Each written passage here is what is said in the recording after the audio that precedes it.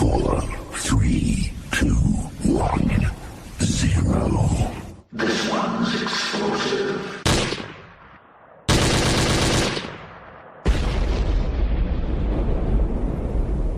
Let's go.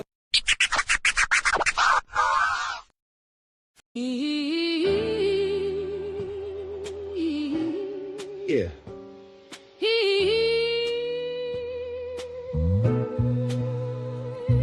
Yo.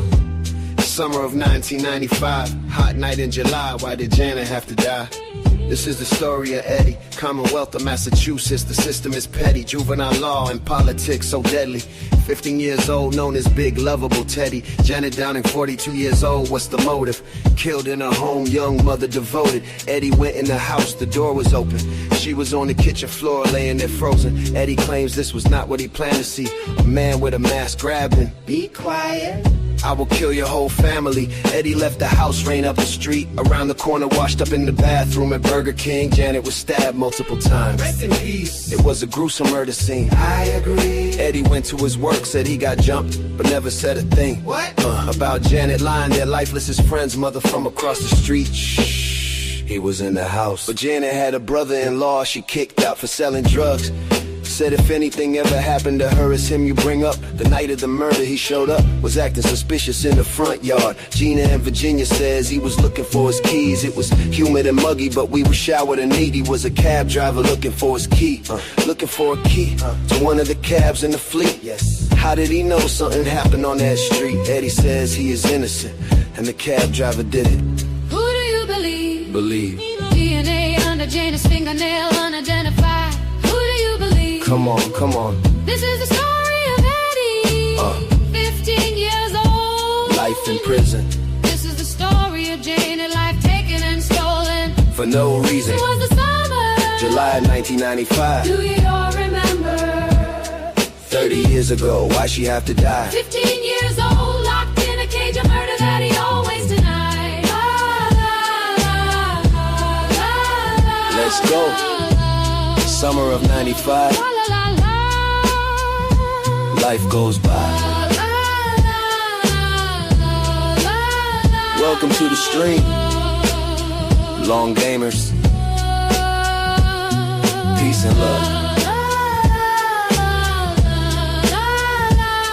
La la la. Let's take them back.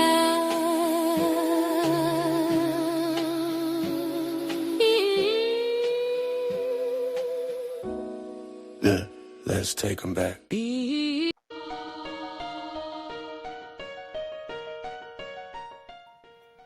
Let's go, people. Mic check to the gods, mic check to the gods. I go by the name of J.F.K.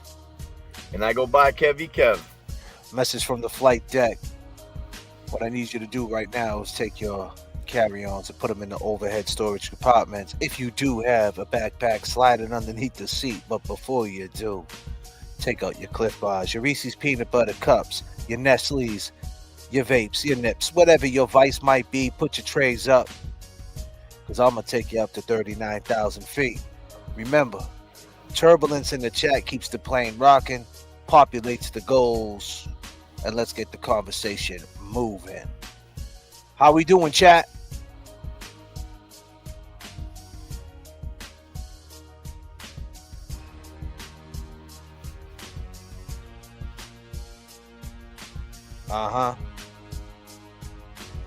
This is Part 6, Politics as Usual in Massachusetts. You visited a store recently. That's right. That's right. I walked that block.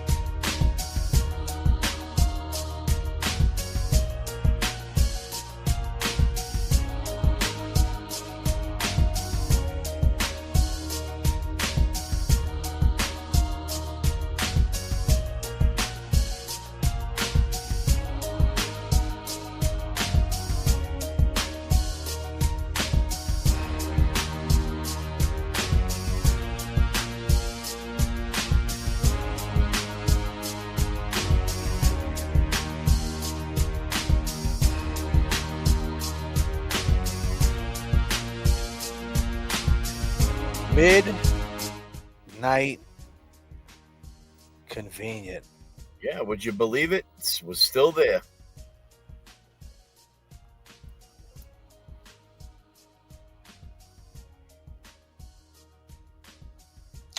Midnight Convenient is the place where Eddie walked into after he got into a fight with a couple of individuals and got his hand cut. The police drove him home. His grandfather said, "You need to go get a tetanus shot."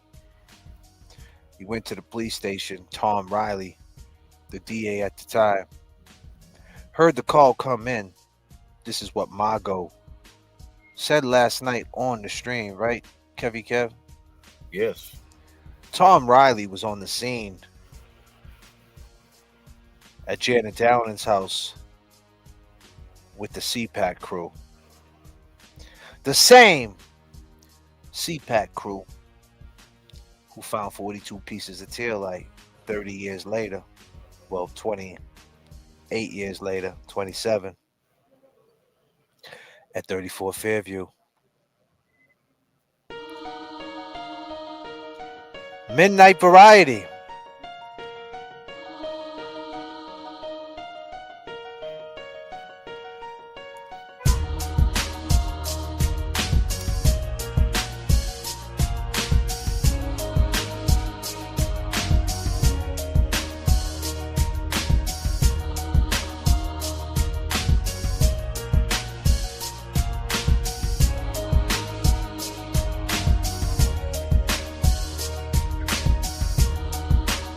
Midnight Convenient, excuse me. That's right. House happened at 2:27 a.m. Investigator J.F.K, we're working too. Thank you so much for that big pink chip, purple chip, whatever your vice might be. I appreciate that. We're going to throw that on 22 and try to get 1750 tonight. Best believe that. So you went to the scene and everything was pretty much the same 30 years later, right, Kevy Kev? Yeah. Yeah, I mean, I actually, I started going up the street to pull up in front of 71 Boston Street, and I mean, it was just going up the street, I'm saying to myself, wow, it's a tight street. There's people out raking leaves. There's people sitting on the porch. There was one guy was, cleaning out his car and vacuuming it, and just like, his car's hanging out of the driveway. I mean, it seemed like, a nice neighborhood. People walking their dogs. And I'll tell you, man, when I pulled up to that house, man, I'm saying to myself, wow, 30 years ago, this was the talk of the town. This was a serious scene, a night that was remembered, about what went down and and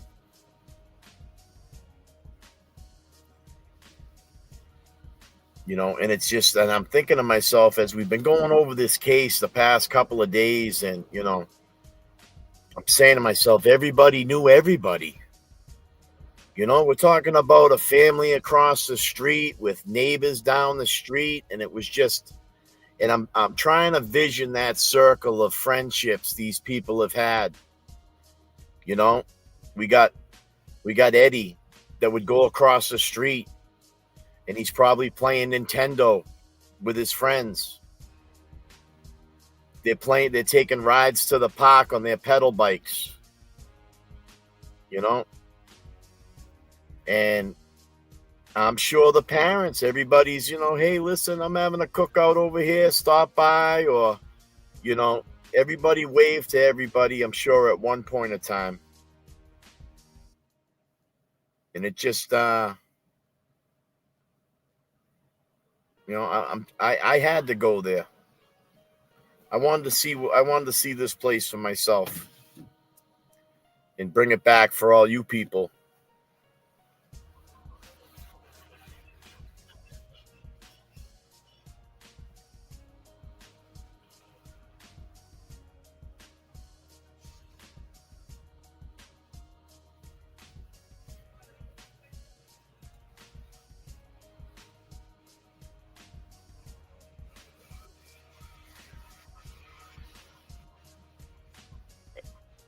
And she said, I keep this beside my bed. I read a little bit of it every night.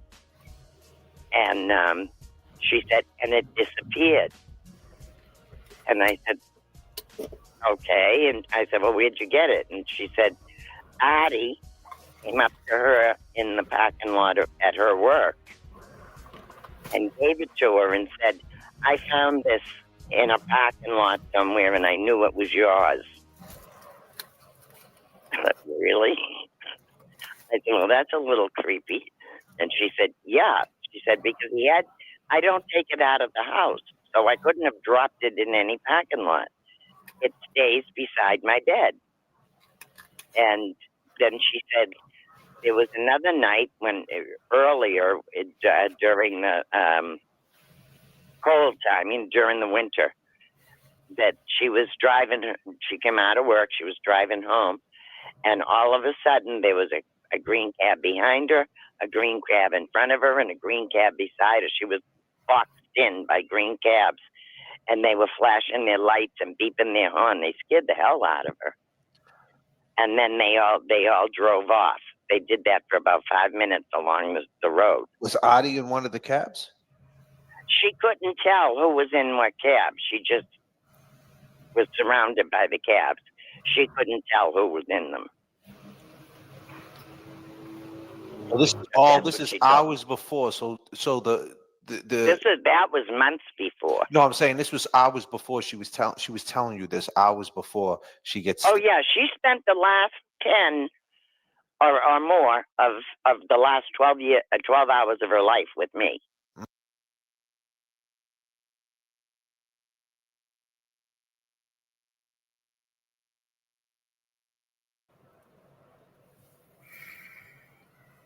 Wow.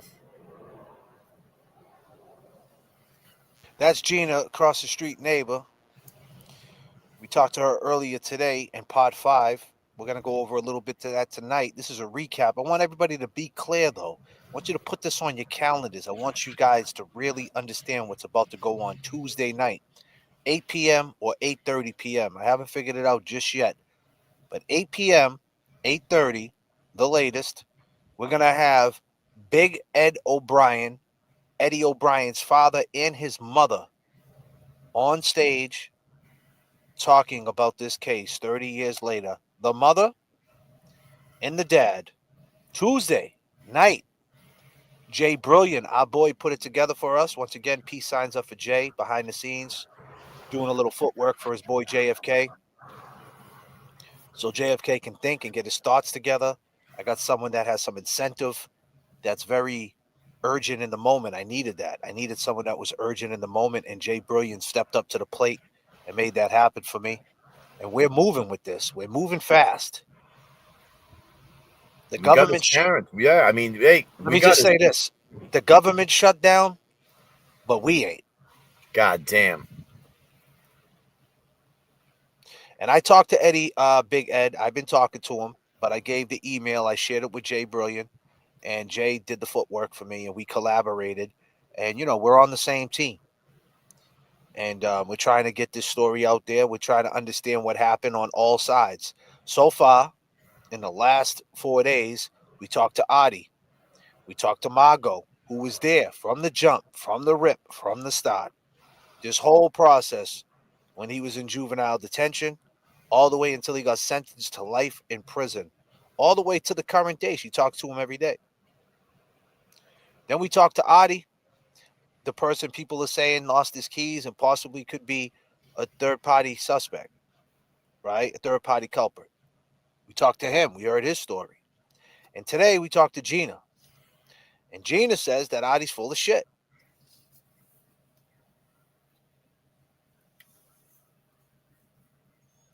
She said a lot of spooky shit was going on. Says she was being followed and everything. Let's listen. Let's listen to some more of this. But what she did say was the last 8 hours, 9 hours of her life. What exactly did she say? Yeah, we're spent with her. Telling you this hours before she gets. Oh yeah, she spent the last 10 or more of the last 12 hours of her life with me. God damn. From 7 o'clock in the morning until about 5:15 at night. So the murder took place what at 8:15? Is that correct? That's what they did. Yeah, I think they said around 8:30. They weren't clear, right? But and like I said, we had talked about Kerry, and now are you the one that said that? Are you the one that said that she said if anything happens to me, is she banged on and she banged with conviction? Can you explain that? She said to me, she made a fist and she slammed it into her palm, into her other palm, 3 times. Every time she said, "I won't, Gina. If no matter what happens, if it's an accident, investigate." And she said, "And I would never, ever kill myself. So if that's what it looks like, if something happens to me and that's what it looks like," she did the same 3 pounds with her hand. Investigate. Jesus.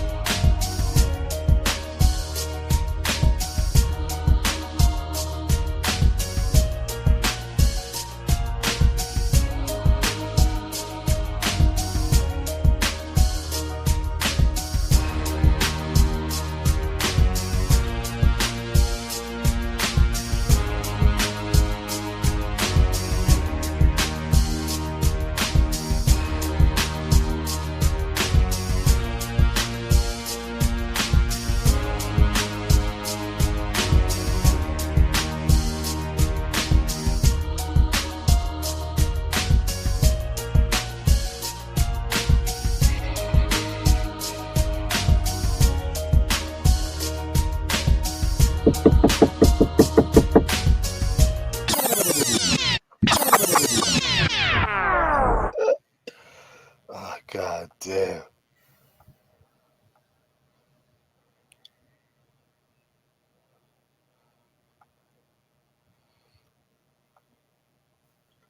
Wow. And she said, she said the cab thing, that's when she told me about the cab thing scaring her. She said, so if it's an accident, really look into it, because she was thinking that when they did that surrounder with the cabs, that could have caused an accident, And so she was, if it looks like an accident, investigate. If it looks like a suicide, she said, please stay on, everybody. I said, I will. I promise. Now, what was your reaction to all this when she's telling you about the guy Artie? Now, she didn't like this guy Artie, right? And is that your take on it? Yeah. Oh yeah, she was afraid of him more so than dislike. Janet was a timid soul. She didn't dislike anyway. She gave everybody the benefit of the doubt. Everybody. But she was such a timid soul that a raised voice was violence to Janet. You know what I mean? It was frightening. Wow. Now, you hear that? A raised voice. Whenever she had an issue with Kerry, when, over the years, that's why Janet would always call the police. Before it became physical, the raised voice, the screaming, the nasty talk, whatever, that to Janet was the beginning of violence. So she would call the police.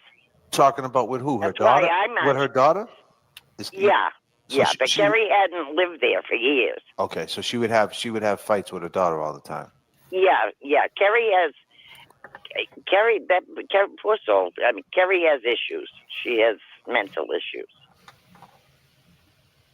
And she also had a drug problem at the time, you know. I understand. But that happens, right? It happens to the best of us. I don't know any family that it hasn't touched in some way, shape, or form. Right. Whether it's alcohol or whatever other substance, everybody's been touched by it in some way, or shape, or form. You know the saying, right? I don't hate the addict, I hate the disease, right? I hate the disease, exactly. I lost my own daughter. My oldest daughter was an addict. So sorry to hear that. I lost her. I'm sorry, Judy. You've been through a lot, huh, girl? Well, you learn to roll with it, kid. You learn to roll. Yes, indeed. So here we are, right? So she's saying that she's afraid of Artie. You said that she gave everybody the benefit of the doubt, but she was afraid of this guy, Artie.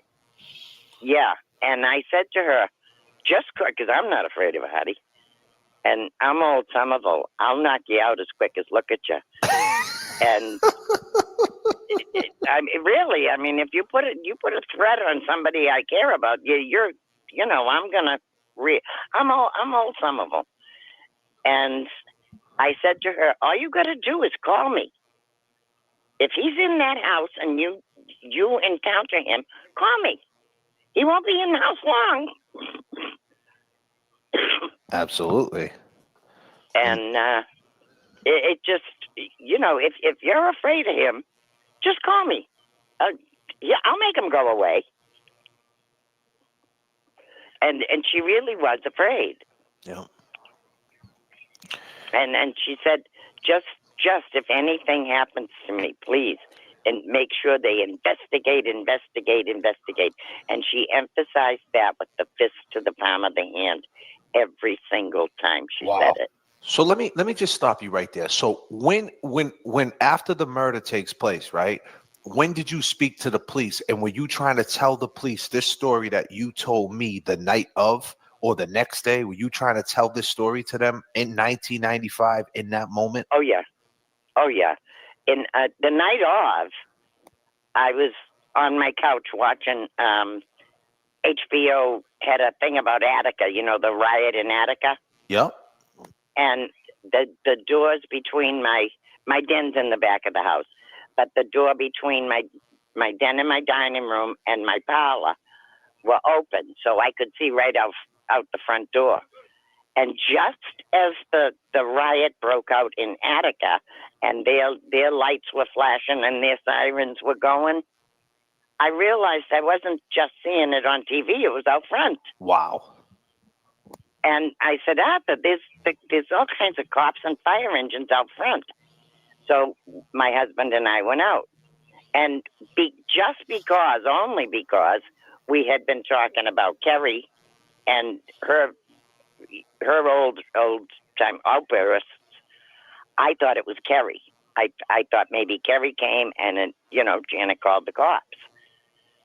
And I marched right by the cops that was standing in Janet's walkway and into the house where the EMTs were working on Janet. Oh. I just marched right in. Like I said, I thought it was Kerry, and I was going to yank Kerry out of there. Right. And it wasn't Kerry. I realized, oh, my God. And I just turned around and came back. And none of the cops challenged me. Nobody challenged me. Nobody said, where are you going? What are you doing? Hi, hello, kiss my ass or anything. Right. And so when was you questioned? I came back and I said to my husband, it's really bad because, I saw the blood. Yeah. I said, it's really bad. Janet's really hurt. Shit. And the next day, 2 cops came, two detectives, and they asked me a couple of questions.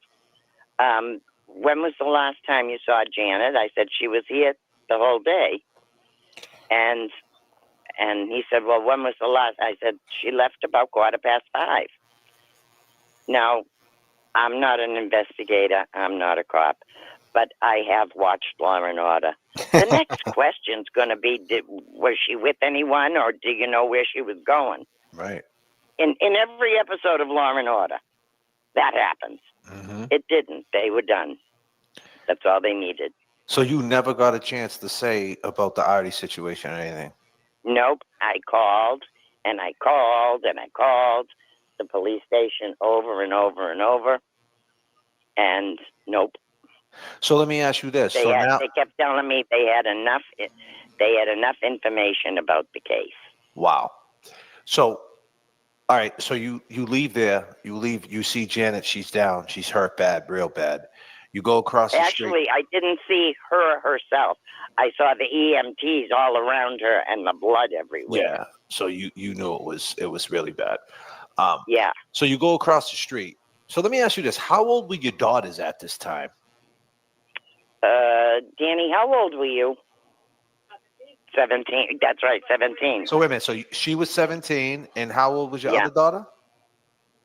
And Tara's 5 years older than her, so however old that is, I don't do math. Like 21. There you go. 22. Yeah. So Artie was hanging out with your 17-year-old daughter back when he was 30 years old. Actually, Artie was the pot provider. He was the pot provider. So back then with all of them, with everybody. Yeah. Have you watched the show by any chance? Have you watched my show? No. Okay, we had Artie.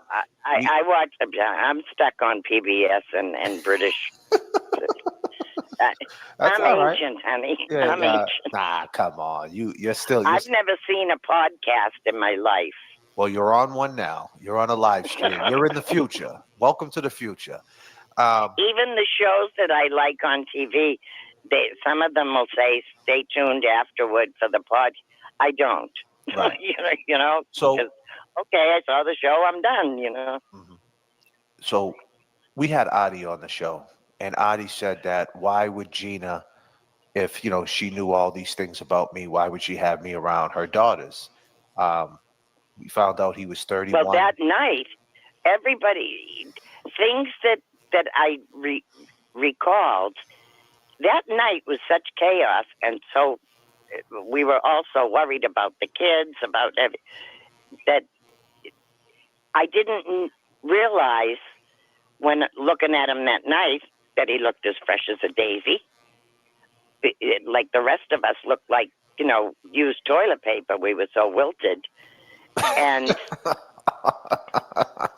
and here he was, like he just stepped out of the shower. I didn't notice that night.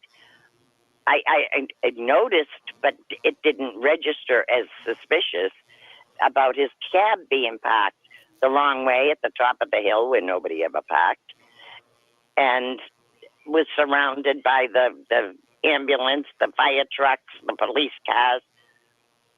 Now he said when he showed up, the ambulance was already gone. No. They were still working on Janet in the house. So when he was there, when he showed up and talked to you, so how did he pop up? Like he just popped up out of nowhere? He just came.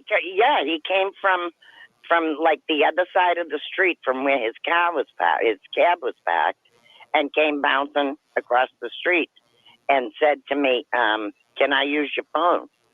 I said, "Yeah." I said, "Where did you come from?" He said, "My dispatcher called me, and told me my sister-in-law got murdered." Now, like I said, they were still working on Janet in the house.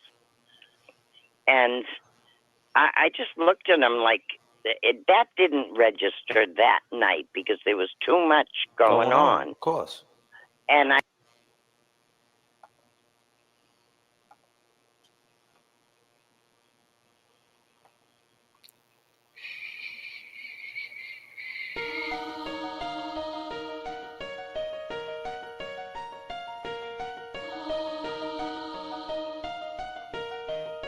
Somebody outside.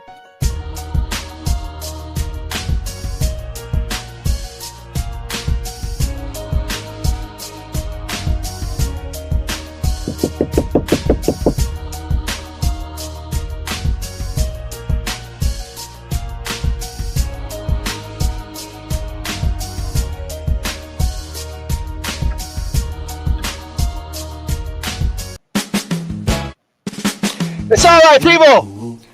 We're gonna get down to the bottom of this. Where's my ladies at? Ladies, this is for you. Come on. I just wanna chill and twist the lie. Catch stunts in my 745. You drive me crazy, shorty. I need to see you and feel you next to me. I provide everything you need, and I like your smile. I don't wanna see you cry. Got some questions that I gotta ask, and I hope you can come up with the answers, babe. Girl, hey, it's easy to love me now. Hey, would you love me if I was down and out? Would you still have love for me, girl? It's easy to love me now. Oh, now, would you love me if I was down and out? Would you still have love for me? If I fell off tomorrow, would you still love me? If I didn't smell so good, would you still hug me? If I got locked up and come on, ladies, let's go. to a quarter century, could I count on you to be there to support me mentally? If I went back to a hoopty from a Benz, would you poof and disappear like some of my friends? If I was hit and I was hurt, would you be by my side? If it was time to put in work, would you be down to ride? I get out and peel a brother cap, chill and dry. I'm asking questions to find out how you feel inside. If I ain't rap cause I flip burgers at Burger King, would you be ashamed to tell your friends you're feeling me? In the bed if I use my tongue, would you like that? If I wrote you a love letter, would you write back? Now we could have a little drink, you know, a nightcap, and we could go do what you like. I know you like that. Girl, it's easy to love me now. Oh, now, would you love me if I was down and out? Would you still have love for me, girl? It's easy to love me now. Woo. Would you love me if I was down? Woo! Wow. Gina, what a woman she is. Gina says it didn't dawn on her. He said the dispatcher said he slipped up, and he said that my sister-in-law got murdered. Didn't dawn on her at the time. Do you believe that, Kevy Kev? You know, I mean, first of all, I mean, thank you, Gina, for coming up here and you know, giving us kind of your experience of that night, you know. And, you know, for a woman to have a friend like Janet to be able to hang out for 12 hours during the day, I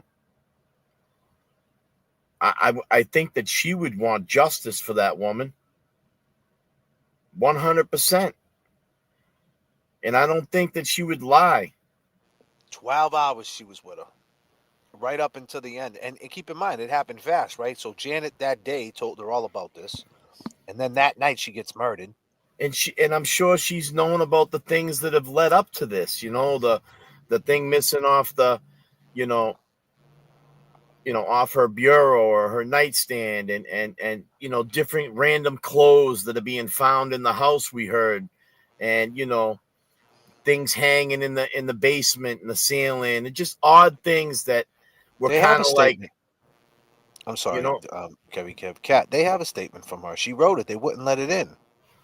She was supposed to be in the trial for the presence of mind of Janet, but they messed it up. They messed that up. The presence of mind. She, like, if anything, with the third party culprit or her saying that Artie admitted all these things like he did. He showed up. He said the dispatcher said murder. He was, you know, looking for his key. He popped up across the street. He told us. Now, I don't mean to break your thought, Kevy, but he told us that the ambulance was already gone when he showed up. Yeah. She's saying no. And that's back to what I was saying. Like, you know, she can tell us that, you know, she was, you know, probably sitting in the back in her den area with her TV going. She's got her pile of, like she's saying, I'm picturing that house with the big doors, the double doors wide open, looking into the living room. or her dining room area, and seeing right outside, you know, she got the windows open, nice breeze from the backyard. She's watching her show. She There was no remembers what the there, show was, there was was. there was no breeze, bro. It was one of them humid Boston nights, bro. It was one of them heat bombs. You know what I Yeah. mean? That's the reason why. It was one of them sweltering ass nights. Kelly M says, I was 22 when this happened. I was obsessed. Always thought Eddie did it. My mind is blown, and now I'm second guessing everything. Love you, JFK in chat. We love you too, Kelly. Yeah. I mean, this always been the talk of the town since I was a kid that he didn't do it. But what always made people circle back to say, well, this doesn't make sense is the fact that he went down to the store. He says he got robbed by a couple of group of people. We seen your face. We're going to cut you. And then he never told anybody. I don't know exactly how long it took for him to finally tell the authorities that he was in the house. I don't know exactly. I don't want to say what I think because I don't know exactly when it was, but I'm thinking it was one time he was in court. He passed a note to the lawyer, if I'm correct. So it was some time after. And that's what always made people go, why would you do that? And that's the issue you have here. That's the main issue. Now, that's the issue you have with him trying to get this DNA in. You gotta tell an appellate court, okay, look over the fact that I didn't say I was in the house. I was scared. There was, you know what I mean? I was 15. Look over that. Just grab the DNA underneath her fingernail and run it through what is it? It's AFI, right? It's a fee. What is it? It's not Ava. It's something else. We got that wrong. I think it's AFIA. But you're gonna have to get over that part yet. And they don't have to do that. I mean, get over that part. They don't have to do that. They can say, well, nah, we're not doing that for you. APHIS. Yeah, something like that. AFIA or something like that. AFIA, I think it's called the DNA database.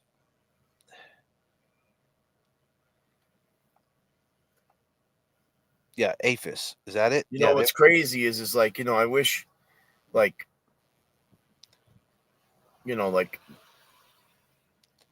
from what I heard, I mean, from, you know, when we had Margot on the other night, she had said that there is information that someone might come forward in regards to seeing the incident of him getting jumped. Yeah. Well, that's all stuff that the appellate court's going to have to let in. I mean, it's as simple as that, right? The DNA underneath the fingernail, run it, and we'll find out who was there. But Artie is saying, saying that when he showed up, that the ambulance was gone, and she's saying no. So you want to speak to that? I mean, she's now. I will speak on that because I was on that street the other day, and that street, I'm going to tell you right now, with the two streets that are in that, you know, surround that area. You know, you had Hamlet Street. They come up the top of the hill, and 71 Boston is right there on the right hand side. Diagonal from the house was another little street that kind of went up on another short hill. It began with a B. I'm trying to think of it, but the streets were so tight that if an ambulance, fire truck, EMTs, police cars, when they show up on the scene, you're not going anywhere. You know, it's that tight. So if he was there or showed up or he was parked down the street 50 yards away and all of a sudden the police showed up, you're getting blocked in. You ain't going nowhere. So there's a damn good possibility that, you know, she's right. She remembers seeing that car, that green taxi cab in the mix with all the EMTs and all the, you know, the authorities. Are you saying that he was there prior, or he was there, he pulled up during it What are you saying? If he was to pull up, he wouldn't be able to pull up during it. All right. That's that. Let's be clear. So he was already there. I think he was already there. Yeah. Based on what you've seen today, how small the streets are. And all Exactly. That, all right. If they seen his cop. So what do you feel? So he's lying. So he was there. So the body. Why would he lie about that? So why is he covering that track? So that's so keep in mind we had Adi on here. Adi said, nah, she was already gone when I rolled up. And Gina's saying, nah, that's not true. That's crazy. And he's saying that he got a call from dispatch. Dispatch said, hey, call your wife. Hold on. Lisa McDonald. I just want to give a big shout out to Lisa McDonald. She was 39,000 in the air. This lady sending me whatever she can. This woman, this sweet woman, be clear. She's working too. You know, she's an entrepreneur, right? She does her thing if anybody's familiar with her.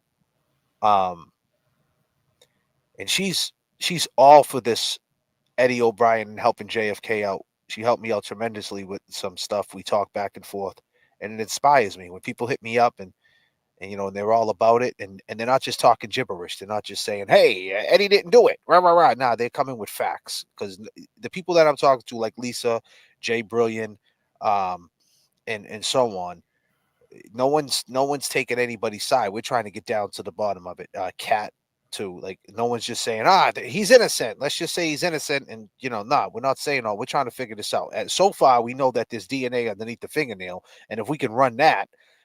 We know it's not Eddie, so if we can run that, that's it, right? So, you know, we know that's where the corruption part comes in. But Lisa McDonald, peace signs up for Lisa. Now, Lisa just dropped another bombshell. Lisa said Eddie's father said he had a picture of Adi's cab being boxed in. I remember reading that in the chat. Bingo. Now, let's see that picture. We got Eddie's father and Eddie's mother coming up on Tuesday night. We're going to ask that question, Lisa McDonald. Best believe. There you go, because he said he wasn't boxed in, right? When he was on the show, he said he wasn't boxed in, right? Exactly. You know, and I'm going to tell you something. You know, if it was 50 yards, now I heard the numbers 50 yards. 50 yards. All right, 50 yards. Now I don't know if it was 50 yards. Like if he's saying that he pulled off of up Hamlet Street and was coming up the hill and he stopped 50 yards before the top of the hill. That's right at the backyard, the end of the bushes. That's right where he jumped out. Right? No? Exactly. Well, that's what he's saying. He's saying he jumped out the bushes with all this blood on him. But yet he had no blood on him. He left the blood trail. And then I see someone in the chat say something real good too. But what I want to get at, it's on my head, JFK, is what I'm saying is that if that's where the car was, that would give somebody a chance to jump up that wall and get into that house without being out front, without anybody seeing their car. You understand what I'm saying? Someone could have came through that bulkhead from the backyard where his car was parked.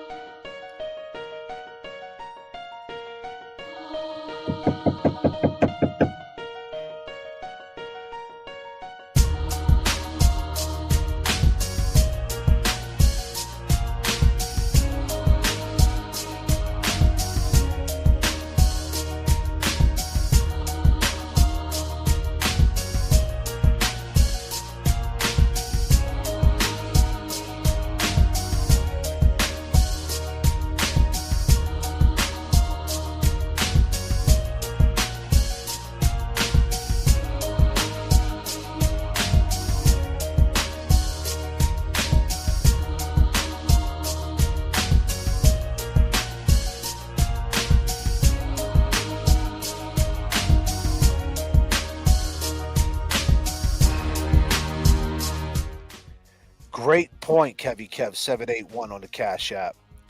Kevy Kev 781 on the Cash App is going across the bottom of the screen. Everybody go give Kevy Kev 781. Everybody throwing $5 so you can go buy yourself a pack of cigarettes and smoke them by 10 o'clock tonight. I'm only kidding. But nah, that's a great point, Kevy Kev 781, man. I You mean, know what I mean? goddamn, bro. And you know, So it's a small street. So if I'm driving up the street in my car and someone's coming down, someone got to pull over to let them go. Exactly. And you know, back to that point is what I'm saying is that if somebody wanted to get up in that house through that backyard, I've been hold on, Miss 808. I've been slacking. I got to admit I haven't got premium yet, but I will. It's not that I don't want to get it. It's just that I've been so much stuff been coming at me so fast. I don't even know what time it is. Like, what time is it? I don't even know. I'm in the time capsule. I'm just moving with life, man. I don't even know where I'm getting energy from. I don't even know what's going on. I'm just moving and grooving. I'm letting God literally take the wheel and fly the plane. But I will for you, Miss 808. I promise.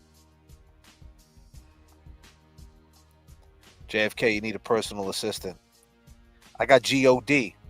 I got all my long gamers. My long gamers are holding me down.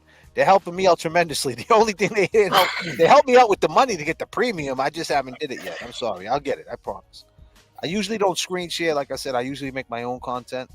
But recently, I've just been screen sharing because we all know my computer got stolen and so on and whatever. But anyway, this is what you're saying. You're saying that either way, he parked.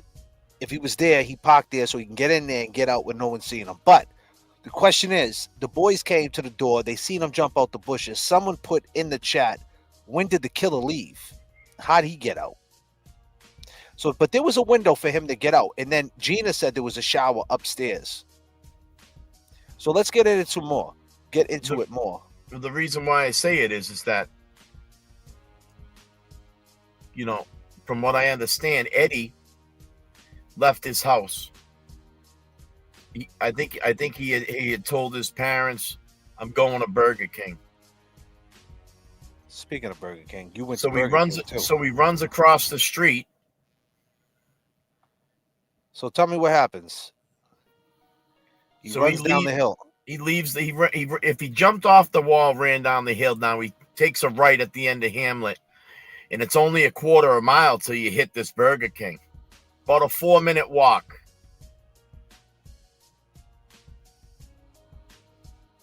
This is. You take a right at the end of Hamlet and walk 4 minutes down that street. You end up here.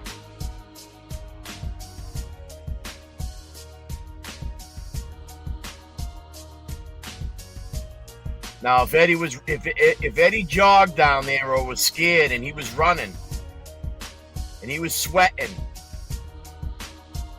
he knew he could go inside this Burger King and use the bathroom.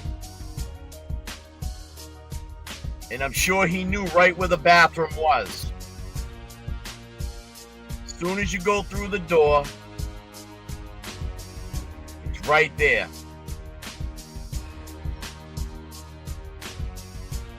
I mean, we working too.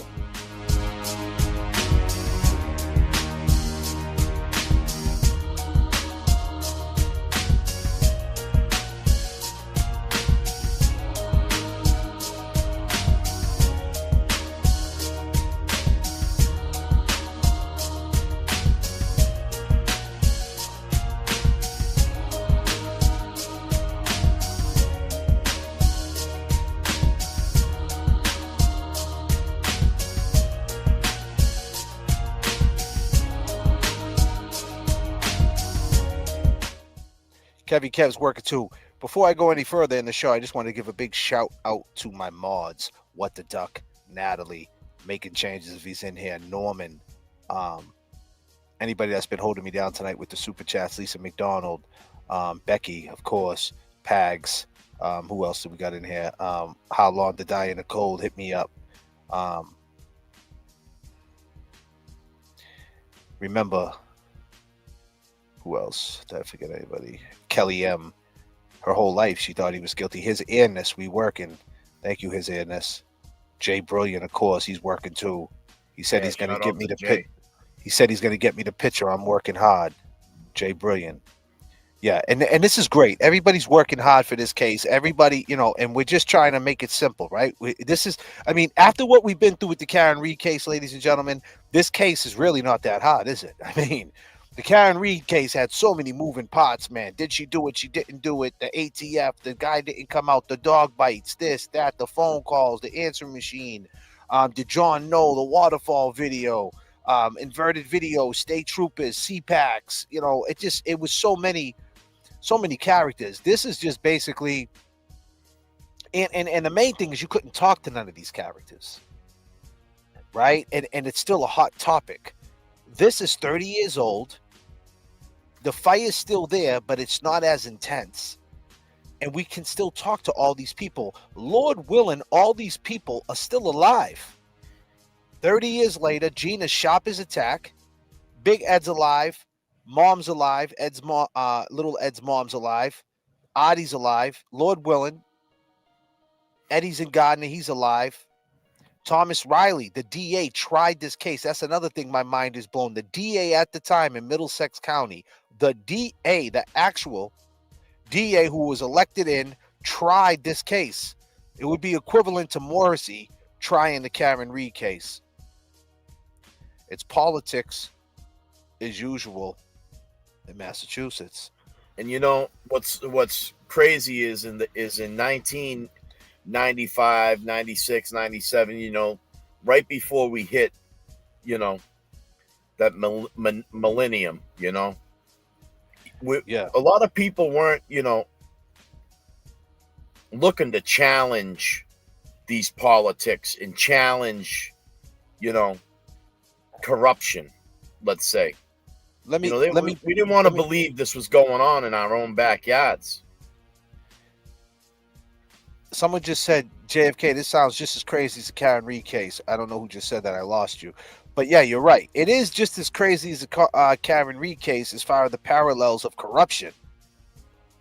But we can talk to people. The Karen Reed case, we can't talk to nobody. We can't talk to Chris Albert. We can't talk to Brian. We can't talk to Higgins. We can't talk to anybody. Yeah, we can talk to people. We could talk to people, and we've been talking to people, and we're kind of getting an understanding. So that's a good thing. And Lord, God's being good to us to let this happen. This is God's plan. We talked about this. It really is. This is really God's plan. Like seriously. Like I need everybody to understand that.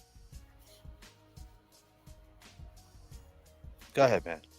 Yeah, no, off the air. I mean, we had talked to each other about this, and it's like, we threw back and forth at each other, like, wouldn't it be something if, like, we're playing a video of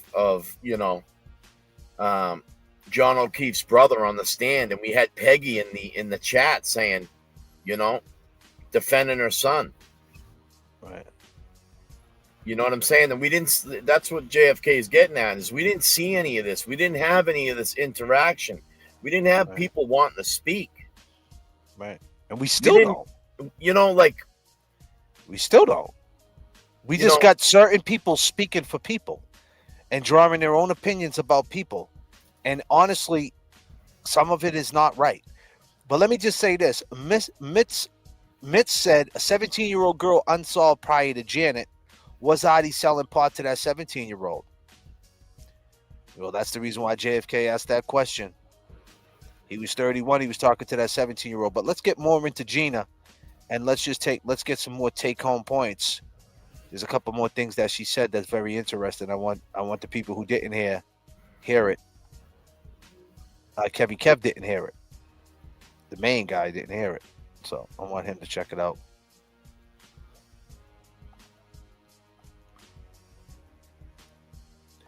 It gets good, Kev. Let's get it. Let's go, people. She hung up. She hung up. I got the wrong button, Janet. Verizon. And there's another thing. Summer of 1990. I had to call her back. Days later and everything through the investigation, Ed and Trish thought Pat's toe was lying about towing the cab away. But my husband, who just is very quiet, and said, "Well, it wasn't Pat's toe."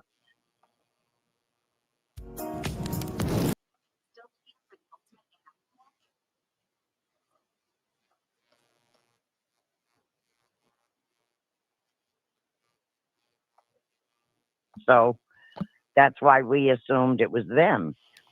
And it was Arthur that told us, no, it was Phil's toe that took the cab.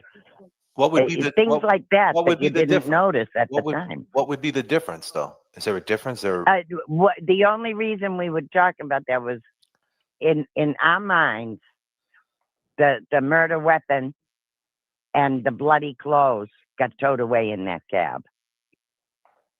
Because Artie couldn't find the keys to that cab. Twice he tried to run into Janet's backyard So you to seen him? look for his keys. You seen him go across the street in that back? He claims he never went to that front yard. Yeah, he did. He tried to. He tried, but the cops stopped him. He got halfway across the one part of the lawn, and the cop said, "No, you got to get out. You can't come in here." And he said, "I got to find my keys." And the cop said, "If we find keys, we'll give them to you. You got to get out right now." That sounds exactly what they would say too. Yeah. And like it was just so much. And Paulie wasn't around, little Paulie. He was I think they were at the beach, down Revere Beach, Paulie and Jeannie and the other kids. But what about And Ryan was around.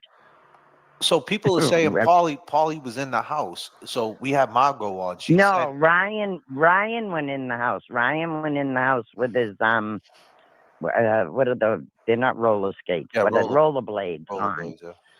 And that, like I said, later.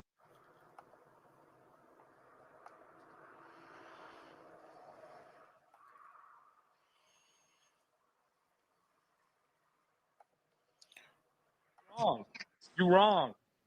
Now she said. Hold on a minute before you do anything. I want everybody to look at this. Maybe Nancy Horner. Maybe Key got locked in the trunk with the clothes.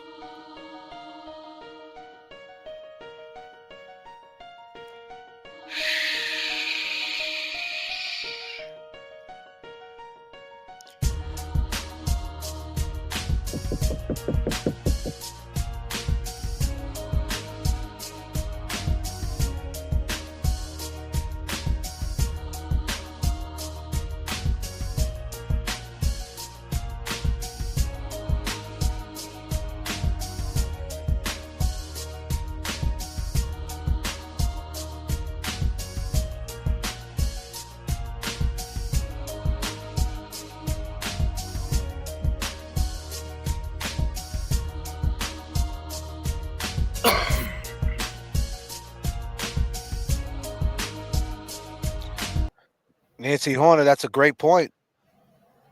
That is a great point. There ain't no key fobs back in the day, I'll tell you that. God is blessing you for all of this. Thank you, Zelda. Thank you so much. We're gonna get Zelda up here. We're gonna talk to her. We're gonna reach out to her. She reads all the cards, man. I'm curious to see what she comes up with.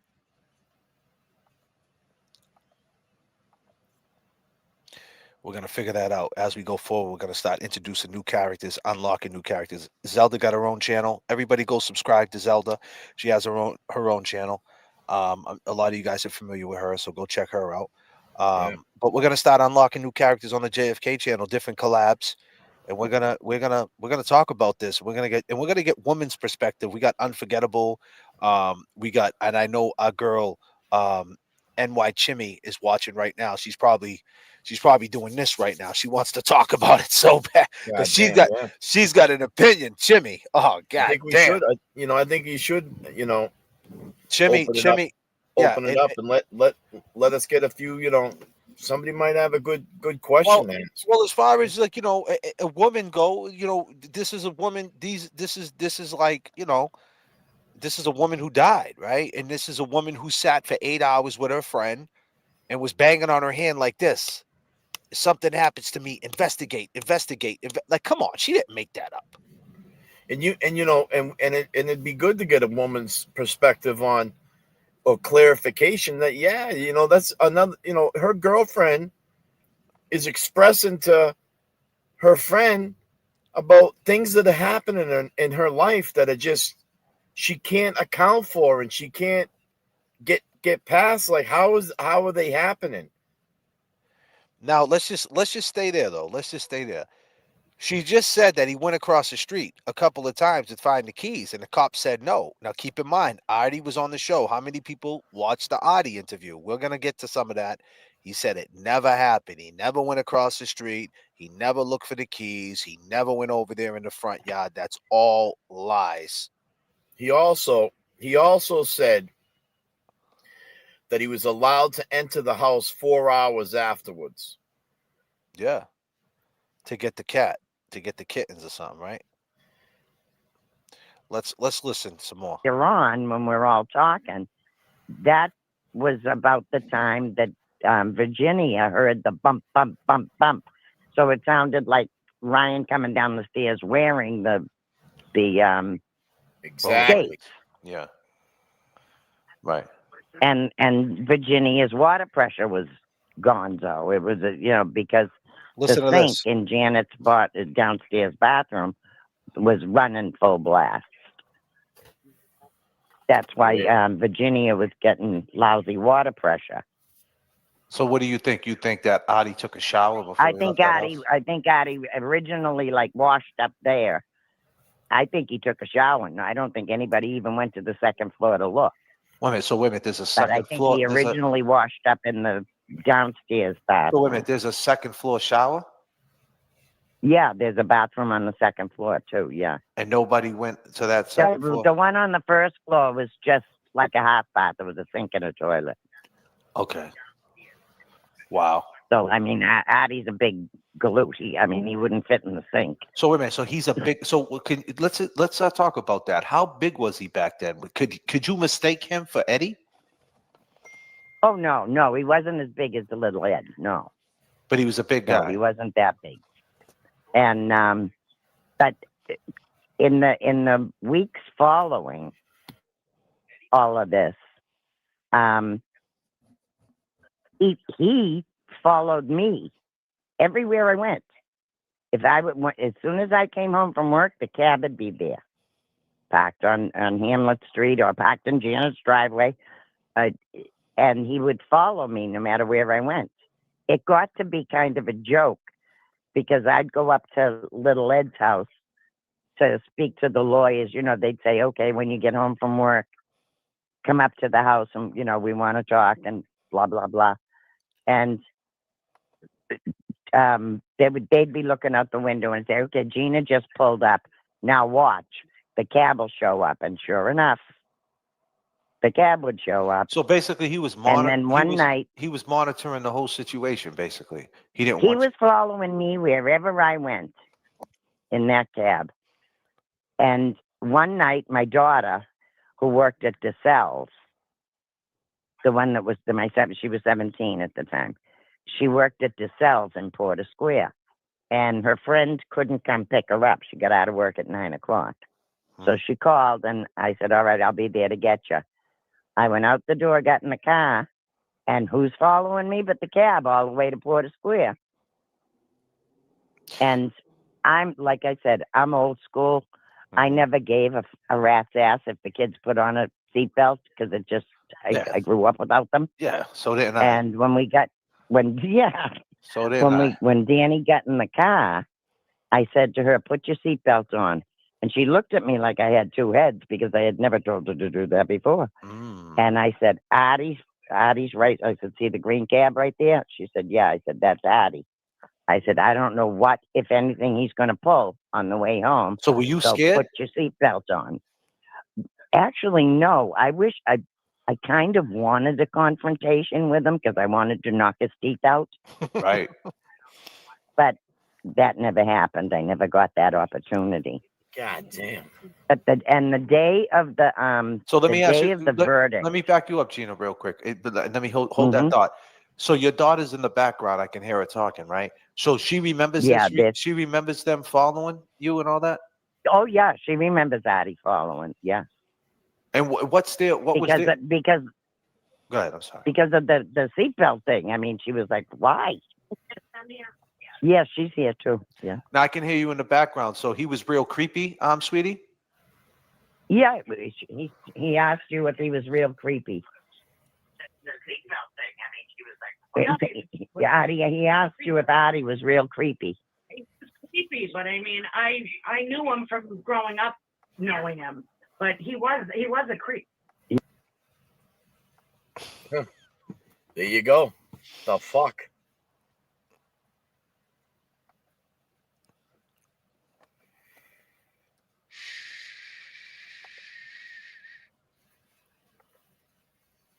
There's someone at the door. Don't open the door, ladies. Don't open the door. Shh. It's just raccoons. It's windy out. Don't open it.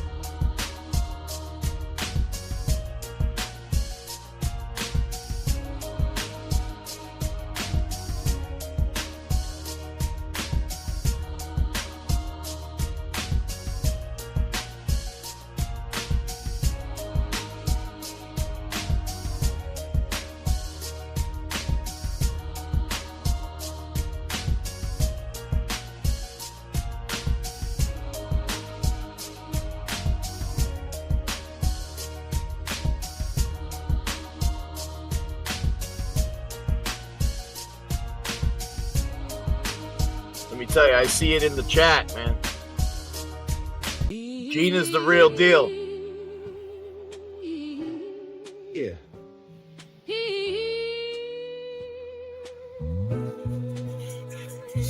Yo. Summer of 1995, hot night in July. Why did Janet have to die? This is the story of Eddie, Commonwealth of Massachusetts. The system is petty, juvenile law and politics so deadly. 15 years old, known as Big Lovable Teddy. Janet Downing, 42 years old, what's the motive? Killed in her home, young mother devoted. Eddie went in the house, the door was open.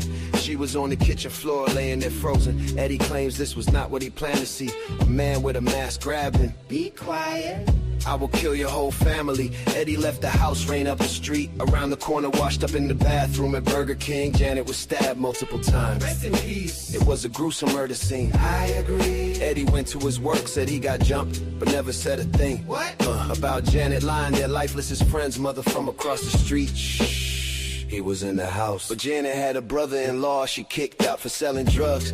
Said if anything ever happened to her, it's him you bring up. The night of the murder, he showed up, was acting suspicious in the front yard. Gina in Virginia says he was looking for his keys. It was humid and muggy, but we were showered and neat. He was a cab driver looking for his key. Looking for a key to one of the cabs in the fleet. Yes. How did he know something happened on that street? Eddie says he is innocent, and the cab driver did it. Who do you believe? Believe. DNA under Janet's fingernail unidentified. Who do you believe? Come on, come on. This is the story of Eddie. 15 years old. Life in prison. This is the story of Janet, life taken and stolen. For no reason. It was the summer. July 1995. Do you all remember? 30 years ago, why she have to die? 15 years old, locked in a cage of murder that he always denied. Let's go. Summer of 95. Life goes by. Welcome to the stream. Long gamers.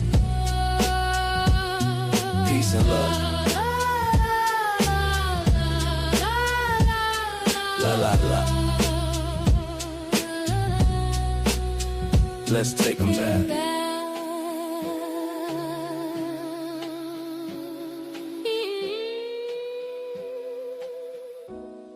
Yeah, let's take them back. Let me tell you, man, Gina, she's real.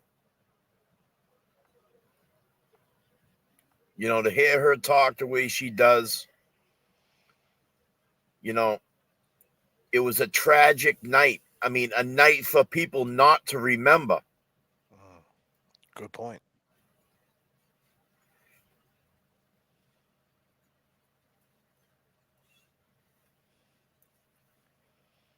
Good point.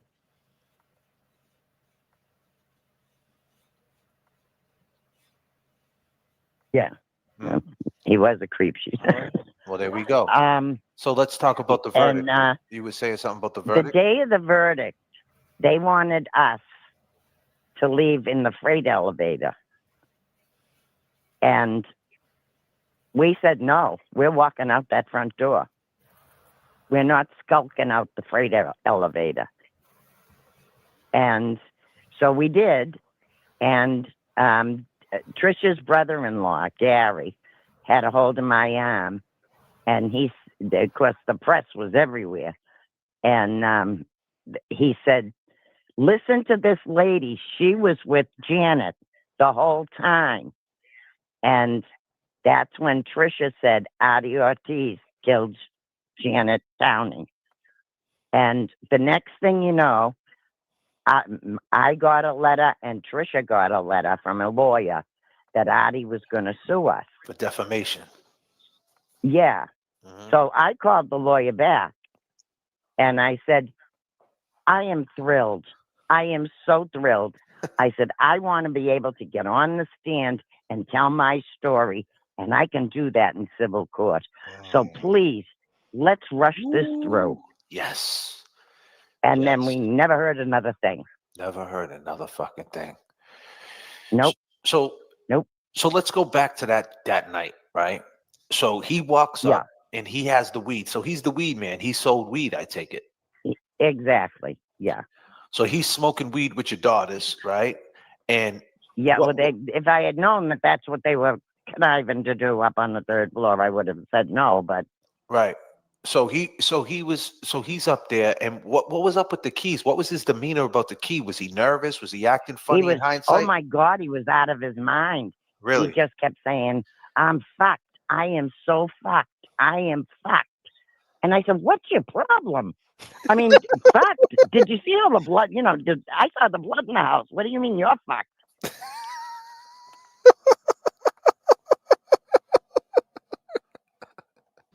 Dude, she's unbelievable, bro. It's like talking to my aunt, for Christ's sakes. Yeah. Damn, Adi, man, you got a lot of Adi. Man, when you watch this one, man, woo! God damn, Adi. And Gina said we could call her anytime. She got the landline. So when her phone rings, she's picking it up, man. It ain't no cell phone, man. She's old school. She's probably watching PBS, man. She's probably sleeping by now, but we'll do an afternoon live to get a hold of her, man. God damn. When she's watching Judge Judy or Law and Order. We'll hit her up, and she'll pick right up, man. She's a very pleasant lady. Does it sound like she's lying, ladies and gentlemen? This is 30 fucking years later. The story, if you read the court documents, the story has not changed. There's not even one embellished situation. He's walking around saying, I'm effed, I'm effed, I'm effed. What the hell's going on? I'm done. Da-da-da-da-da. And she's sitting there looking at him like, and think about it. Nobody knows what happened at that point. Nobody knows. And think about this, right? This is something that I said to myself. You know, for a seasoned taxi cab driver, all right? How many times have you lost your motherfucking keys to a taxi cab? And you can't remember what kind of fucking car that taxi cab was? The fuck out of here.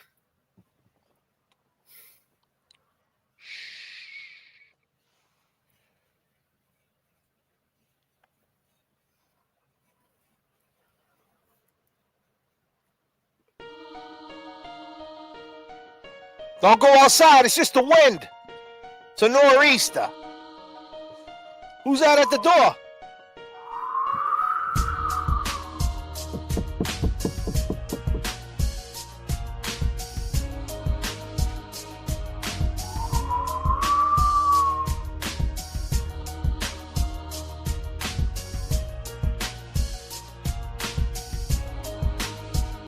Rose D with the 5 J.F.K. memberships, making it rain, of course. Thank you so much. Lisa McDonald coming through. She said he also said he never dealt drugs on the show. And like, if you're Yeah, but I selling mean, weed, nobody. what's the big deal? Saying you're selling weed, what's the big deal at this Yeah, but point in life? you know what though? I mean, yeah, I mean, some people just, he didn't want to admit to how fast he was going on fucking, on Starro Drive or whatever. I can't get past the cops just refusing to talk to Gina. She spent the whole day with Janet, right? Karen D said the green cows were blocking, harassing her that day. I don't think it was that day, but it was. She was telling her that day that Well, happened to her. you gotta Do you think remember. he went? Hold on a second. Do you think he went and found his key in the house and he went back for the kitten? Nah, he didn't find the key because the car got told. What the duck coming through with the gold? Thank you. What the duck? You gotta remember. I would say that's poor investigate in regards to not following up with certain people, neighbors, friends, acquaintances. But I will say this: while the sergeant or lieutenant is there leading this investigation at Janet's house, he hears over the radio that there's been somebody that has wounds on their hand. So right away, their whole thing is shifted now. Like, oh, we got that, we're getting a call with somebody with a wound on a knife wounds on their hand. They got a woman that's been stabbed. Thank you, Miss 808. So I mean, Here's to not sleeping tonight. Thank you. I mean, it's just there's a bit of direction that She, got shifted there. You know what I'm saying? Let me just talk to Valerie for a second. At anybody who's confused, because this can confuse you for sure, right? And if you are confused, I say this because I say this with all respect. Go back and watch all the parts. This is part 6. Go back and watch if you can, if you have time. Go back and kind of like maybe comb through 1 through 6. But I'll just give it to you like this, Valerie. Gina did try to testify in the hearing of the transfer hearing, which a transfer hearing is to try a juvenile in adult court. They were trying to let her in, but they said it was hearsay. um Third party culprit, they wouldn't let that in. But then in the actual trial in 1997 in Superior Court, they were trying to let it in, and the judge was going to let her testimony in based on the presence of mind of Janet that day, that she hung out with her the whole day. What's the presence of mind? Like, how was she feeling? Like, the premonition of, she was scared. She thought something was going to happen to her. Like, what was she saying? And somehow or another, the lawyer made it to where that he got the timeline wrong. He said that was like a week before. So the judge didn't let it in because he said that was too that was a long time ago. That wasn't in the present state of mind when the murder happened, but it actually was that day of the murder. So yeah, they were trying to let it in, but it never got in. Um, what she says. So and keep in mind the DA of that county, Tom Riley, the DA of that county, basically the Morrissey of his time, prosecuted that case himself.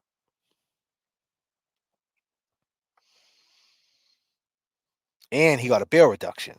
Keep in mind too, he got a bail reduction. He was going to get out. A judge was going to let him out on a bracelet and fight this from the street. And then Tom Riley came in, appealed it, a 24-hour appeal, and got it kicked out and held without bail again. So the DA usually, people don't go against the judge. They follow suit. Oh, the judge said it. Okay, it's on the judge. Well, he didn't want it to be on the judge. He wanted them inside. And the Governor Weld made a statement on the news that guy ain't getting out. Remember, Margot said that, and he wasn't even a guy. He was a 15-year-old kid. So I think maybe 16 at the time. So politics as usual in Massachusetts, if that makes any sense. Yeah, she's. I think Thank either you, you Mitch. or she said it. Thank you, Michelle. There was a term for that. If you're gonna do big boy crimes, you're gonna do big boy time. You know what I'm saying, or something like that. Yeah. Let's listen to some more what she said, because she said some stuff to give you the state of mind of what Adi was in. I think that's, that's kind of like what everybody wants to know. What, we know what Janet was like. We heard, which is, we unfortunately we can't hear from Janet, but Adi's alive, and Adi's saying that he was cool as a cucumber. He lost his key, no big deal, but in fact he was Right. And he said, I can't find my keys. I can't find my keys. And he said, I know they're over in her yard somewhere. I said, well, the cop told you he'll find them. And like I said, things that were suspicious, there was so much chaos, they weren't suspicious that night. You know what I mean? We were too busy dealing with the immediate events right in front of us. Exactly. You didn't have you wasn't thinking he, but it now didn't dawn on did you me ever right then. did you ever tell him? Did you ever get the chance to tell him that Janet was afraid of you? Did you ever get the chance to tell him that?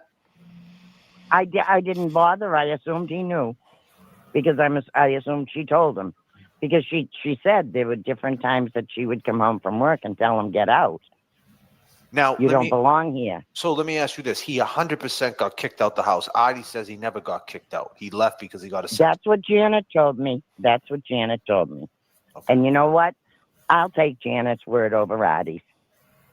Right. Especially when with all the rest of the things she told me that day. Now, what can you tell us about between the cab surrounding her and all of that, and him popping up with a book that belonged beside her bed, yeah, I believe her. So you believe Adi did it? Yeah, I do. All right, so let's talk about the case for a second. So now you got Eddie. You know little Ed since he was a kid, right? Obviously, right? Oh yeah, and since birth. Yeah. Since birth. So Eddie had. I knew his father. I knew his father from the time he was 6 months old. When his father was 6 months old. Today. She knew the dad too. Check this out. She knew Big Ed. That's crazy. Yeah. Wow. That's when they moved in to the house on Boston Street. Big Ed was 6 months old. Wow. Ed's sister Joni was my age. We were friends. Wow. Okay. So that's, I changed Edward, Big Ed, diapers. That's how long I've known them. Wow. That's awesome. And Trisha. Are you still in that neighborhood? Lived down the hill. Lived at that time when we were kids. Trisha's family lived down the hill, and her brothers were the same age as my brothers, and they all hung out together. My mother used to call them, oh, here they come. Here's all the bandits together. That's what she called my brothers and Trisha's brothers. So they were the bandits, because they were always into something. They were little kids, but they were always into something. So she told you about certain instances, like the windshield wiper fluid, and then the fluid. Yep. Then the cat litter, and the cooking oil that had perfume put in it. Now, when she was telling you this, what was your mindset at that time? Were you thinking she was? I was like, oh my God, why didn't you tell me this before? Why didn't you come over and tell me this before? What prompted her to come, and like I said in the first place, was worrying about her job. And then, like I said, it was so hot. We went from the porch to the den, from the den to the porch, trying to get cool somewhere, Let me ask you a question. Keep this in mind, right? This is Janet telling her that day. I want everybody to be clear. Janet's telling her that day of this. So when Artie says that, well, why would she want me around her daughters and let me go up and smoke weed and hang out? Well, she just told her that day, hours before. So her mind is on what's going on with Janet in the front. She didn't even, like, if that didn't happen, if there was no murder scene and a bunch of ambulances and Artie, let's just say Janet would still be alive, right? If Janet was alive and this never happened and Adi popped up to come use the phone, maybe she would have mentioned it to him, like, hey, you know, Janet was by here earlier fucking saying that, you know, you're a scumbag and, you know, you've been doing weird shit to her. But at that point in that mind, she's not even thinking about that. You know, where do you have a chance when you know that, you know, it's not looking good for your friend who you just was with 2 hours before? So by Adi saying what he said on the show, be clear, Adi's like, well, JFK, you know, if that's the case, why would she let me around her kids? And then you think about it. Yeah, you're right, Adi. But if it was that day, like she says it was that day she learned of this information, that day, then it was hard for her. We don't know, you know.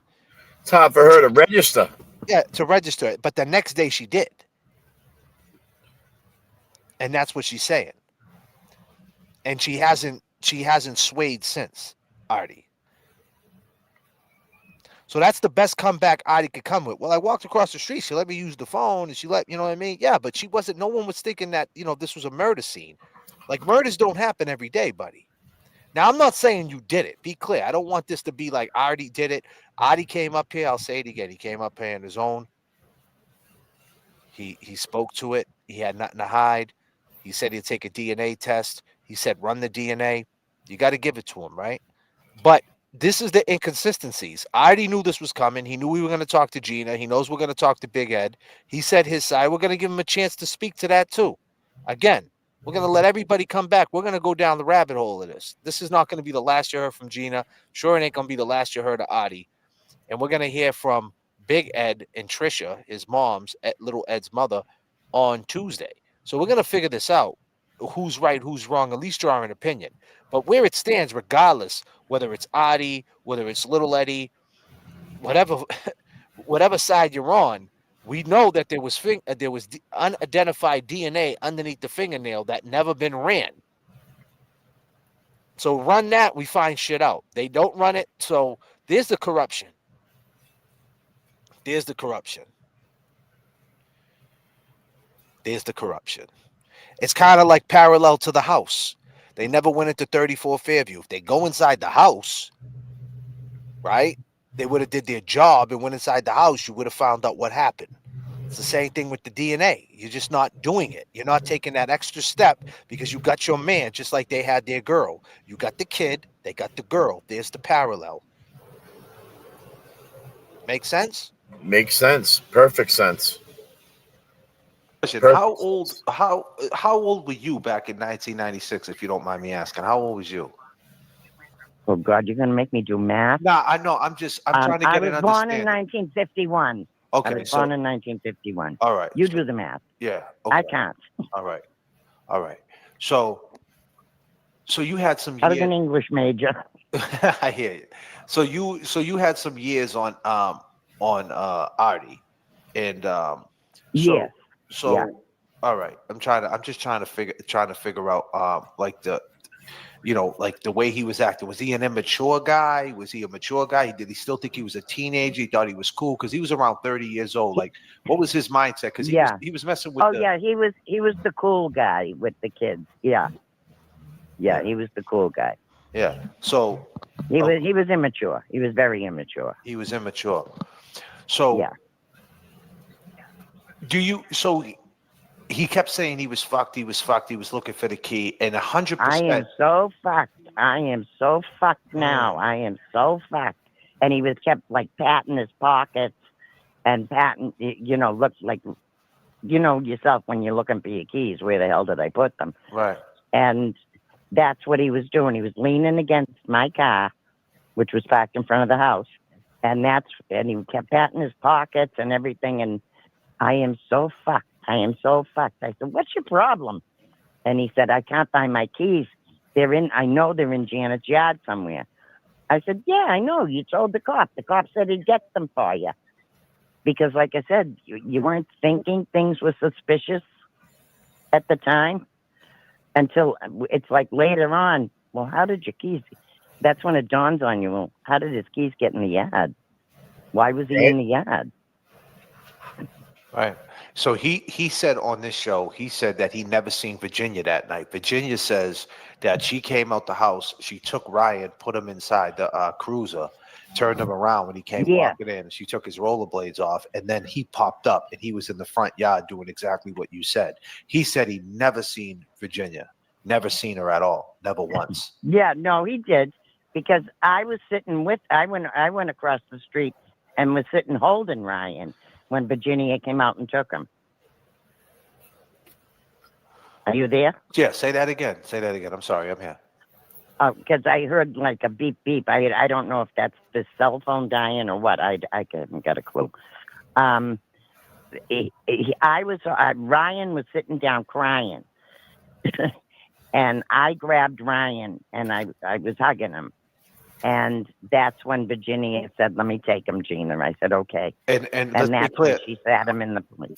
And Audie was right there. And Audie was right there. Yeah.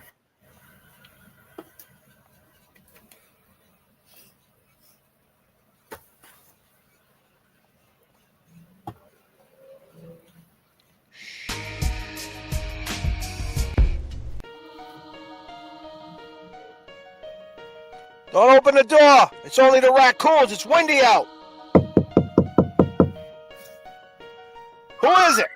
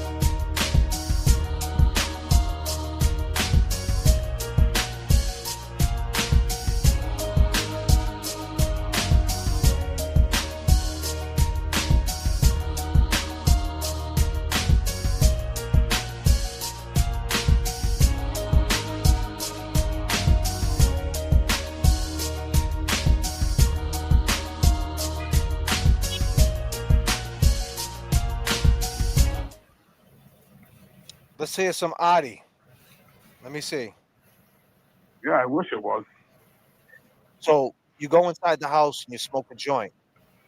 But she's saying that, but at the time she was saying that Janet was kind of going crazy. I mean, at this point, nobody knew what really happened to Janet, right? I mean, no, what Janet was saying that you were doing all these crazy things. That's what she said. If Janet had a problem with me, she would come forward to me and let me know. Well, she said she kicked you out the house. That's letting you know, right? Right, that's a lie. She never booted you out. No, she never booted me out, dude. I'm telling you the truth. I believe you, my dude. I believe you. I'm just trying to get down to the bottom of it. So why? So now you go across. But Gina also said that you said that she didn't make it. She put that in the statement. You said she didn't make it. I turned around and told them. I turned around and told them after I got off the phone with my wife at the hospital that she didn't make it. But she said she didn't leave the house yet. She said Janet's body didn't even leave the house, and you said she had a faint. No, Janet was gone when I got there. I'll swear to that on my son's soul. May he rest in peace. Oh, you lost your son. I'm sorry to hear that, Audie. Yeah, he died last year. Now that's a big statement right there. He swore on his son's soul. That's a pretty big statement, though.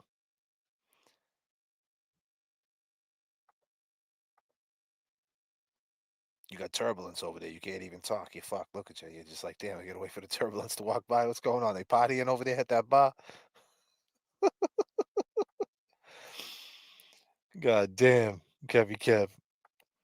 Kevy Kev got to mute himself for a second because there's some fuckery going on in his backyard. Yeah, no, we're good. You good now? Yeah, But that's a big statement, right, Kevy Kev? that is a big statement. I mean, for him to swear on his son. I mean, is he? Who's lying? Who's lying there? She's saying that the ambulance never left and that he was there. Who's lying? Who got it wrong? well, listen, I'm gonna just say this, man. And I mean, like we say, we're up here asking questions. We're up here, Hold me down looking for a at second. this from a,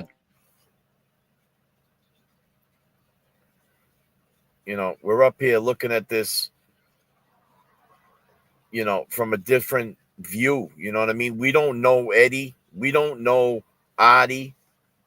We don't know Gina. We didn't know Janet.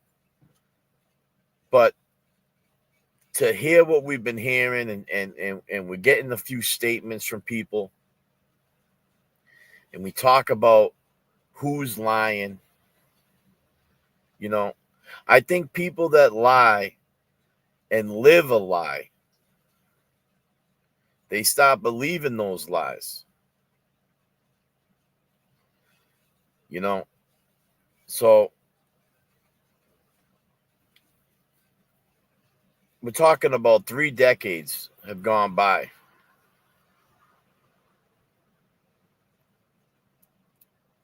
I mean, if someone's lying for 3 decades, you start living that lie. You start adapting to that lie. You start standing on that lie and you start defending it.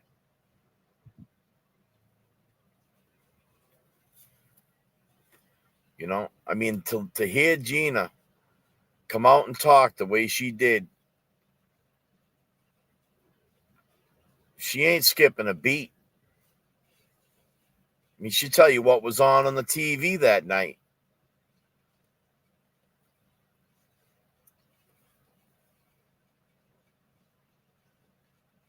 She knows what she saw. She knows how she registered it.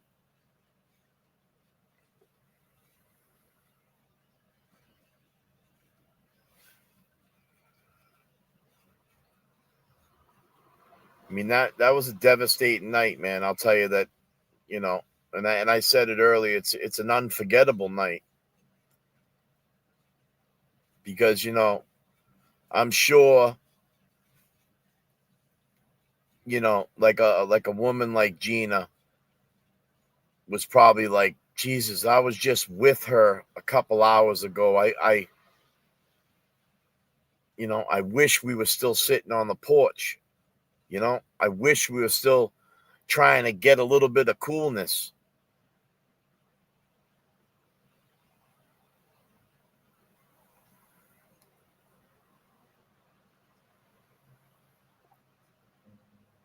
It just blows my mind to hear a woman like that come up and she sounds genuine with it. She sounds genuine for sure, but I mean, Adi swore on his dead son who just passed away last year. That's pretty big. That's pretty big. And then you got to say, you got to go back to what Gina said, though, right? We got to be fair here. Gina said she knew Big Adi since he was a baby. So she was like 9, 10 years old, and she was babysitting big Eddie, so she's friends with this family for a long time. So there's a bias there, no matter how you look at it. That's why he's saying the click. So are they trying to get Eddie out, or did someone else do it? But the fact remains is this, and I'll say it again, and I'll probably keep saying it 1,000 more times. There's unidentified DNA underneath Janet Downing's fingernail that does not belong to Eddie O'Brien, also known as Little Ed. What is the problem is the way the case unfolded, he's going to have to get through the fact that he never said that he was in the house till after. He's going to have to get through that. He's going to have to convince a judge he was scared. He was 15. I was scared. Now, 30 years later, that's the reason why he did all this time, I think. I think that was done by design. Like, I did all this time. Why not give it a shot? It ain't going to hurt. You know what I mean? If you didn't get time out of me, you got my whole life. I mean, you know what I mean? Half my life, 30 years. I mean, if he gets out when he's 45, I mean, if he gets out when he's 50, let's just say the time the shit goes through, I mean, that's the halfway point if he makes it to 100. You know what I mean? And he's been in since he was 15. So, like, that kind of lightens the blow to make the judge consider to run this DNA. And I think that was done by design. Like, you got to put this time in. You can't do this when you got 15 in because they're going to deny it. And then that's it. You only get one shot. You know what I mean? You go from the SJC, then you go to the Supreme, then you go to the federal, and then you go to the bigger SJC. So you know what I mean? So there's like certain levels you could go to. You can't exhaust them all. If you got 35 years in at that point, it kind of makes the judge go, damn, he got 35 fucking years in. It's not like he didn't do his time. It's not like we didn't get 35 years out this guy. Why don't we give him the benefit of the doubt? Okay. Can't hurt. You know what I mean? So it's like, I think that was done by design. Does that make sense? It does make sense. I mean, it does. It does. I mean, the biggest thing, and like you've said it, is the DNA under the fingernails. That would answer a lot. I mean, answer a lot. It would answer everything. Everything. Let's listen into what he got to say. Heart attack. Oh, fuck, Gotti, man. Damn. I'm sorry, brother. Let's see if we got. Poured it because she thought there might have been an argument between her and her husband. I understand he was not there, but she didn't know that, right? But she also said she was doing dishes, and she said there was no water pressure, and she said that usually Eddie was washing himself off in the sink. Eddie was washing himself off in the sink. Yeah, because there was blood found in the sink.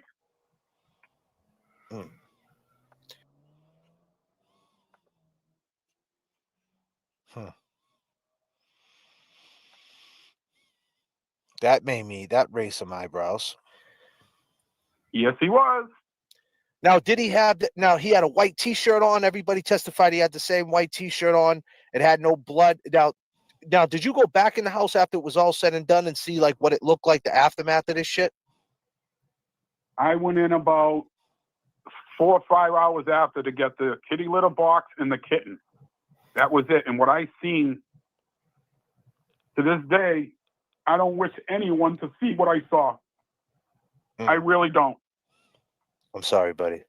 They allowed him in there 4 hours afterwards, huh? You said 4 hours after they allowed you in there? Approximately, yes, to get the pet stuff.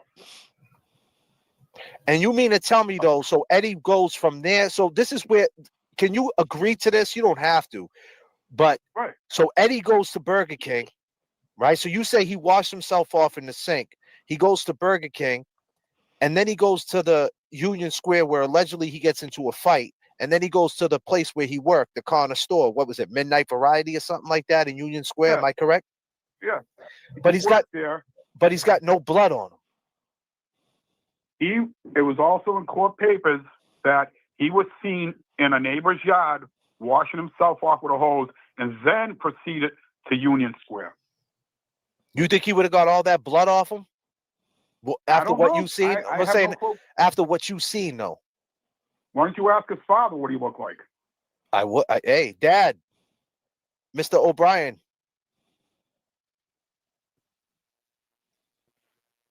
What's going on with this blood situation? Because that's where the story, no pun intended, gets sticky, Throw right? him a link. Throw Mr. O'Brien a link. It's pinned up in the chat. You got to shut that down, bro. It's pinned up. Eddie, Big Ed, if you want to come up, just hit that link. It's pinned up. Someone reshare it. Natalie, you can reshare it for Mr. O'Brien if he wants to come on and talk. If he would like to. Yeah. So you're saying the way they seen you is the way they seen you. And now what's up with this cat litter stuff and all these things that she was going through? There was windshield wiper stuff poured in her car. Do you think that was shit was happening while I was living there? okay? So it was happening when you was living there. So did she tell you that she thought it was Eddie? No, she did not. She just said weird things are happening. I found kitty litter hanging from the ceiling and things like that. No, she never said who it was or thought. And so you don't think that she would have blamed you? You had no smoke with her at all? You guys were cool all the time? Dude, we had no smoke. I came home. I did the laundry work. I did the lawn work. I even helped Eddie O'Brien out one day when there was a fight in the street. Which one? The dad was arguing with these dudes in the street, and I come flying out of my house with a hockey stick. Mm. Someone just asked a question. J.F.K. ask him if he could pass a lie detector. Absolutely. Well, there you go. 100%. So you think Eddie O'Brien, this 15-year-old kid, went in there? What do you think happened? I mean, what do you know? Why do you think he did this? I can only go off of court papers. I don't know why he did it.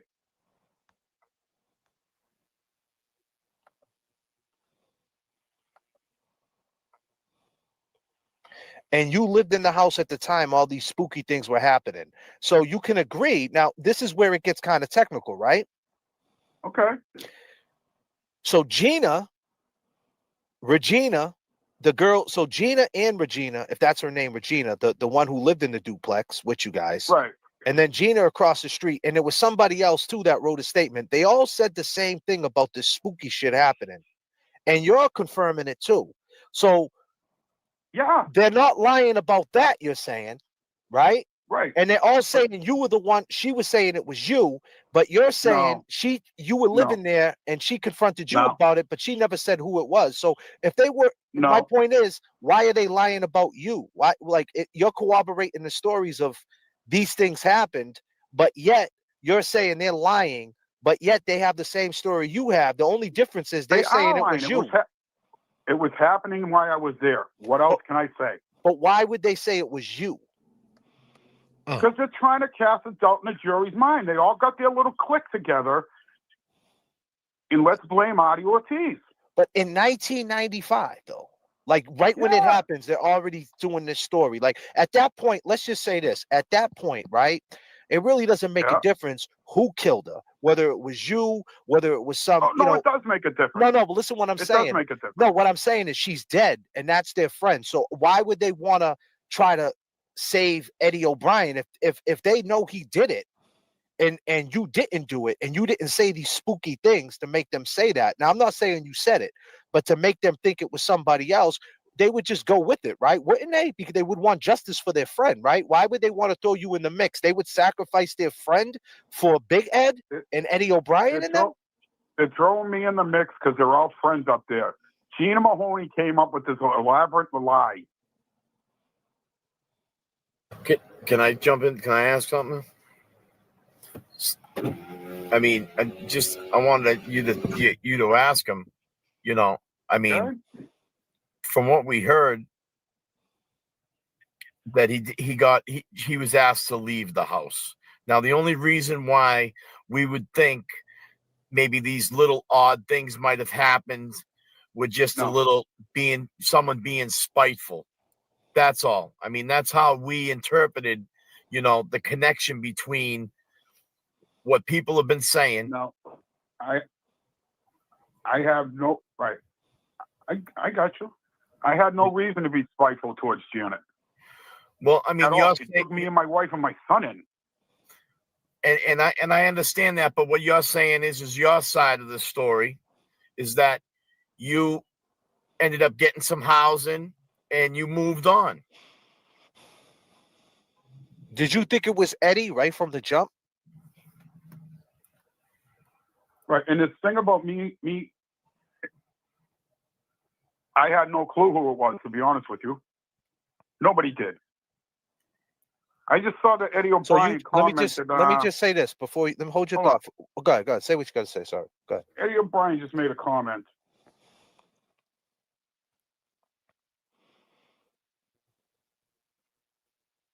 I'll try to find it and pull it up. And it caught my attention. I noticed my goddaughter's on here too. Yeah, your goddaughter. She's been sick enough for you, bro. And listen, I'm not trying to. I'm not accusing you of anything. I'm not saying that Eddie didn't do it. I'm not saying anything like that. This is one of these cases. And listen, I was with Eddie back in 1999 when he was in Cambridge. He was working in the kitchen up there in Cambridge jail, and I was with him. Kind of find out that I didn't really kick it with him. You know what I mean? I just said what up to him or whatever. But kind of find out that was 1997, ladies and gentlemen. That was 97. He always just stuck out because he's a big dude, right? He's just like this big dude with this baby face. Yep. Like he just, he just had that look. Yeah. So it always like struck me like, wow, this kid did that, And then all of a sudden, here we are. Last year, the parole comes out, and it's just like what's going on in Massachusetts and with the Karen Reed case, with Kelsey Fitzsimmons, and all these different things.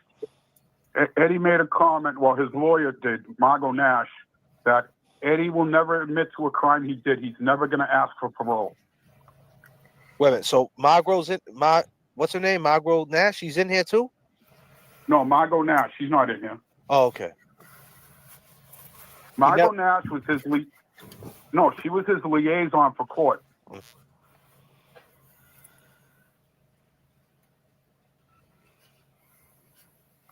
And she wrote a book, right? The Altar Boy Murders or something, right? Correct. Yes. And she's the one that muddied all this up, right? So to speak. She's the one that threw you all in it, right? I seen a couple of interviews with her. Her, the O'Briens, and Gina Mahoney. No, I got a question for him. I mean, where he lived there, what type of kid was Eddie? I mean, was he real good friends? She told him that if anything ever happened to her, she wanted him and his sister to have the car and to move back into the house to raise her. No. And where's that date on that? Dude, that's a straight up lie. I'm telling you right now. And this is a handwritten statement too. I don't care what it is. No, I'm not yelling at you, dude. No, I get it, brother. I get it. Now, I'm just telling you. I mean, this is what we were reading when we were going through it. We were like, what the fuck? Yeah, it's a bunch of lies. Wow, man. Now, I mean, so, Adi, if you were frequent at that... We'll add something in. I'm going to back up a minute. Go ahead, brother. Okay? Say whatever you want, man. Sure. If Virginia Reckley had the same thing to say, okay, she heard the noise. But when Erin, Janet's daughter, went into the house, and she denied to Erin's face that she heard anything.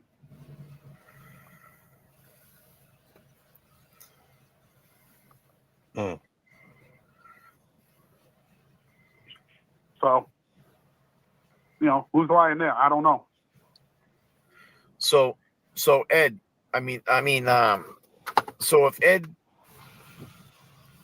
makes a statement that somebody said I could have used the garden hose. People are fucking whacked.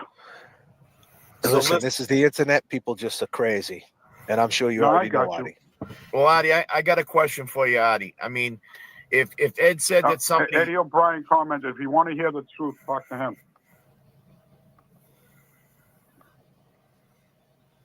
Go ahead. Ask the question, Kevin. Yeah, I mean, if Eddie O'Brien Jr. is saying that somebody had touched his shoulder and made a statement that if you say anything, I'll murder you and your family.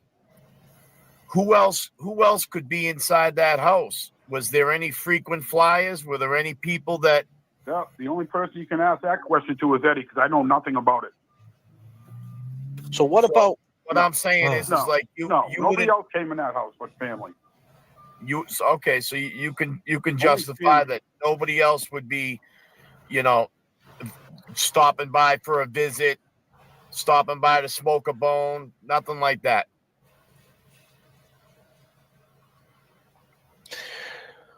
So who's Virginia Reckley? No. Who's Virginia Yep. Reckley? So Who's this is that? something to think about right here. She was Janet's tenant at the time.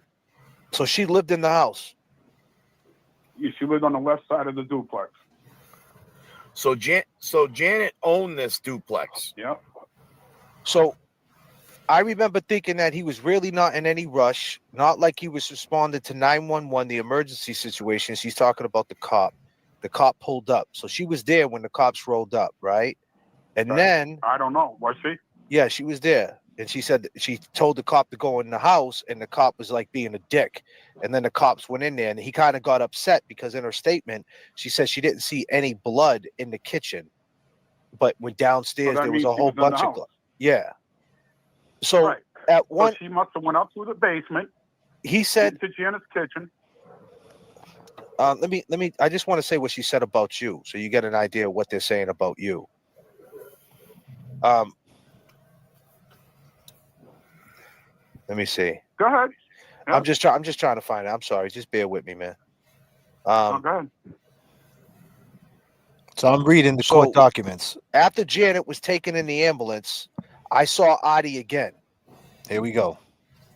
Let me back it up. I remember thinking that he was really not in any rush, not like Red crying. After that, let me see when she seen you first. So this is November 30th, 1999. Right? Within seconds, after that, I didn't hear any conversation. When he go inside, he walked slowly and deliberately. Okay, so here's the thing. She's saying that you was there. She's saying Virginia Reckley, is that her name? She's saying you was there before she got taken out the house. You're saying no, that's 100% false. Absolutely not. All right, she was not there. This is what she says. She says to the cop, I remember thinking that he's really not in any rush, not like he was responding to any 911 emergency situation. She's being snarky. Ryan was a wreck, crying and shaking. I thought by my response that the officer would start rushing into the house. I repeatedly told him that he needed to get inside, but he just acted fresh and like a smart mouth. Just hear me out for a second. No, this is not Gina. This is Virginia. That's her name. No, go ahead. Right? No, right. She goes, when he did go inside, the cop, he walked slowly and deliberately as if swaggering. After that, I did not hear any conversation coming from inside the house. Within seconds of her telling that cop to walk in the house, right, and go see what the fuck is going on, I saw Adi Ortiz walking around the yard and saying that he lost his keys in the grass. She's lying. Can I just finish, please? Go ahead, brother. Then he went over to the Mahonies. So did you see her? Did you see Virginia before you seen Gina? I did not receive Regina at all that night. So wait a minute. So whoa. Did you just hear that? God damn. Did you just hear that? Yeah, I didn't see Regina at all that night. No. I didn't see Regina with Gina. Back that up. Let's hear that again. Gina was a different person. Then he went over to the Mahonies. So did you see her? Did you see Virginia before you seen Gina? I did not receive Regina at all that. You heard that? He said he did not see Regina, right? With Gina that night. Gina said she was with Virginia. And they were together when they put him in the car. So he's saying that they seen them together. He didn't see them together. Well, what do you mean? Like that wasn't the question. I said, did you see Virginia? And you said, no, I didn't see them together.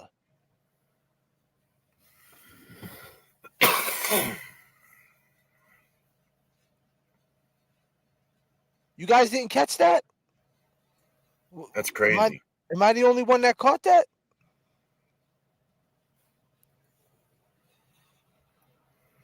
All right, so Gina, who we talked to, said that when, all right, let me come on the screen for a second. Gina said that when they took Ryan out, She hugged Ryan, and then Virginia said, "I'll take him," and Artie was right there. And then Regina put him in the back of the car. Virginia is Regina. Regina's not a separate person, right? There's not a Virginia, a Gina, and a Regina. Yeah, well, right? Is it Gina Mahoney? It's Gina Mahoney and Virginia Breckley. So who lived in the house. So he just got that wrong. Maybe they call her Regina, like short for Virginia. That's her. Virginia's her name. They call her Regina. Is that short for Virginia? I don't know. Or is Regina Gina?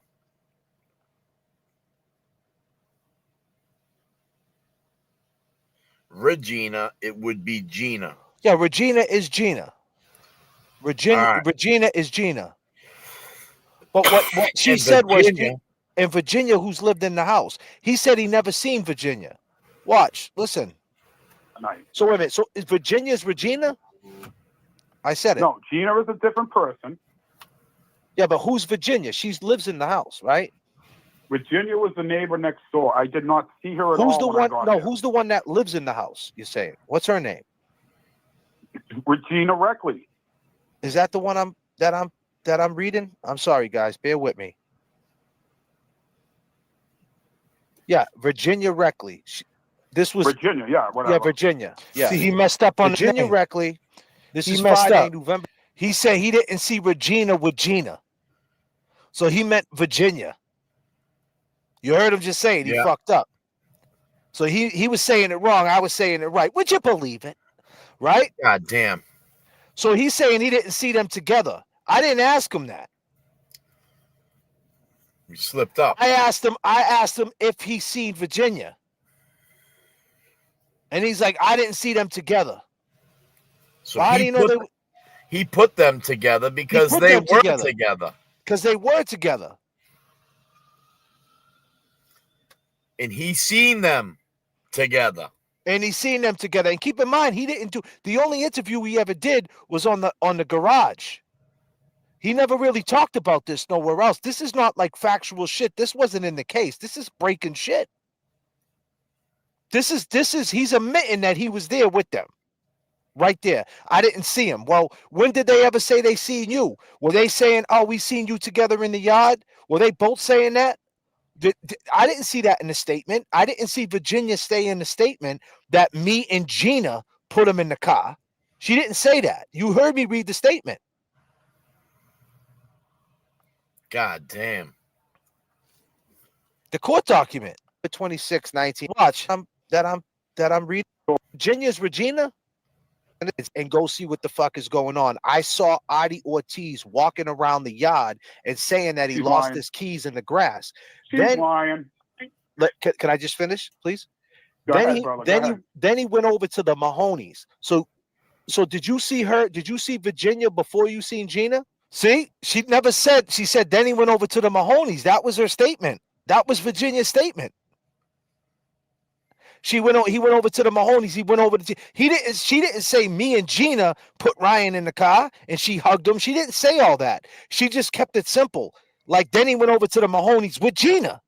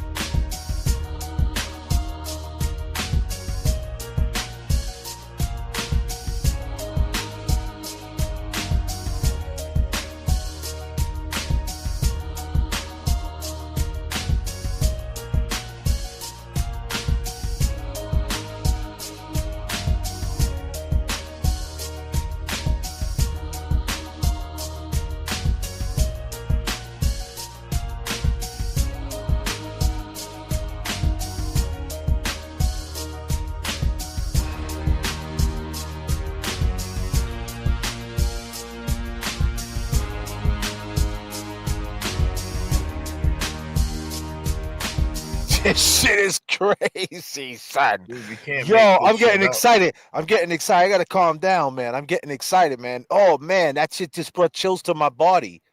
Because he never put that in a statement. That's not even out there. That's not even out there.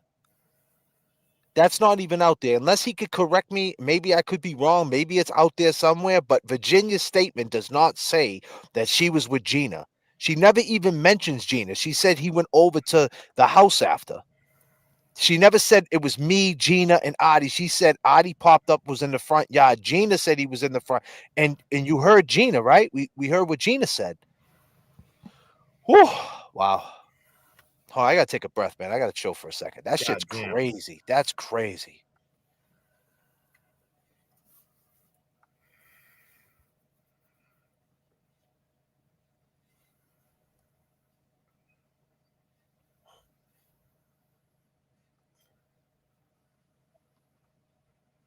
God damn. Any conversation coming from inside the house within seconds of her telling that cop to walk in the house, right, and go see what the fuck is going on. I saw Adi Ortiz walking around the yard and saying that he lost his keys in the grass. She's lying. Can I just finish, please? Go ahead, brother. Go ahead. Then he went over to the Mahonies. So did you?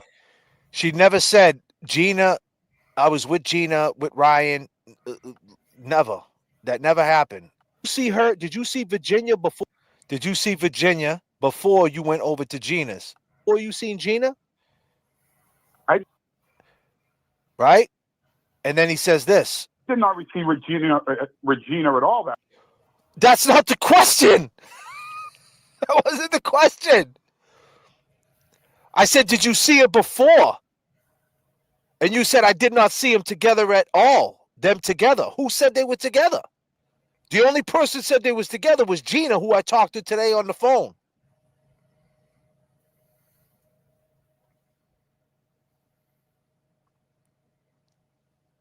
Are you picking up what I'm putting down? You're looking at me like I'm crazy. I'm in fucking shock, bro. I'm picking up what you're putting down, man. All right, I'm just making sure. I'm just in fucking, I'm saying to myself, he just said it.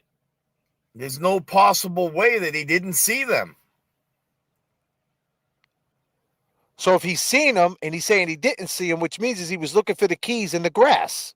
Because if you're lying about that, then you're lying about you were looking for the keys in the grass. And then that's the question. Why was the keys in the grass?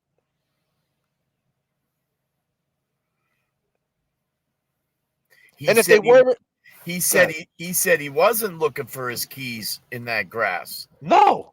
Because he said he realized he had lost his keys when he was leaving. When he was fucking leaving. Not when the shit was going down. Not when the shit was going down. Holy shit. Ladies, this hoodie smells really good. Smells like Gucci Guilty. Maybe one day I'll let one of you ladies wear my hoodie. God damn.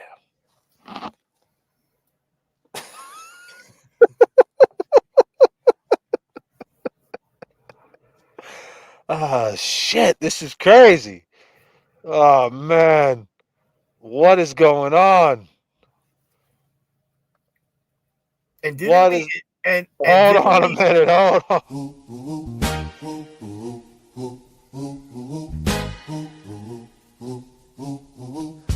Woo!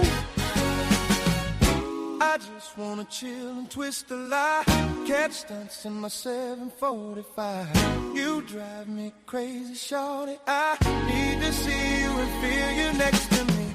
I provide everything you need, and I like your smile. I don't wanna see you cry. Got some questions that I gotta ask, and I hope you can come up with the answers, babe. Girl, hey, it's easy to love me now. Hey, would you love me if I was down and out? Would you still have love for me, girl? It's easy to love me now. Oh, now, would you love me if I was down and out? Would you still have love?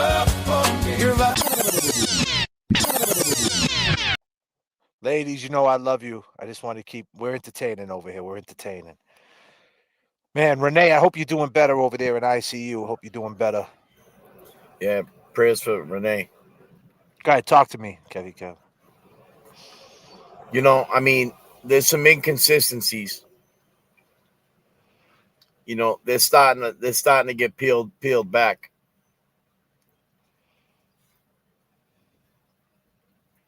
You know,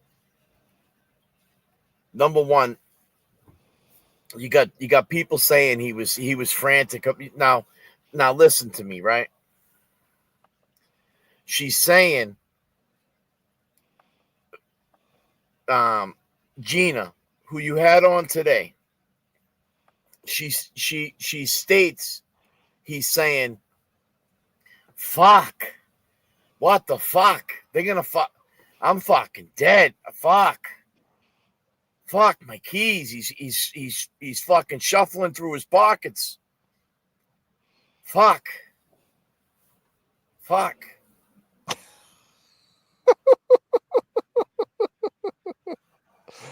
Oh shit. He was bugging. He knew he was bugging. He couldn't get out of there. If the cops would have put the light on him and would have just spun around, like, what are you doing here? Fuck are you doing? Fucking sketchball, fucking walking around looking for your keys and shit, staring at the ground and shit, looking for a penny. Yeah, what are you doing? Why are you in the front? Why didn't they stop him in the front yard? That shows you the difference between 1995 and 2025. But then again, does it? He's in the front yard looking around for keys at a murder scene, and they're letting this dude walk around like a bird pecking for worms and shit. Like, what are you doing? That's wild, man. What the fuck? I'm in trouble. Well, let me tell you something, man. Let me tell you a little quick story. If you're selling pot, there's one thing you don't lose. Your fucking money and your fucking keys. All right?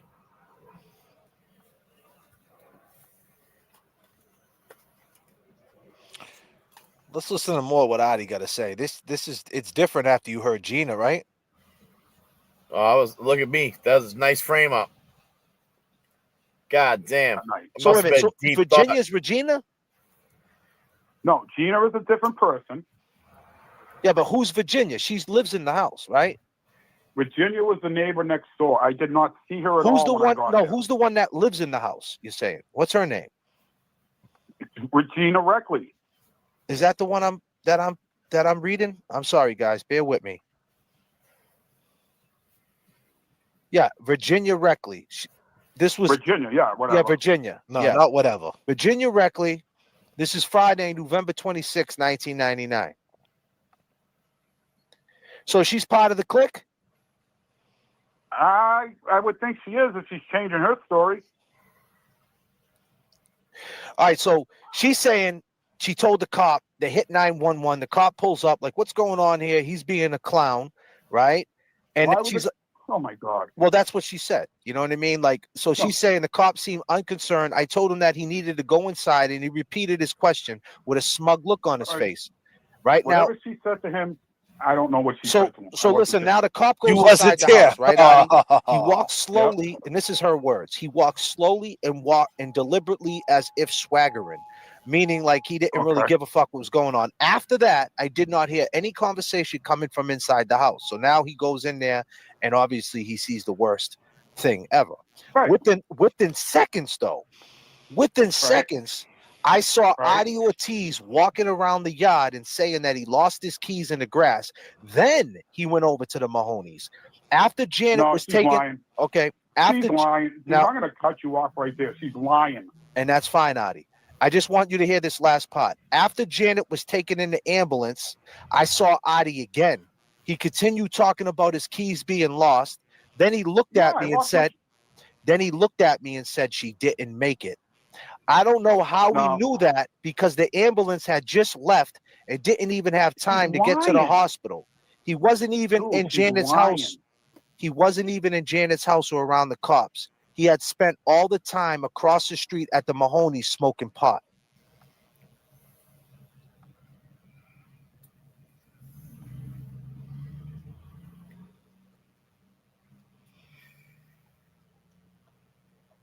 there's some inconsistencies there, man. You got Gina telling us one thing, and this dude saying another. And that's Virginia, and that was the neighbor's statement.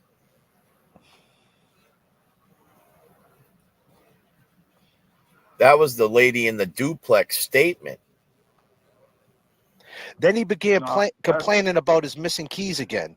At first, he never said. Complaining about I lost the key because I knew how much of a prick those people are at the company. He never said. Wait a minute.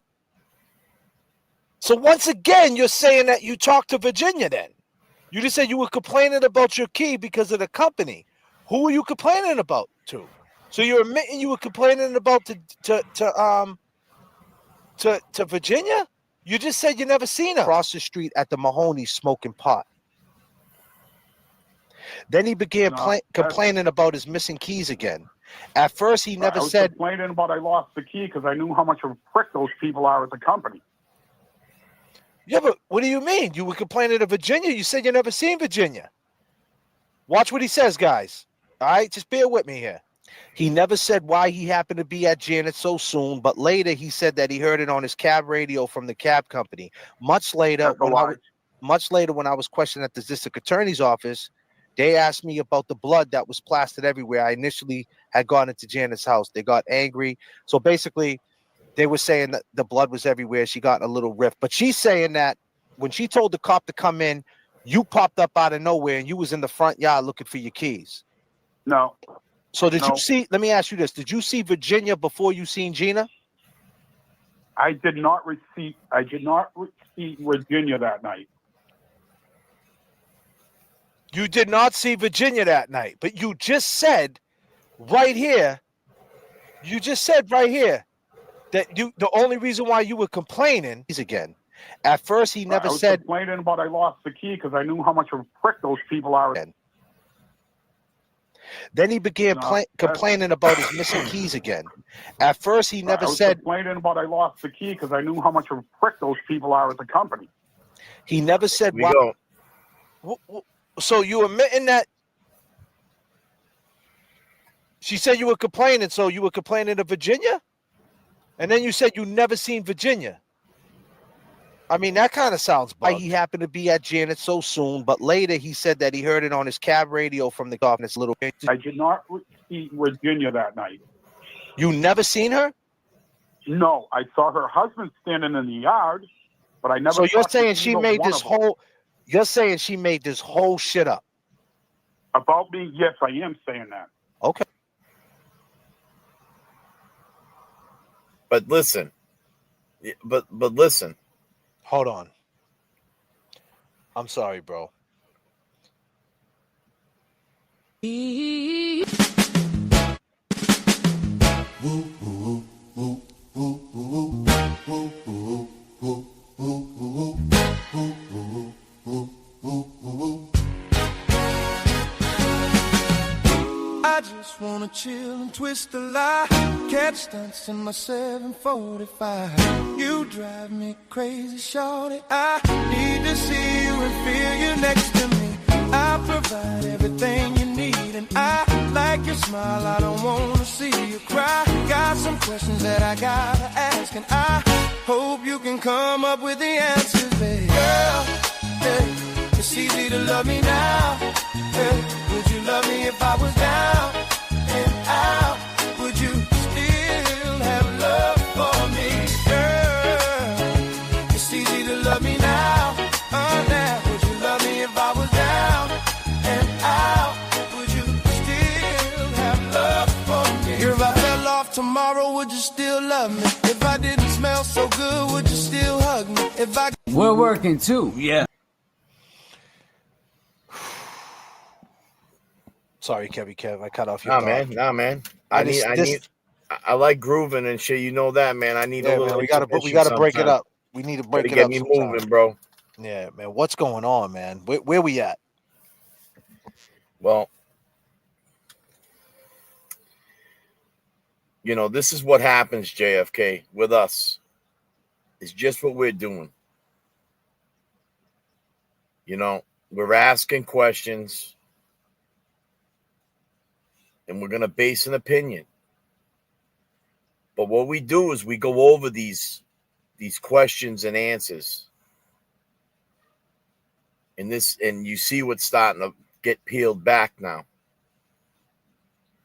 Little bit of inconsistency. This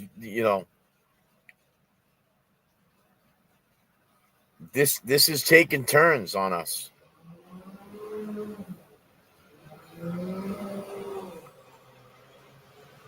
It's got me in awe a little bit, because I'm saying to myself,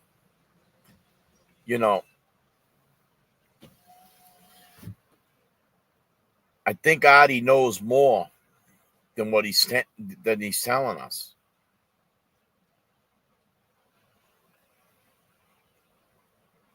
And I'm not pointing the finger.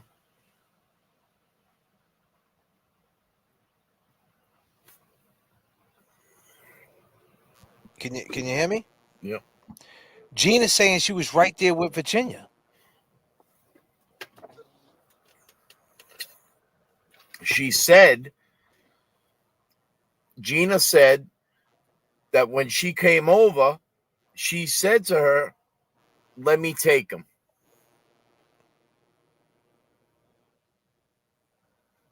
No, I think she hugged Ryan, and then Virginia said, "Let me take him." Let me take him. Yeah. And Adi was right there. And I didn't ask her that. She kind of just I don't think they realized that Adi was saying, keep in mind, Gina's not on the internet. I don't think they realized Adi saying that he never seen Janet. You know what I mean? Like, this wasn't a thing. They never let none of this in trial. So this never was an issue for him. This is an issue now for him. You know what I mean? This is the issue going forward on the third party culprit. This is an issue going forward on the inconsistencies of him speaking to this. He never had to worry about this. They covered his ass. He got lucky. This never came out. This is public perception. I mean, I don't know. What does it mean? I don't know. Does it mean he's guilty? I don't know. All I can say is just take the goddamn DNA. Like, if this can just make an appellate judge say, you know what? I heard enough to make me say there's a possibility. Run the DNA, then we'll find out. And it might not be Adi's. You know what I mean? Adi, as we know of right now, Adi has nothing to do with it. But why is he saying that he didn't see Virginia? Why would Virginia lie? Exactly.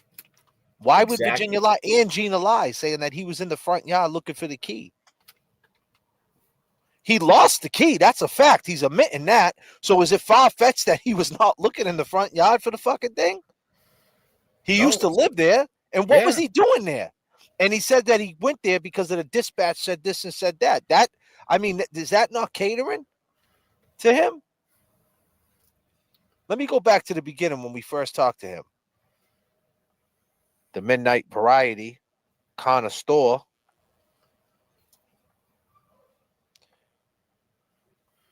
That block. When the further I got up Hamlet Street, I started seeing light. Happens to me. She pounded her fist. All had ACs, huh? Yes, they did. But you don't. Oh, shit.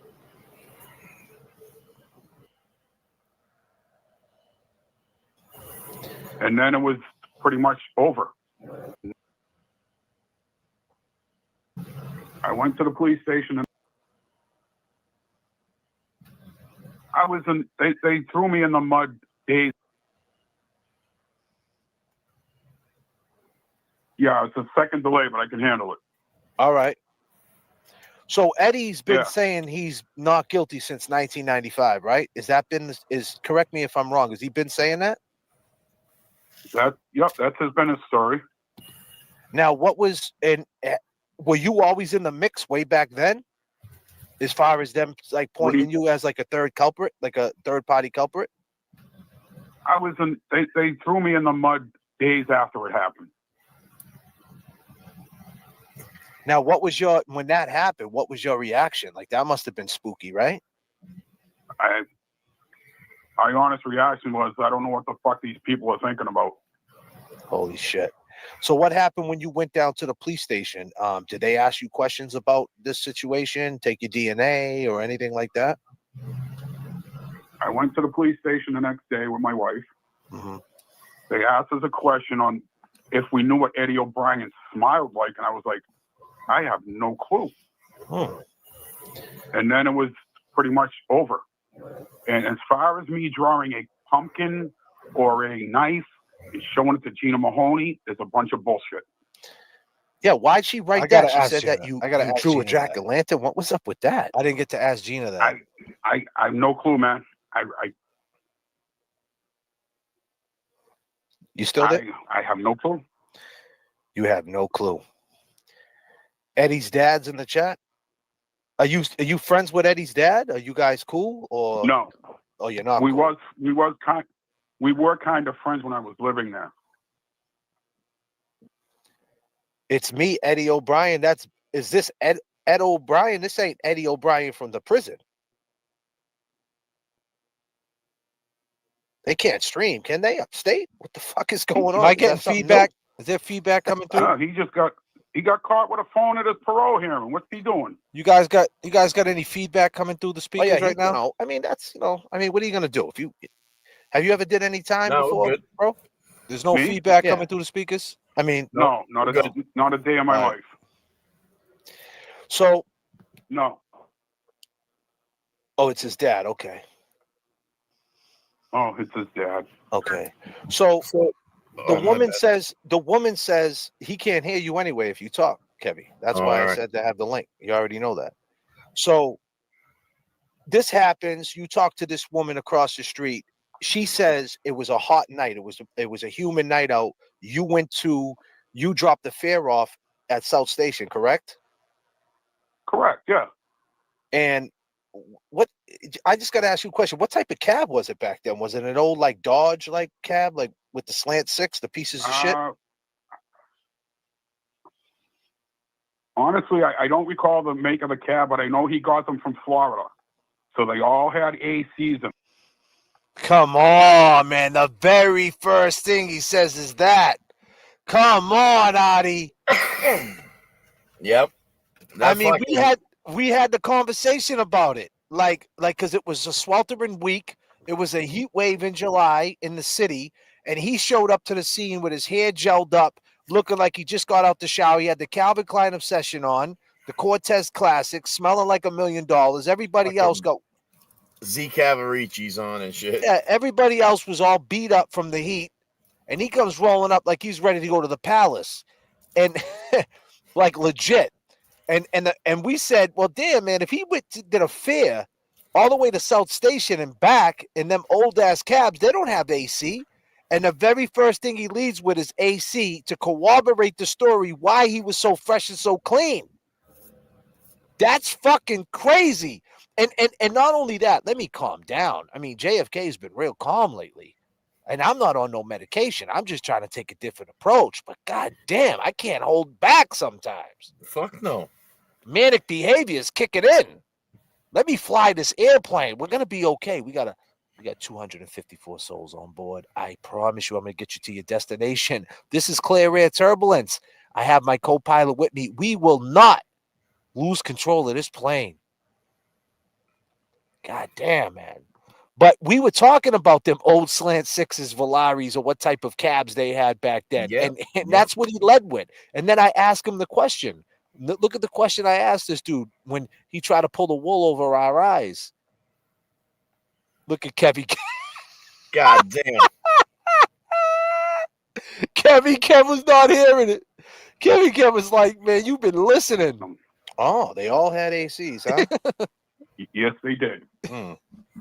But you don't know what type of cab they were? Well, could have been a Dodge from all I remember. I know it was number 42. 42.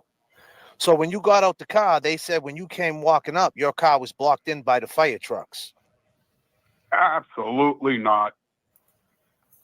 No? No, impossible. There's no way. And as you're driving there, you said the dispatch said something about a murder. Something happened to Janet. He did not. He did not. That's what the woman said, right? That she got murdered or Yeah, something but like she's that. lying. She's She's lying. Why would she lie though? I'm just a quick question. Because she's friends with the O'Briens, and they wanted to cast a doubt in the jury's mind. Yeah, but she said this in 1995, like right after it happened. And she's still saying it. But I mean, she said it like right in that space and time, in that pocket. Like, why would she make it up in that space and time? You think she had the know-how? And I'm not saying you're lying. I'm just saying, like, why would she make that up? I don't know. I know she was friends with the O'Briens. And to cast a doubt in the jury's mind, let's throw Addie in the mix. And I'm going to clarify one thing. I did not get thrown out of that house for selling drugs. Me and my wife got a Section 8 apartment in Malden on March 2nd of 1995.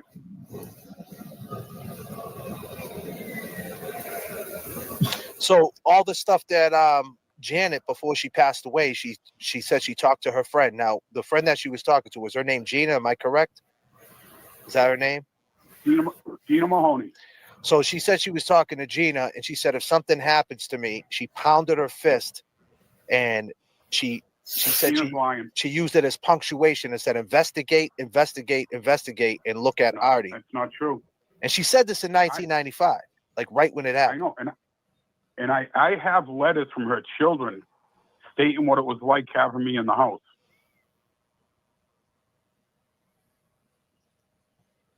So that night you come pulling up, right? So how did you get the phone call on the dispatch? How did you know to even go from? So you had to drive. You got to go from South Station, drive up 93. What exit did you take to get to her house? What exit do you take off 93 to get to Somerville? I think it was 28, right there by Assembly Row. Well, the old Sullivan Station back then, right? No. The exit by the Somerville Courthouse. Oh, okay, yeah, right there by Assembly Square Mall back then. Right, and I took an illegal left turn on McGrath Highway to get up towards her house. Mm-hmm. So what did you hear from dispatch? I heard nothing from dispatch. My wife called them and said, tell my husband he needs to call me right away. I called my wife. My wife said, get to Janet's. Something happened. Now, but who the hell called her? I got you. So you roll up the street, and what was? Go ahead, Kevin. So listen, right? Somebody calls dispatch. Dispatch reaches out to him, which happens. Which was something that happened back then. Okay, yeah, and I can believe that, but now does he have this fear? Is he done with that fear that he was in the middle of? And he stops and he must use a payphone, because I wouldn't think there's any cell phones. No, right? he does. He said he used a payphone. He went to Peter Pan, the station that was across the street from South Station at the time. So let's just think about this. You know what I'm saying? Like, so now there's already a scene going on at 71 Boston Street. He gets, dispatch says, hey, contact your wife. So he now stops at the payphone, calls his wife. And how did his wife find out?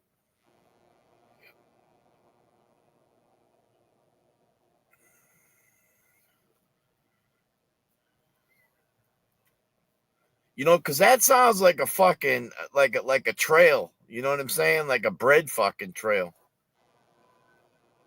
What do you mean? How did Carol find out? Yes. Well, that's the thing. The cop was basically shunning Virginia. Let's go what Virginia says. Virginia says the cops showed up and they're like, go in the house. And the cop's like, what's going on here?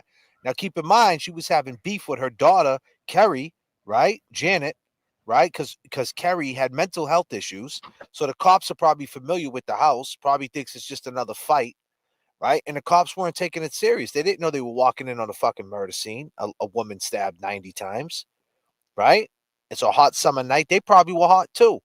They probably just got done chasing 5 Mustang 5.0s. God damn. Right? Yeah. So they didn't know what they were doing. So how the hell did they get the call? Gina? Did Gina call Carol? And that's the question. I didn't ask Gina. I got to ask Gina. What was her relationship with Carol? And what was Virginia's relationship with Carol? And who called Carol to call him? Who can verify they called Carol to call him? Now Carol obviously gonna get his back, but then again, is she? I mean, who called Carol? You know what I'm saying? In that moment in time, who called Carol up? Your sister's been hurt real bad, and then she called him. Yeah, I mean, and then why wouldn't Carol? And why wouldn't Carol say? And where was Carol living at the time? They were living in Malden. Why wouldn't Carol say, "Come get me," and we'll go there together? How come there wouldn't have been a statement from Carol saying that? Well, why wouldn't he call? Why wouldn't he get a cab? He's a fucking cab. He's been in the business 10 years. Why wouldn't he send a cab out to go pick up his wife to bring her there? Why would he be smoking weed with them, not bringing his wife to the fucking scene? You know what I'm saying? Like, why wouldn't you? Like, you have the power. Like, you at that point in that space and time, you have a service. Like, you know what I mean? There's no Ubers, so you're the man. If you got the taxi card, you know what I mean? You got the VIP taxi plug. He's got the taxi plug. Yo, go grab my wife in Malden for me. Anybody in Malden? This is 42. Anybody in Malden? Yeah, I'm in Malden, fucking Artie. Yeah, can you go to my house and grab my wife and bring her to Boston Street for me? Just like that. That's how it was, Artie. You know it. I know it. How many times did you get taxis for a little girl you wanted to get with, a chick or one of your friends you looked out for? Exactly, because you had the plug. And not for nothing, let's. I just seen this in the chat. Didn't Big Ed take Janet's son to his house? Didn't Big Ed take Janet's son to his house? Yeah, I think so. And Artie is the uncle. Right. That's a good point. So why wasn't he there with these kids? Why didn't he take these kids? And why wouldn't Carol come through? It's her sister. Did Carol? This is a fucking murder. This is a murder. You're worrying about a key. You're worrying about a tow truck. Fuck the car. Who cares? You're worrying about your cat? No shit. Someone just said he went back to take the fucking cat. What about the fucking kids? Yeah, and what about Carol? Who took Carol to the hospital? Who identified the body? You know what I'm saying? Like, why wouldn't you guys be there? If there's no problem and it was a kumbaya situation, she never kicked you out the house and there was no smoke, then why ain't you there supporting her? Right? His arm should have been around his wife. Nah, they were rolling pinners up, and he was trying to get with 17-year-olds. That's what it sounds like. Going on when you got there on that block. When the further I got up Hamlet Street, I started seeing lights. Well, when I arrived on the block, there was ambulances. Not ambulances. No. It was not EMTs. I keep saying ambulances. So you roll up the street, and what was going on when you got there on that block? When the further I got up Hamlet Street, I started seeing lights. Well, when I arrived on the block, there was ambulances. Not ambulances. No. What? The further I got up Hamlet Street, I started seeing lights. Well, when I arrived on the block, there was ambulances. Not ambulances. No. It was not EMTs. I keep saying ambulance, and I apologize. Bro. The fuck, man. Bro.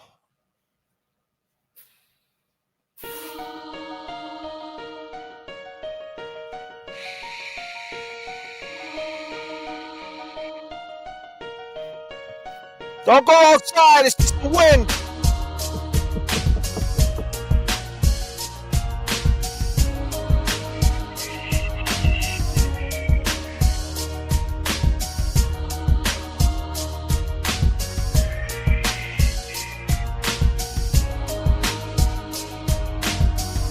Okay, I get it. He's nervous. All right, let me stop. All right. I get it. He's nervous. I give him the benefit of the doubt. He's nervous. This is 30 years, though. This is 30 years. You got to understand, people. This is 30 years. He has not ever had this line of questioning, ever. That's the point that Eddie's trying to say. Like, no one else got questioned. It was always him. They never ran up on him and asked him these questions. The police never threw him in a room. The same way Big Bad Brian A. and Julie and all these people never got put in the room. He never got put in the room in that space and time. Just imagine if he did. Talking about, hey, we just seen you outside with the key. Well, what are you doing with the key? Where's number 42 now? Can we get in the trunk? You know, they didn't do it. They had their man. That's all this is about. This is about that. Is it a possibility? This is about justice, right? This is about corruption, like the way they handled this. They handled it fucked up. Now, I'm not saying that little slip up was a slip up, but he never had this line of questioning. He said, I drove up the block and I seen ambulances. But he's adamant that she was already gone. So there wouldn't be an ambulance. How many ambulances show up to a scene? Only one. I mean, that's something that has not changed. If there's one victim, only one ambulance is popping out, right? Listen, I don't want to sound like I'm talking with both sides of my mouth. This could just be some innocent stuff that he slipped up on. But if you got to lie about one thing, then you got to lie about another thing. And he was willing to come on here, but he got to understand this is my show, my chat, and I'm just picking it apart, and I'm just seeing inconsistencies. That's all I'm saying. He led with there was ACs in the car, but he doesn't know what car. Then he was in the chat last night saying it was a Crown Vic. But back to the point about the Crown Vic. What type of engine is it? What type of engine? I'm going to ask you, what is an Interceptor engine in a Crown Vic? Can you explain what an Interceptor engine, heavy duty Ford engine is? Yeah. I mean, it's not your standard 5.0 liter V8 Ford motor, you know. The Interceptors, they were, a package deal that came with, a police cruiser, state police cruiser. They got, bigger heads, bigger valves. They produce a lot more horsepower. They got a gearing package, shift kit in the tranny. They got special radiator hoses so they don't overheat. And they have a beefed up coolant system, meaning, you got your AC condenser that's part of your radiator. It's got a big 3-core radiator in it. Special coolant hoses so they don't implode, they don't explode. I mean, they came with the Eagle GT tires from the factory. Dual exhaust. All right. So you're going to remember if you was in a Crown Vic speeding to a scene, right? In a police cruiser, you're basically I don't give a shit if it's painted white and green. It's a cop car. You're going to feel like you're a cop. And if you hit the gas on 93, that shit is moving, right? It's going through the gears, my man. It's going through the gears. And he said, I do not remember what it was. But this is a guy who also said, I don't remember what type of cab it was when he first initially talked to us. And this is a guy who said he was a cabbie for 10 years. So you're going to remember the different nuances of cabs, like how they came. The old Dodges that was slow, that was burning oil, to the Crown Vics, which basically you go from a Dodge to a Crown Vic. It's like going from a Chevy Equinox to a Lexus 570. It's night and day. You're going to remember that switch up. You just are, because you're a cabbie. That's your whole job, is driving a fucking car. You're going to remember what car you're in. And then you said it was a Crown Vic like it was nothing. Well, it just wasn't a Crown Vic. It wasn't a 4-cylinder, 6-cylinder Crown Vic. It was a V8 Interceptor police cruiser from Florida, right? Yeah. With AC. Most taxi cab stands, and I'm going to tell you, they're not going out and buying brand new cars. They're getting these cars at the auction. Yeah, they're cop cars, man. Everybody knows they're 5.0 cars. That's right. When these retired cop cars with miles on them, they don't give a shit. everybody knows you could drive them Ford, that body style Ford with 300,000 on it, and that shit's still pushing. That's right. They were made to push. Listen, They and didn't that's a have- fact. They didn't have steel. They had, and interceptor wheels, no hubcaps. Yeah, the shit. Shit You like would that. remember whipping down that highway, bro. When he said he made that turn, that illegal turn, man, that shit would have been different making that illegal turn. And that got pausey. That shit would have been like, wow, that shit would have been whipping. You would have remembered that. I hope Mr. O'Brien has a picture of that. Because all I need to do is see the headlights, my man. Oh, that's all I need to do. Hold on a minute. Because I was having Jen get the baby blankets. Is it a baby blanket situation? I don't know if I can face it again. I can't stop now. I've traveled so far to change this lonely life. I wanna know what love is. I want you to show me. I don't know if I can face it again. Yo, hey, yo, hey, yo, hey, yo.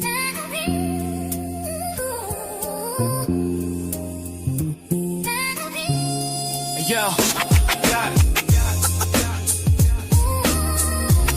Yeah, shit on. Yeah, shit on. Yeah, shit on. Yeah. We got Money Making Mike in the chat. Put your peace signs up for the Young Jerks. Peace signs up for my man, the Young Jerks. Money Making Mike, my guy. Peace signs up for Money Making Mike.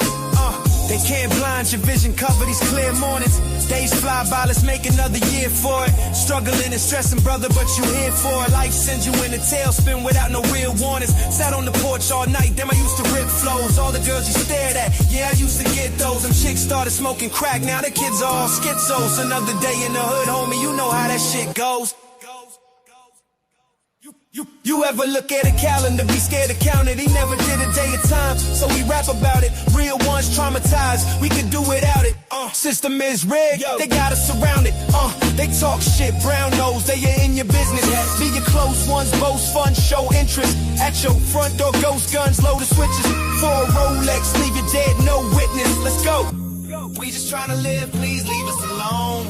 We fighting for justice, we trying to make it home. From Proctor to Mulligan in the combat zone. They killed Jigga right in front of the stove. No more sitting for summers, just trying to change our ways. Lost the sting, but that sensation stays. Chasing validation, I can see the hate in their face. He is scared he gonna die, history meetings today. Yeah, now we throwing down, but I had to do this set out here. Why am I webbing? What is going on? Hey man, wanna talk shit on internet? Then you call me homie, and you don't even know me. You see this dude on your screen, think you know the real me, man, you can just blow me. You all in your cute little studio, act like you on the streets, call me bro. Wanna be some big YouTube star while I'm keeping it real. Hell man, I'm here in my car, fighting the fight, doing it every night. Fight fiction with fact, we ain't pulling no curtain back. Think it's all about us, no man is bigger. Tell you right now, it's all about Jigga. Fighting the fight, doing it every night. Fight fiction with fact, we ain't pulling no curtain back. Think it's all about us, no man is bigger. Tell you right now, it's all about Jigga. Someone's hurt your feelings, man. Well, at least you can feel, man. Jigga got his life snuffed out, you know. There were 7 of them po-po. He was. I'm going back to Massachusetts. Something's telling me I must go home. And the lights all went down in Massachusetts the day I left her standing on her own. nightmares. I dreamed about John. I dreamed about John. I dreamed about John. I had this recurring dream that he survived but didn't know what happened to him.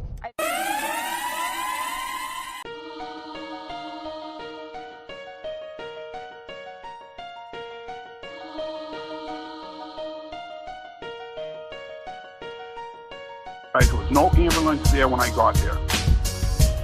I got out of my cab. There were police and there were fire department. And let me tell you something. And what was your first initial reaction? Like, did you know what the fuck was going on? Like, who'd you talk to? Well, growing up in Charlestown, I seen the yellow tape. I know what that means. What's that mean? I didn't. And it means there's been a crime committed. Crime scene. And I attempted to go in the house. The cop told me no. And I goes, "Where's my family? Where's my family?"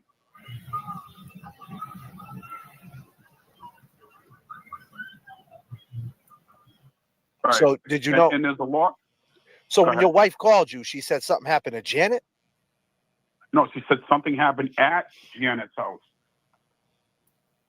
Okay, what was the cop? What was the temperature like? The mood with the police, like especially back then, were they pushing you out the way, get the fuck out of here? What was that all about? No, nothing. He calmly said, "You can't go in. You can't go in there. Your nephew Ryan's in the police car."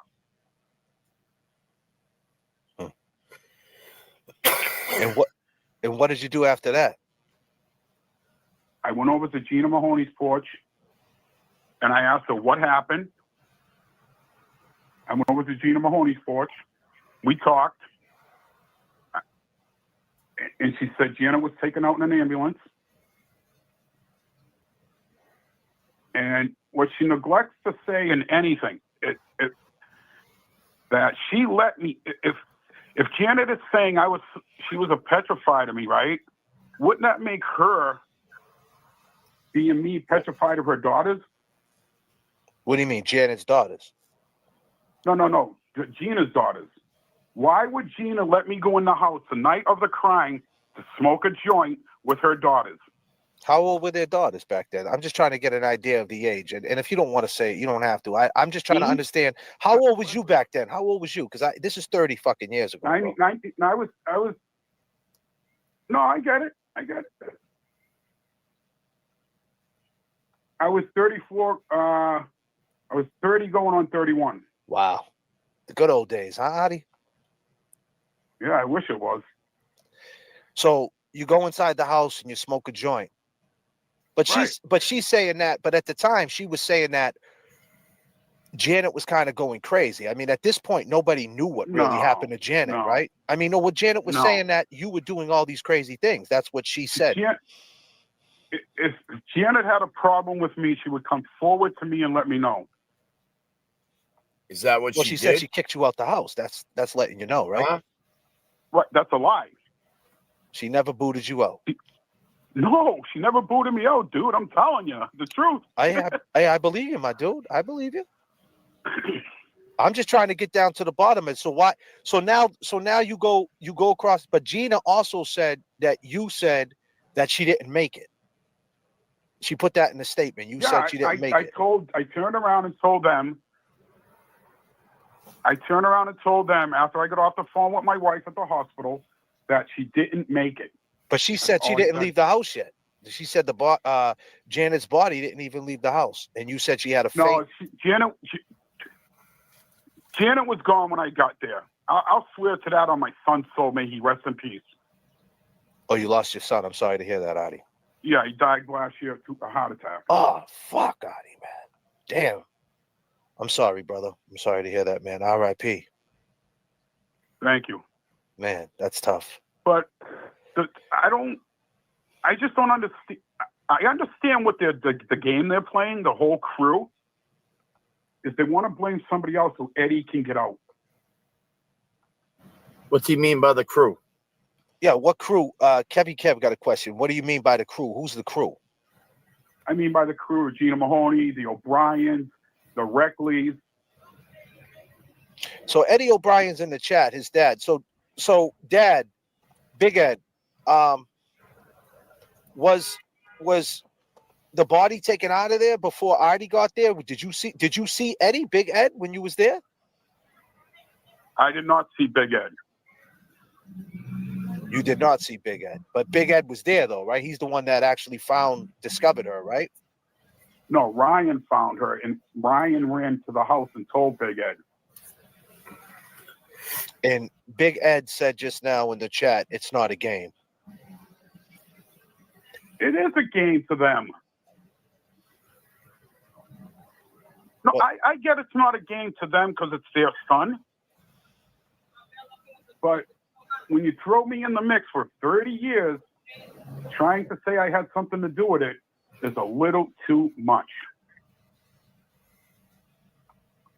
So you're saying tonight on the J.F.K. show on the Fuckery Donuts shop, that's what we call this little get together we got here. The Long Gamers is what we call the chat, and we got Eddie.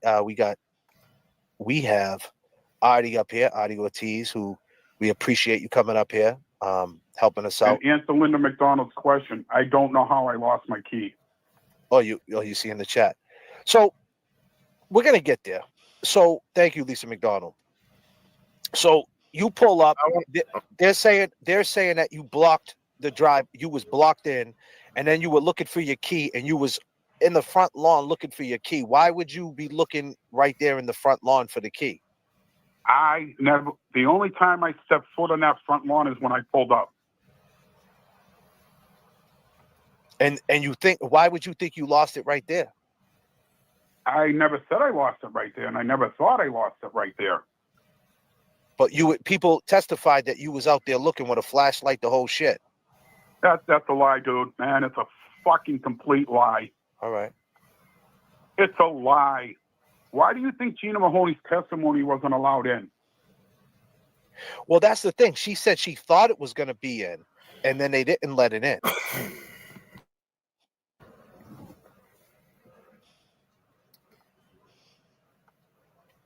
It's crazy, right? It is crazy. You know, and you know, he said that the first thing he said when he pulled up, that there was EMTs. He said, you know, and the ambulances, and then he had to correct himself, and he said the EMTs and the fire truck, the fire, you know, the firemen. You know, I don't think she was out of that house. I don't think that the ambulance. Let me tell you something. It's a crime scene. You know, usually in the state of Massachusetts, when there's a crime scene like that, the state police got to get there. You know, they show up.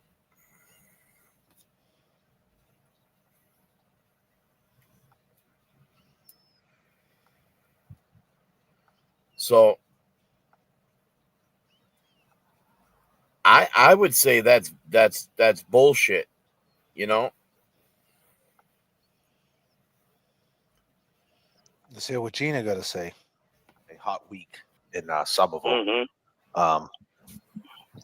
And Janet comes by that day during the day. She talks to you that day, right? I always had my coffee in the morning on Sunday mornings out on the front porch because I read every newspaper back to back and did crossword puzzles and all that. So I always headed to the front porch in the morning. Right. And I was out there about 6:30. And then just around 7 o'clock, Janet came out of the house and said, "I'm going to Dunkin's. Do you want coffee?" I said, "No, I got coffee." So off she went on her merry little way. And when she came back, she came to my house instead of going to her own. You know, she parked in her driveway, but instead of going in her own house, she came across the street. Right. And we were together until about 5. Wow. A little after. And that's when she went grocery shopping down Market Basket. Market Basket in Charlestown? No, in Somerville. Oh, right Somerville? down here on Somerville Ave. Yeah. Oh, yeah. Market Basket by the projects, right? By the Fellsway. No. That's a Stop and Shop. No, Market Basket is near Union Square, right down the hill from us. What was the supermarket right there by the projects by Tufts University? What was that? Was that Tufts? Was that a Food Master? Yes, it was. Now it's a Stop and Shop, but yes, up by the North Street project, up by the Arlington line. Yeah. She didn't go there. She went right. I mean, I can spit a buffalo and hit Market Basket. God damn. God damn, Gina. Yes. I didn't mean to. Oh shit. I gotta watch it. Nah, that's all right. You can say whatever you want, man, and that's good. I'm glad that you're putting light to a very. It's been 30 years, and we have fun on this channel. It's a YouTube channel. Well, the thing was, back then, the grocery stores, yes, they were open on Sunday, but they closed at 6:00 on Sundays. And I had sent, when Janet left, I had sent my daughter down to Market Basket in my car to pick up steak. I was making salad, and I was going to have my husband grill steak. And so she was down there. Her and Janet were down there when the PA system said the store will be closing in 15 minutes. Please make your way to the registers. And her and Janet were in different lines at the same time down at Market Basket. So that day when you sat and drank your coffee, what was she telling you? She told you about this guy, Adi, right? It started off that she was afraid she was going to lose her job. And she knew that I was involved with the union when I worked for Verizon. So she said, I don't know what to do. I'm afraid, And I said, well, why do you think you're going to lose it? She said, because they're eliminating my position, but they're making it difficult for me to apply for a different position. And she said, they're not giving me good reviews and this and that. I said, well, go get me your reviews. Let me look at them. And I said, if you've got older ones, bring them too. So she did. She brought them over to me. She went in the house and got them, brought them over. And she said, I read them, and she was right.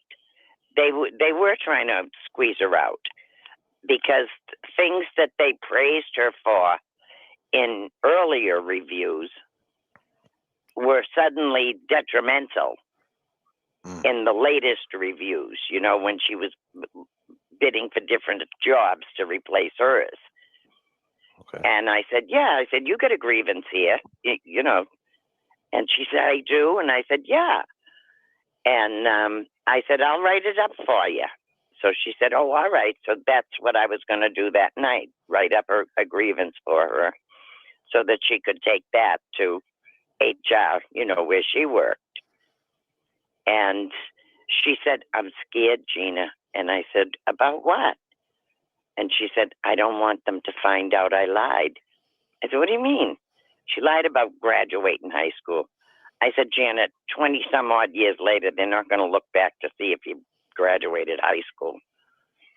So she said, already, do you think so? I said, yeah. I said, they're trying to squeeze you out based on performance. I said, they're not even thinking about that.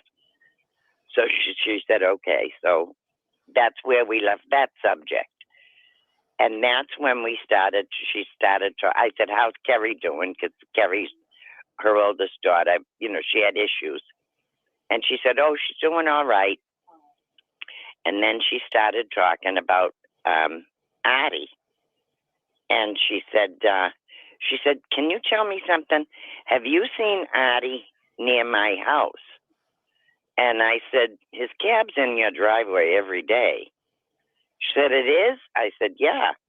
She said, told me he lost the keys. She said, when I told them they had to leave, he told me he lost the keys. She said, and I've come home and found him in my house.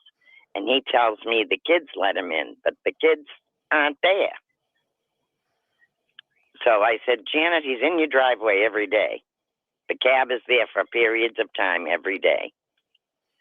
And she said, let me tell you about things.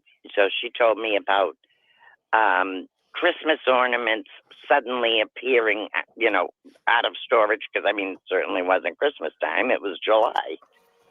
And she said that one of Erin's nightgowns disappeared and then reappeared in another room of the house. And then she said, wait a minute, let me go get this. And so she went across the street. She came back and she had a paperback book. And it was one of those self-help things that was how to cope after a divorce or something to that. I don't know what the real title was, but that was the basis of it. And she said, I keep this beside my bed. I read a little bit of it every night. And she said, and it disappeared. And I said, okay. And I said, well, where'd you get it? And she said, Artie came up to her in the parking lot at her work and gave it to her and said, I found this in a parking lot somewhere and I knew it was yours. I said, really? I said, well, that's a little creepy. And she said, yeah. She said, because I don't take it out of the house, so I couldn't have dropped it in any parking lot. It stays beside my bed.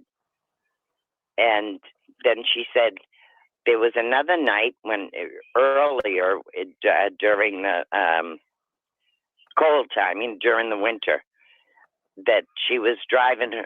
She came out of work. She was driving home, and all of a sudden there was a green cab behind her, a green cab in front of her, and a green cab beside her. She was boxed in by green cabs, and they were flashing their lights and beeping their horn. They scared the hell out of her. And then they all drove off. They did that for about 5 minutes along the road. Was Artie in one of the cabs? She couldn't tell who was in what cab. She just was surrounded by the cabs. She couldn't tell who was in them. So this is hours before. So that was months before. No, I'm saying this was hours before she was telling you this, hours before she gets. Oh yeah, she spent the last 10 or more of the last 12 hours of her. Yeah, I think they said around 8:30, 8:10. She said, I won't, Gina, if no matter what in my habits that so over the years. That's why Janet would always call the police before it became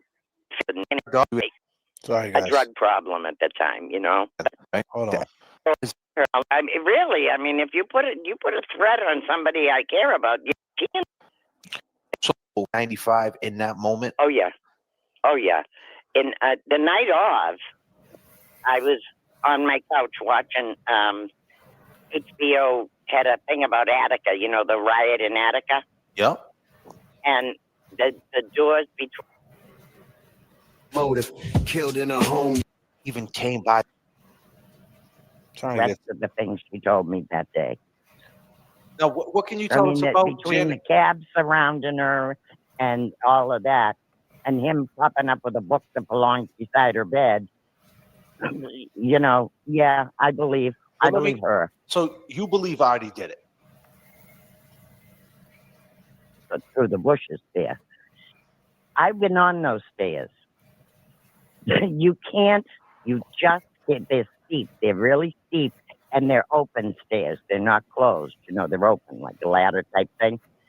And you can't start down those stairs before you get to the railing without putting your hands on at least one side of the wall for your balance.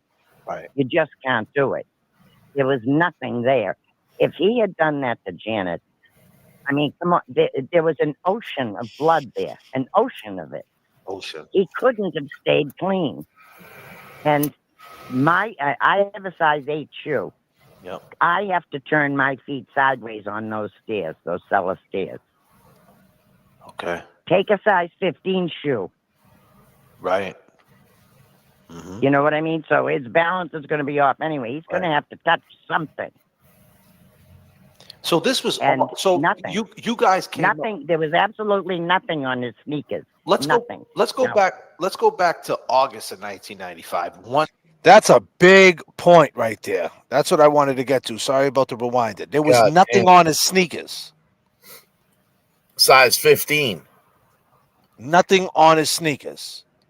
Fuck the shirt. There's nothing on his shoes. You ain't washing the shoes, and he can't change sneakers. Ain't nobody got a size 15 on deck. It ain't like he was an 8.5 in Fuck 95. on deck. God damn. God damn. Oh man. This is it, this is it. This is life, the one you get. So go and have a ball. This is crazy.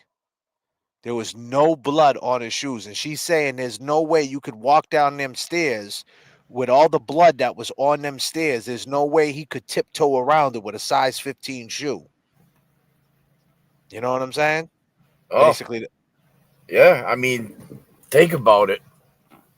He'd be tripping over his own fucking feet.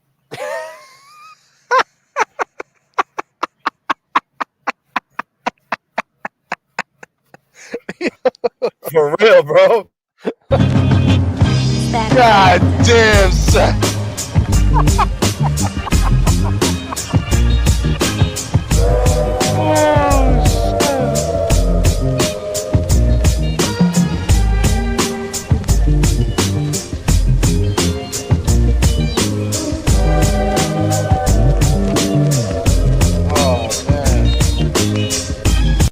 Okay, hit the heel toe, hit the heel toe, hit the heel toe. Let's go, let's go. For real, bro.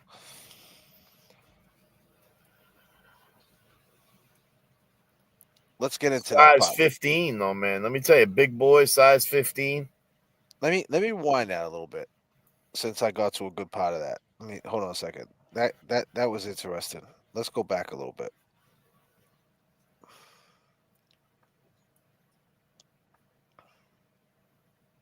Door. So through the bushes. The That was their neighbor next door. Because everybody. I don't know, because I didn't.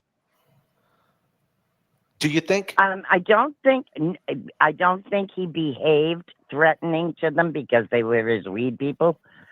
So I don't think he behaved threatening to the kids. So no, I don't think they were.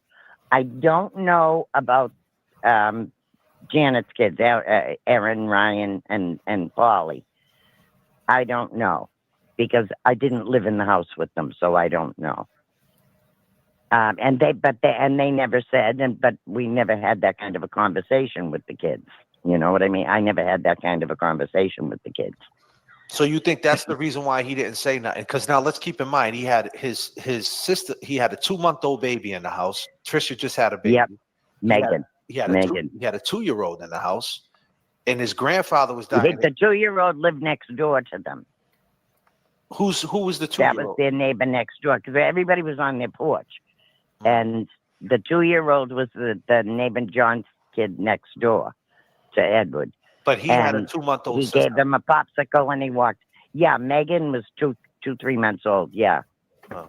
So that could be a reason why Megan- he didn't say anything. I mean, you got this little baby who just came into the world. He was terrified. He was I think he was terrified.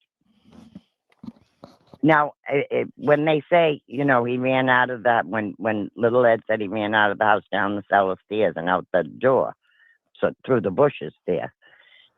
I've been on those stairs.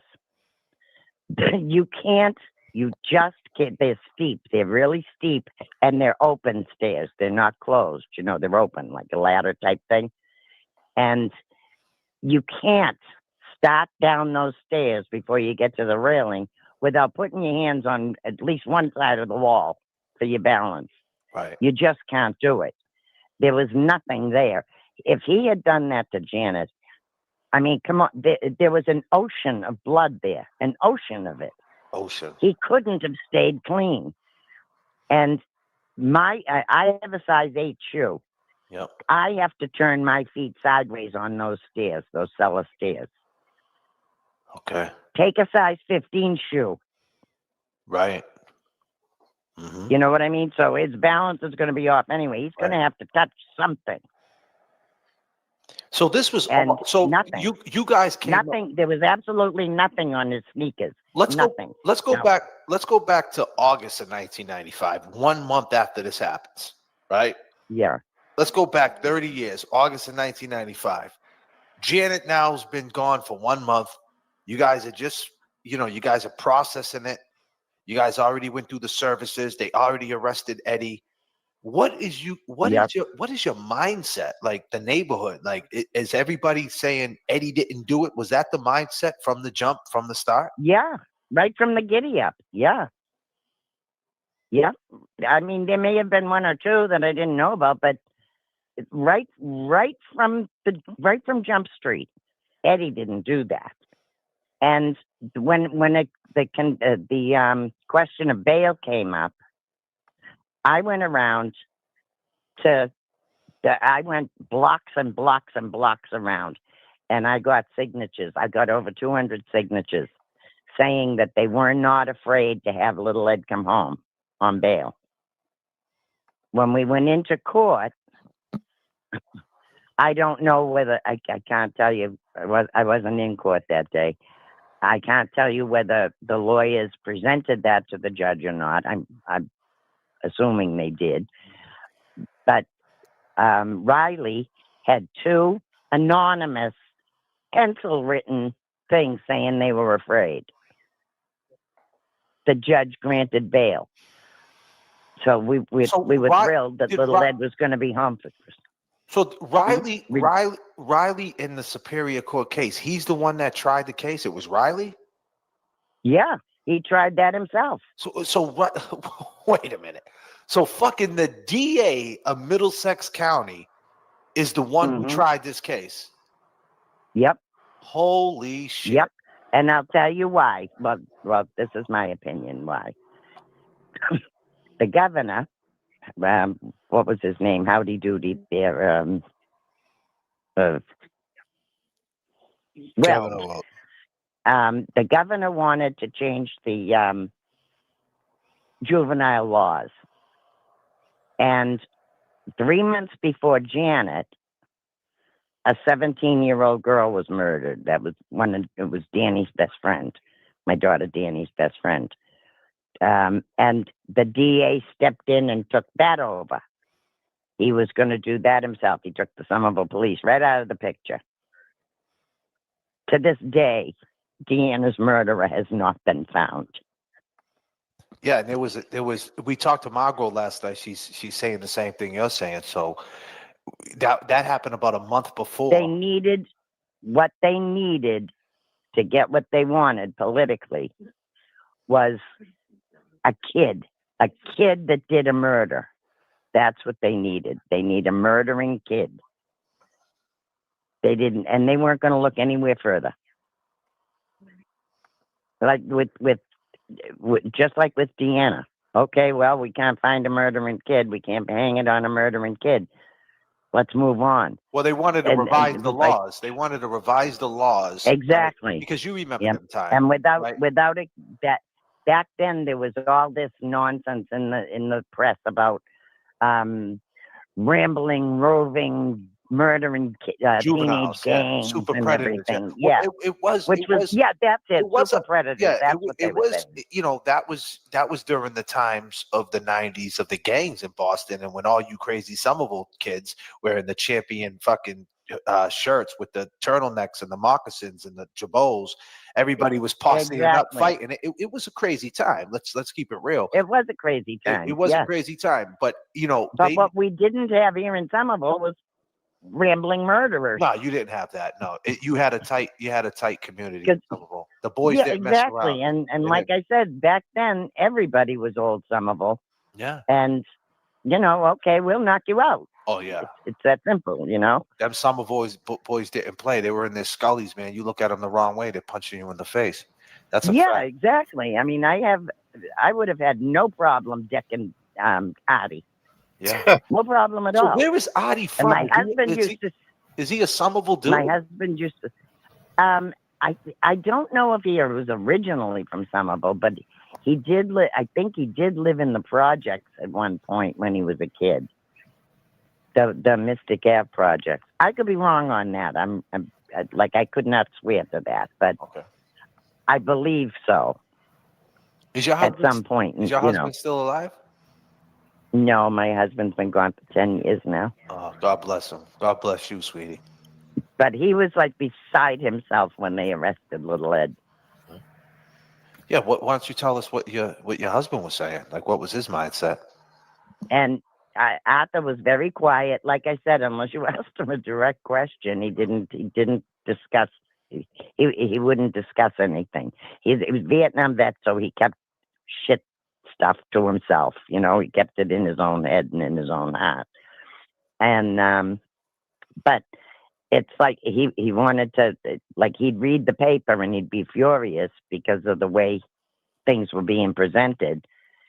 And he'd be furious and he'd say, they're trying to hang this kid for no reason at all. No reason at all. And I said, Arthur wasn't political in any way. And I said, there is a reason. They want to change the law, the juvenile laws. That's the reason. And of course, he'd look at me and say, oh, all right. And like I said, he didn't follow politics at all. And it was just, he would go nuts with the way the thing was presented, because the press made it look like there was a feud going on up here on Prospect Hill. Like there was Team Artie and Team Eddie. And there wasn't. We weren't like that. There was no problem between any of us. But that's the way the press made it look like there was this big division up here. It's and there wasn't. It's funny that you say that. A lot of people use that word, division, rah, rah. Yeah, exactly. And there wasn't. Like I said, I went from 3 Boston Street to 91 Boston Street and got signatures. I hit every single off street for blocks and blocks around. And because even people who didn't know little Ed personally, following the newspaper and everything, still signed that they were not afraid to have him come home on bail. Yeah, so let's talk about that. So he goes through. I got over 200 signatures on that. 200 signatures. And so, yeah. Now that's when it went to a transfer hearing, right? And that's when they were going to try. No, that was the transfer hearing. It might have gone to the second one after that. Well, I remember they gave him bail. The judge gave him the bail, right? That was Judge Regina Quinlan. Yes, Quinlan gave him the bail, and then Riley steps in and kills it. But she told Riley stepped up, and he waved his 2 anonymous pencil written things that said they were afraid, and she gave him 24 hours to appeal it. And he appeals it. And that was the night I think the governor got on the thing. This guy isn't getting out. He's a murderer, blah, blah, blah. Wow. And this guy, the kid was 15 years old. 15 years old. 15 years old.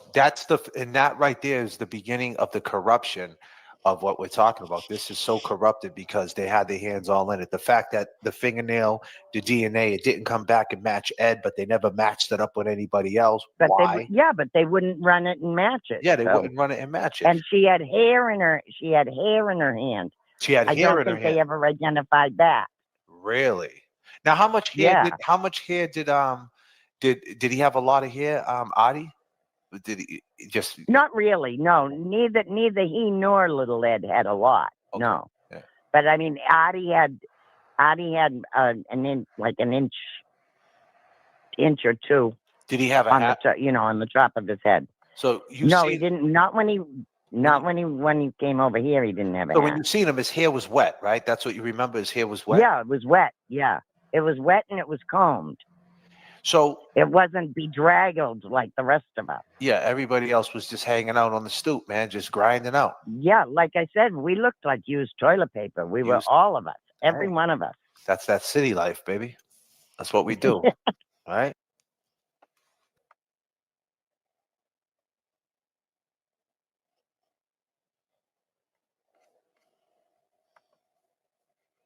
And every porch was full of somebody who looked like they had just been through a sauna, you know? That's all right.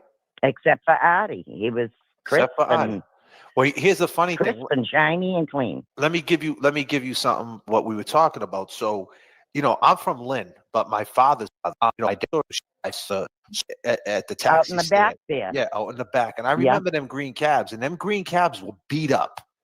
I just remember them always being like beat up, shitty ass cabs, right? And Yeah, they were. right. So when we were talking about this, right, and we're going back 30 years, and we're trying to paint that. I'm 49 years old, so I was 19 years old at the time, right? So you know, I have a clear, Yeah. Now see, you're close to Danny's age. Yeah. Danny's 47. So I have a clear, vivid memory of all this shit, right? Because this is my heyday, right? These are the memories you latch on to, right? So yeah, I was talking. You were 19. Danny was 17. You were 19 when this took place. So and I remember this. I remember this because something about Eddie. There's just something about him that once you see him, especially if you've seen him in that space and time, like that big baby face and how big he was, it just always there's always that question, like he did that? Like, you know what I mean? Like, no, he didn't. Exactly. You know what I mean? It's been like that for 30 years, right? And I actually seen him. I was in Cambridge jail with him. So what happened was I ended up in Cambridge jail in 1997, and he was working in the kitchen. Now I'm trying to figure out what he was doing there, but he was in the kitchen, and I remember he served me the pancakes, and I remember looking right at this dude, like just looked like, because he was in the papers every other fucking week. You know what I mean? So it's like, oh my God, yeah. And you're just looking at this big baby face dude. You know what I mean? He just stood out. He's got a presence about him.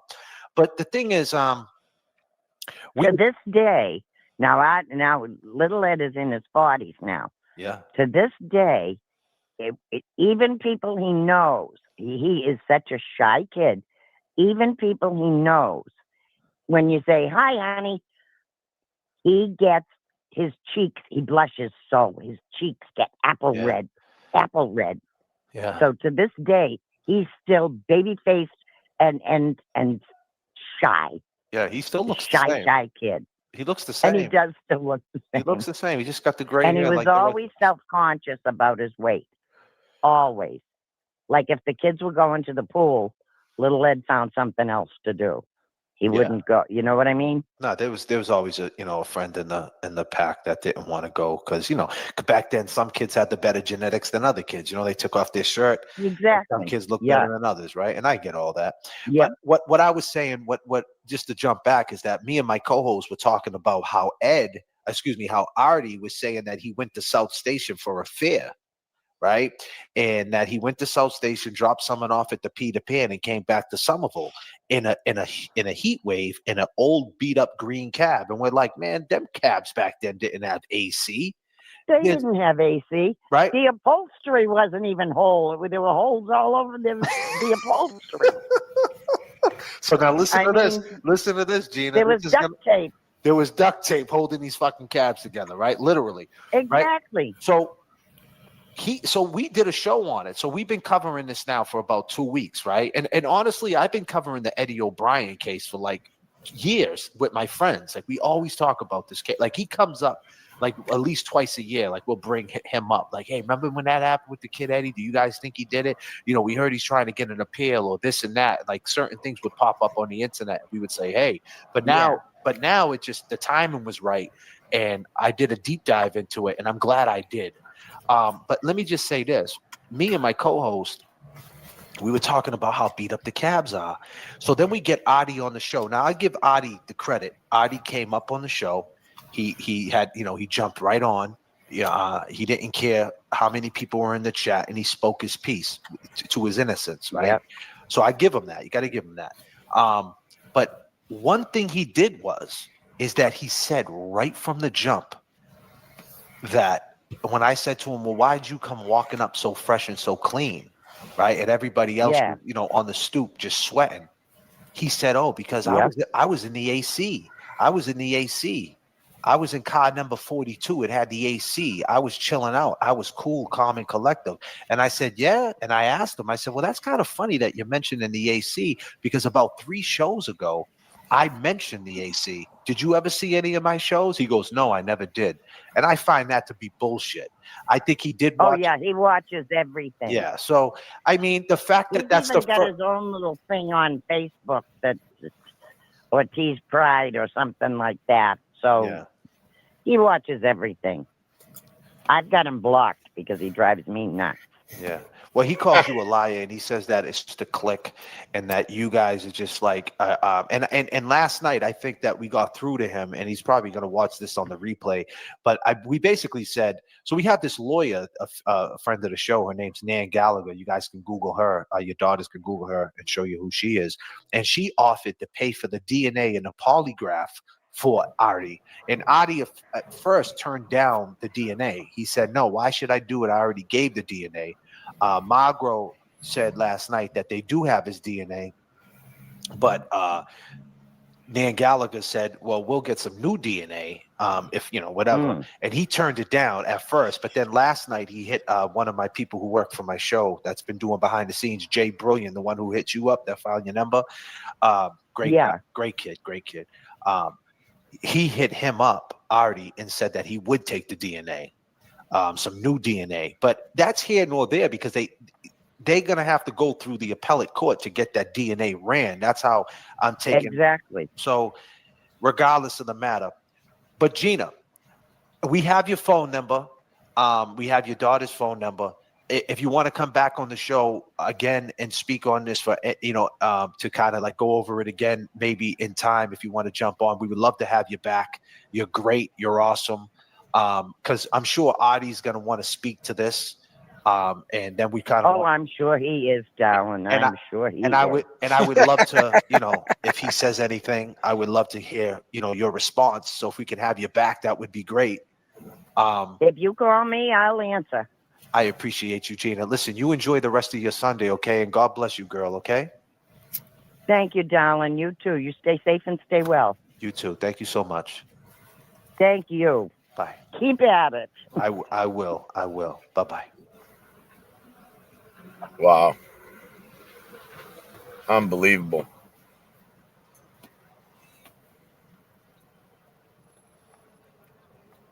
She said, you call me, I'll answer. God damn. We think we should call her and say hi? It's too late for her. God damn. Thanks, girl. It's too late. She's probably sleeping. I mean, she's saying he's a liar, man, and she basically said them cabs were beat up. Now that picture of the cab, we're going to see. We're going to see if it was a Crown Vic, and it could be. It could be. Hey, I said it earlier, man. All I need to do is see the headlights. Oh, yeah, me too. God damn. That's a fact. Artie's saying everybody's lying, man. Not everybody could be lying, though.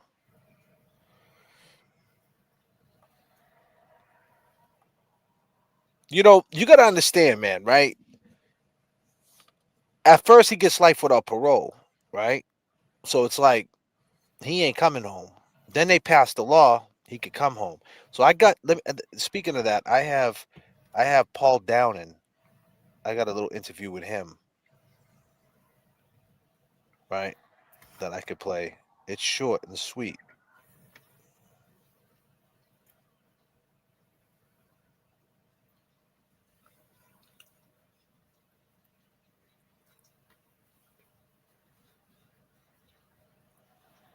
Let me see.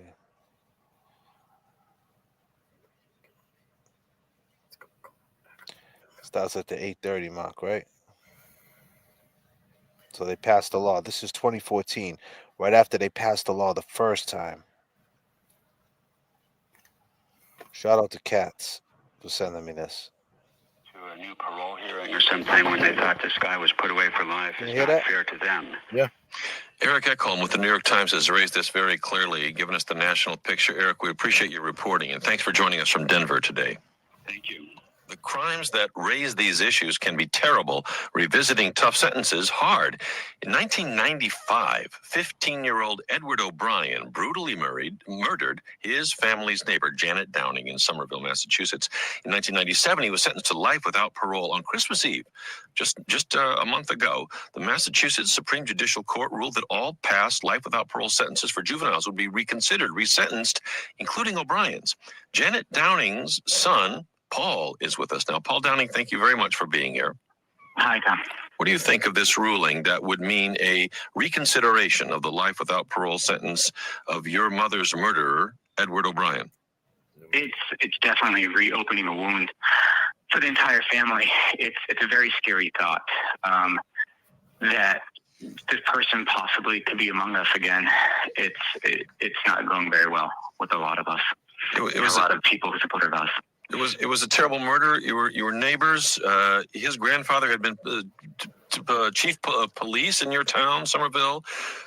He was only 15.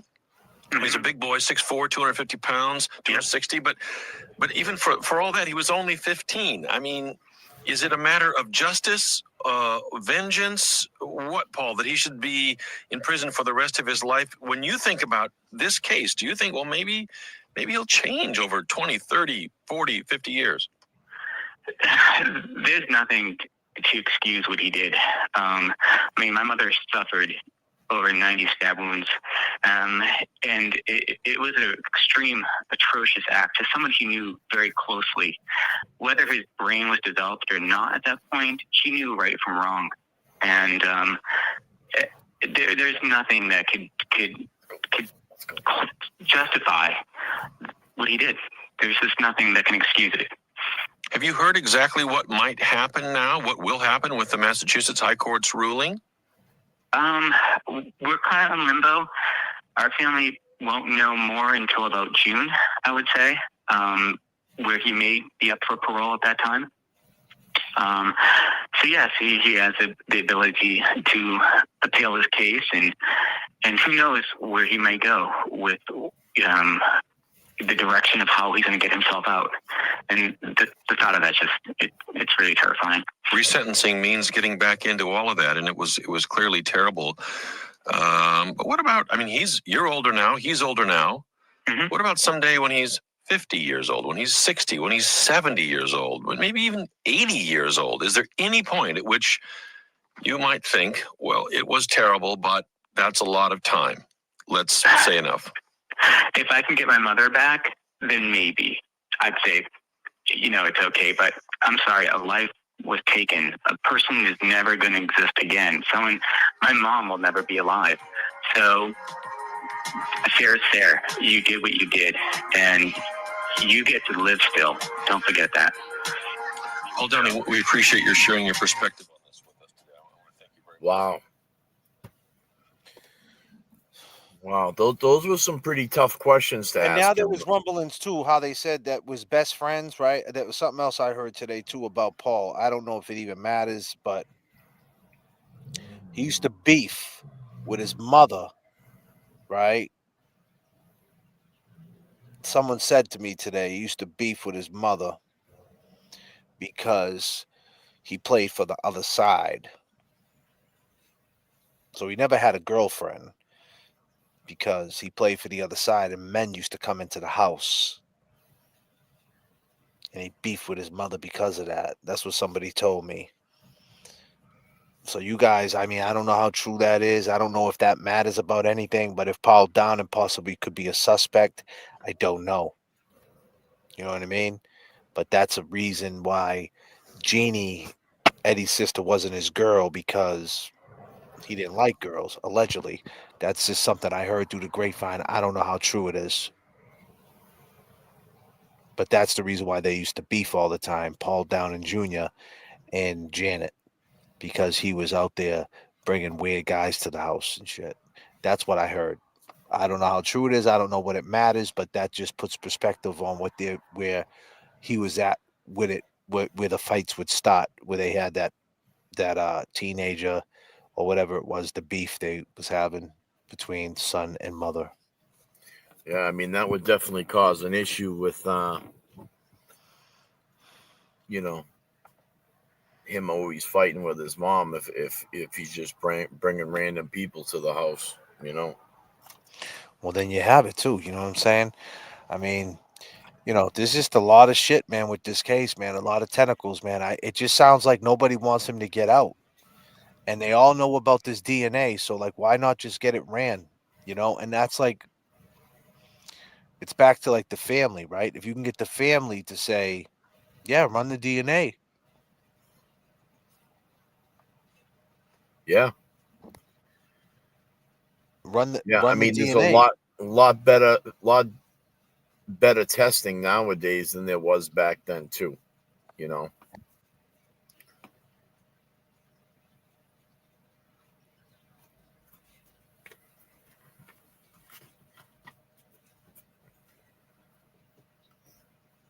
So I mean, you know,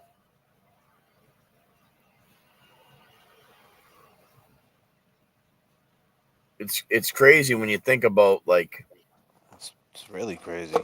the DNA in that house. Like you got two boys, which I believe were twins,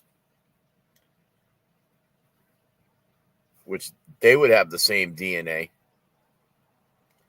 probably identical DNA. Then you got DNA from the mom, which would match those kids.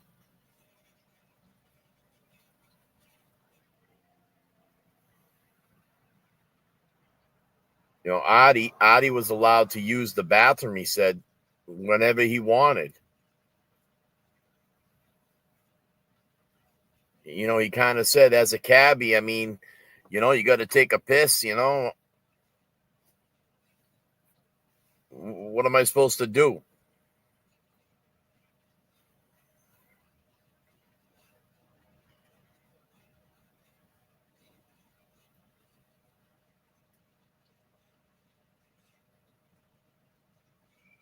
It's crazy. What was that? What did I just see? What did someone say? What's You that? see my name's getting dropped again? Of course, right? My name getting dropped on some bullshit. We're in the chat. Yeah, I think someone came in with some drama. Some new drama. What was it? Who said it?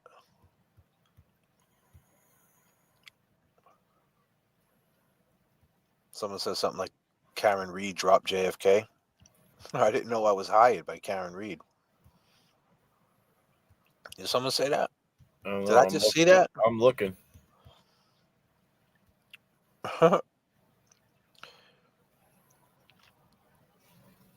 That's corny.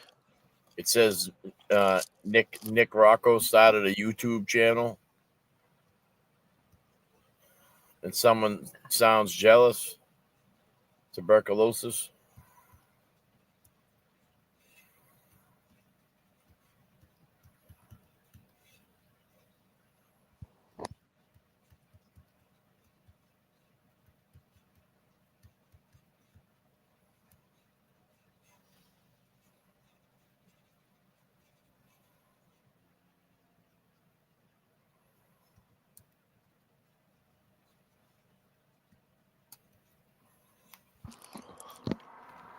I know Nick Rocco's starting a channel. He hit me up and he told me, just to let everybody know. I talked to Nick Rocco, so I knew that already. Yeah, I see it. I see it now. Good for Nick Rocco. No, I see the one that you said. And he's saying Karen Reed dropped JFK. Karen Reed and JFK never was a thing. Like, it wasn't a thing. There was an issue. We're covering a trial, Love Hawaii. Love Hawaii put it up.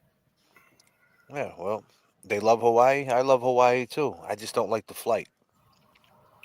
It's too fucking long. Crystal clear waters, though. Yeah. Nikki starting a channel is no way a conflict with JFK show anyway to me. I already know. Nick Rocco hit me up. I already know. Nick Rocco hit me up. So you could clip that and put it on Twitter if you want. Nick Rocco hit me up and told me I'm starting a channel. And I said, that's awesome. He should. He's close with the family. He's going to be there in civil court. He's Karen Reed and him. And, you know, he wants to do it the right way. I'm sure he's going to have cameras on there. He's going to do it the way he does it, right? I mean, he used to run the Instagram, like with them cooking and things like that. Good for him. Get Karen Reed up there. Good. That's great. That's awesome. Exactly. I'm not a hater, man. You know what I'm saying? I'll be the first one to support Nick Rocco and put the link up and say everybody go sub up. I don't care about that. That's right. I don't understand where people, you know, and I'm not going to touch upon drama, right? So I don't want people to think I'm taking a turn into drama world because I'm not. JFK is very calm and collective right now, and I'm chilling. So let's be clear. But I will speak on this. I don't know where people get the fact that I ever came into this as other than independent. Like I've been getting smoked with the way I look, the way where I come from, the streets, the way I wear my hat. I've been getting that type of smoke since I got in this. If you look at one of my first videos in June, I think one of the first videos it was that I did a video on Karen Reed. It was early June of 2024, like in the middle of the trial during the Higgins. It was during when they played the waterfall video where I got the waterfall video from True Crime Kangaroo. We can go back right now and watch that. You guys want to watch the first JFK video since people say that I came in on the second trial? Let's watch the first JFK video on the Karen Reed case.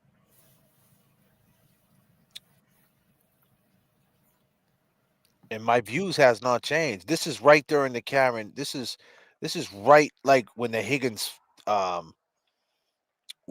text. I got into the Karen Reed case around like I would say like February of 2024 when I seen Jerks covering it. And I didn't initially put my foot on the gas and speak on it and start doing videos until around May. I started like putting some videos together and some ideas together. And I just wanted to line it up right, you know, before I stepped out. So proper planning, you know, that's what I do. But yeah, let's go back and watch some videos, man. I mean, the fact that some people say that I came into this in the second trial is insane to me. Love that late or whoever Love Hawaii said she was just I'm just saying it. She goes, I'm not trying to start any shit. I just heard it. Nah, you could say whatever. And ain't nobody. I'm not mad.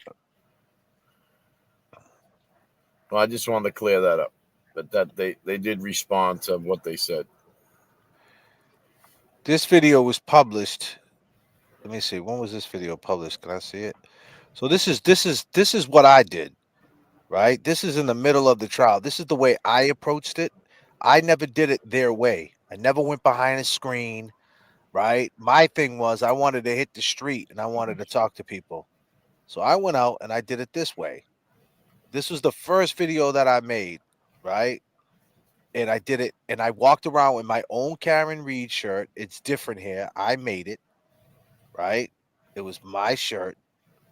It was June 15, 2024, right? The trial was still going on, right? I don't think the trial ended till July, the first trial. And I'm out there in Boston at the NBA Finals, right? With a free Karen Reed on the back. And I'm asking these questions. Look, I'm on the floor. I seen a video with another guy. He was in the nosebleeds. Your man JFK is on. That's the floor. Is that not the floor? That's the floor. Them seats cost money. Yeah, by the way, your nose by the ain't way, bleeding there.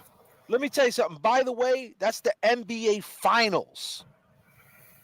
That's the NBA Finals. Boston Celtics versus the Dallas Mavericks, the finals. You want to do the math on them seats? That's why I'm homeless to this day. That's why I'm still living in my car. because I got them seats.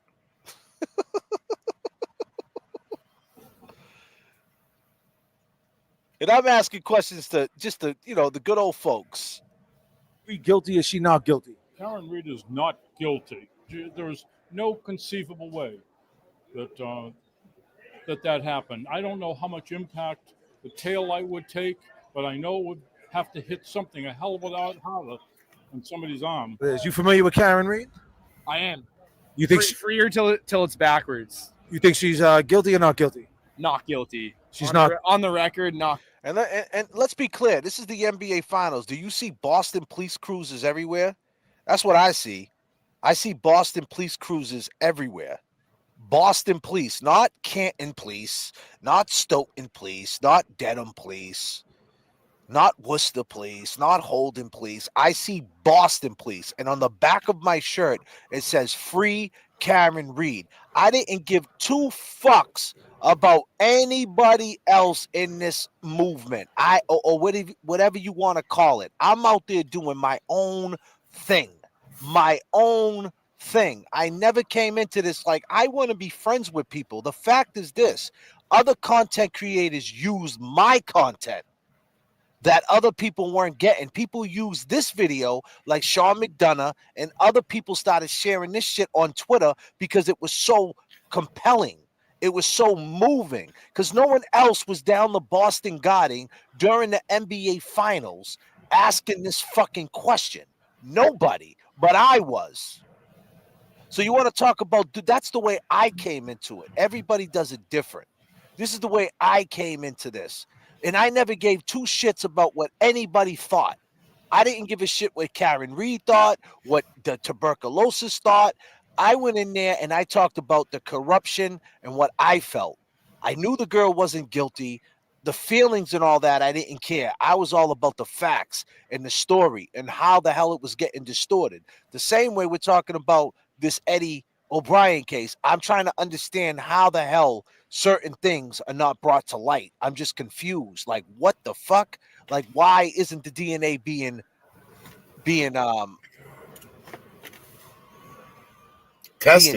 tested and being checked out? The same way I thought, how the hell can Karen Reed, the waterfall video, how can they overlook that? Like how did he get hit by a car? How they overlook the dog bite? Just the questions. And I went out there to talk to the people. So let's be clear the way it goes down. Guilty. So you familiar with the Karen Reed trial? No. Karen Reed, the one who supposedly killed the Boston cop. I've You heard think of it, she's but I don't guilty or keep not it up. guilty? You don't keep up. I'd say I can't say yes or no because I don't keep up with it. So Let's go Celtics, baby. Let's go. My man, always good to see you. Are you familiar with Karen Reed? I am. You think she's guilty or not guilty? I don't know enough about the trial to comment on that. I can't comment on that. I dig it, brother. Thank you for your time, my man. My man. Are you familiar with Karen Reed? No. The girl that's fighting for her life on the trial about supposedly killed the Boston cop? Oh, Karen Reed trial. Yes. Is she guilty or not guilty? Yeah, that's a good question. That's a really good question. It's actually the trial's happening in my town. Where you from? Dedham. Oh, you're from Dedham. Okay. I don't know. You don't know. I am free Karen Reed. Free Karen Reed? He says free Karen Reed. Come over here, brother. One word to describe this Celtics team, what would it be? I would say they're murderers like the Canton Police Department. Oh! So let me ask you this, my man. Let me ask you this. Is Karen Reed guilty or not guilty? Karen Reed Celtics team, what would it be? I would say they're murderers like the Canton Police Department. Oh! So let me ask you this, my man. Let me ask you this. Is Karen Reed... You see that? Free Karen Reed on the back of my shirt walking through the garden, right? There was nobody... I wasn't following anybody's role. You think I gave two shits about who? I do what I want. Is Karen Reed... I do what I want, when I want, how I want. The fact that they're like, oh, he came in and caused division and all these different things. I don't know what you're talking about. I never lived in that community. I drove down the street a couple of times. I went to a couple of cookouts. I kept it cordial. And even if I lived there for a little while, I moved out. I might have slept on the couch. but I'm not there no more. Kept it And moving. I kept it moving. The community guidelines that they want you to follow. Like I thought we was covering a case, the Karen Reed case, and everybody in it. You want to be a big dog in the case and you want to talk about the case, we're going to cover the whole case and everything about it. And the funny thing about it is, this was the hot take, right? Guilty or not guilty? Karen Reed's fucking not guilty. It's not even a question. Karen Reed's fucking not guilty. It's not even a question. Then he says this. It's not even a question. Kyrie's guilty. Kyrie's guilty. Karen Reed is not guilty. Kyrie. Not guilty. Cut it. That's what. Where you from, my man? I'm from Hampton, New Hampshire. From NH all the way to, Yes, sir. to Canton. Yeah. Karen Reed, man, now guilty. Free Karen Reed! Let's go. No, Yeah, I think it's obviously a cover. I'm gonna give you my card, right? Yeah. I'm on J.F.K show off with my YouTube. You can check it out. I'm gonna have you on there. Oh, produced by Stacks. Like Yeah. Let's go. Well, the name of the song's Green Green. All right. Let's go. Oh, we got my man. We got him back. Let's get it back. Let's take it all the way back. Right? That was that one, right? So now that was the first one that I dropped. And then I did this video, right?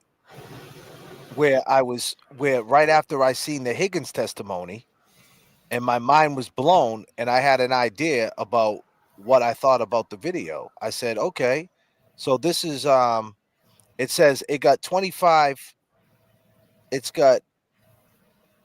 this one got 25,000 views, right? This was published on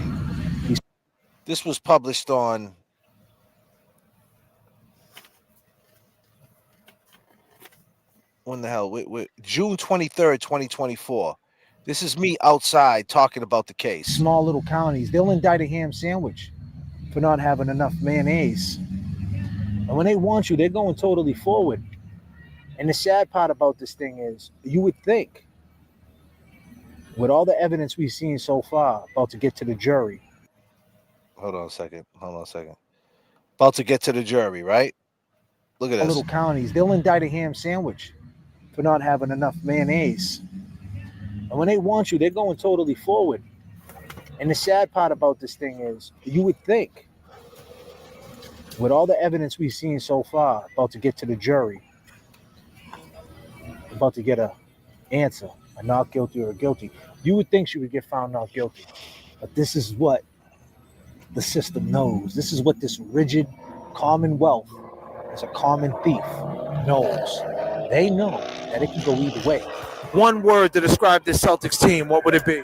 I would say they're murderers like the Canton Police Department. Oh! Karen Reed, man, now guilty. Free Karen Reed! Let's go!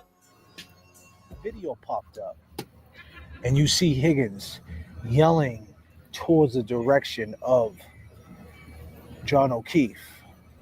And he's at the bar, and Higgins is on his way out. John O'Keefe turns around,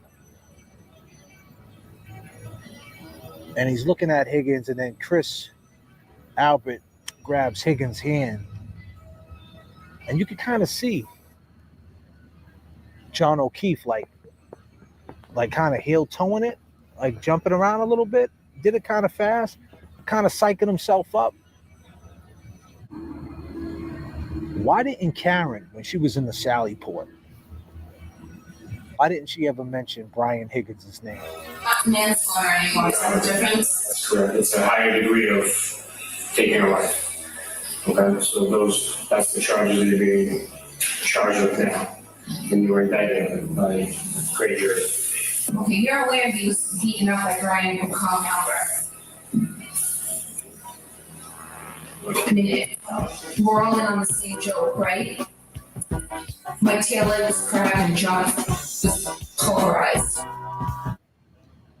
Now, that morning, when she was frantic, if she would have mentioned to the police that she was talking to Higgins via text message behind John O'Keefe's back, do you think the investigation would have went different?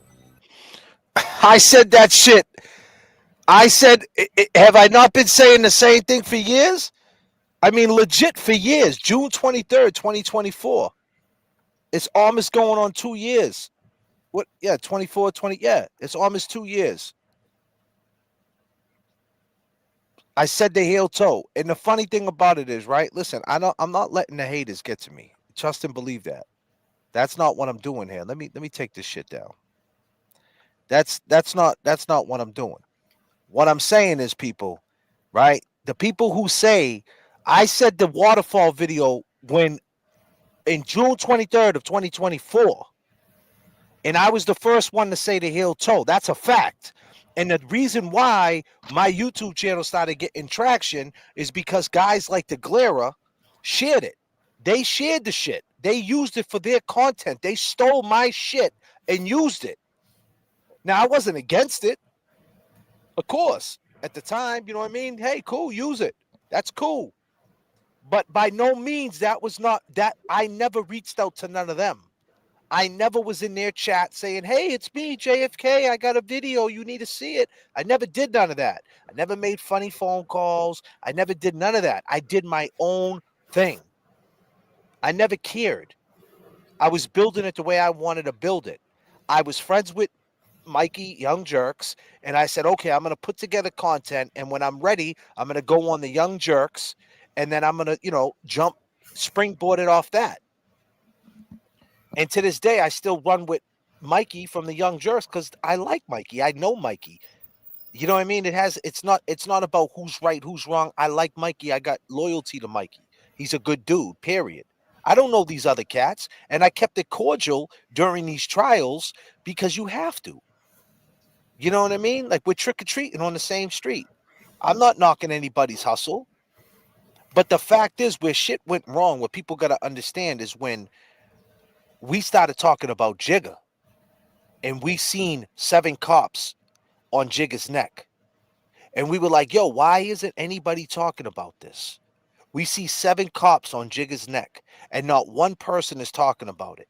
They just turned a blind eye like it didn't matter. To me, that was even more disrespectful that you see what just happened in the Commonwealth of Massachusetts because it's the tentacles, right? Now there's the Eddie O'Briens, there's the Sean Ellis. This is just another one of them things. Karen Reed, Jigga. To me, it was all connected. Everything's connected. Tentacles, tentacles, tentacles. See, to everybody else, it's not because they never lived it. They don't know nothing about it. They're not from it. Right? To me, it means something. So I'm like, wait a minute.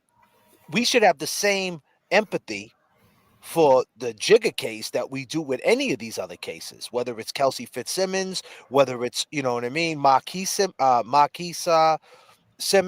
Kelsey Fitzsimmons, Marquise Simmons, who got shot, and Mizzy Cash getting out, like all these different things. We need to speak on it. There's so many. There's probably, I should be covering them all, but I can't. Right? It is. It's the truth. So when I seen it, I'm like, man, no one's covering this Jigga case, but everybody's going at each other in this so-called community. But the community, they got certain people who live at the top of the hill. And if you live at the bottom of the hill, you're not as good as the people on the top of the hill. So I'm like, wow, it's like that, huh? I thought it was, but the thing is, this community, it started with secret parties. I spoke on that when that happened. And then it started with boots on the ground fighting with creators and creators fighting with this one. And then people going at each other. And then I seen that with the Jigga case. I'm like, wow, people are taking all their time to talk shit about each other because this one created a channel and this one got views and this one. And they're all going at each other. But yet we seen on screen 7 cops on a guy's neck saying, I can't breathe. And nobody's talking about it. And that was my main thing. So then fast forward like a month or 2 after, you find out that it's being laid out that Karen's ungrateful. And that she's on this podcast, Bill Bush, and she's on Howie Cobb, but she's not on the other guys. So now we do a show called The Heel Turn. Right? And that's how it all started. But when it came out that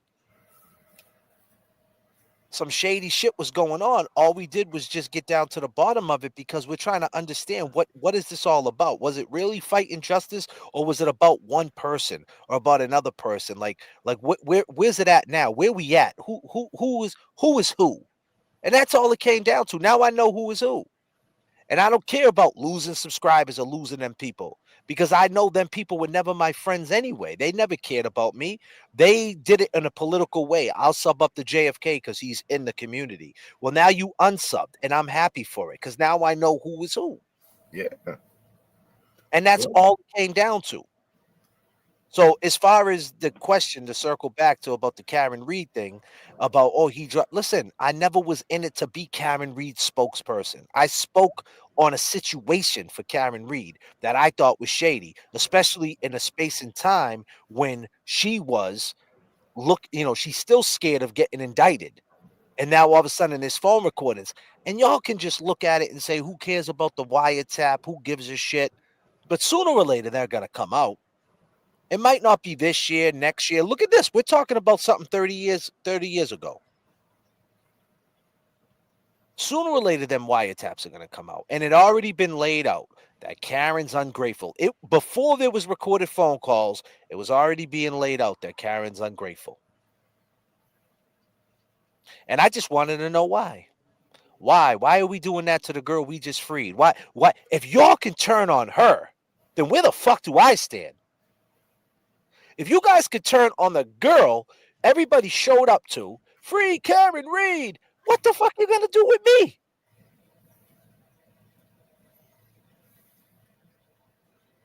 God damn.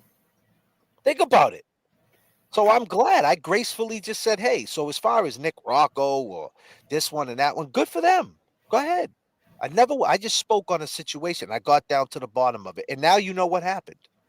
We all know what happened. You could pick your side and say, well, I don't believe that, whatever. Sooner or later, it is what it is. But that's not letting haters get to me. I don't even like talking about that weirdo. He's a weirdo. Period. Point blank, end of the story. He knows it. I know it. The real ones know it. They got no content. They're not doing any deep dives. They're running out of things to do. They're the ones that are talking every night.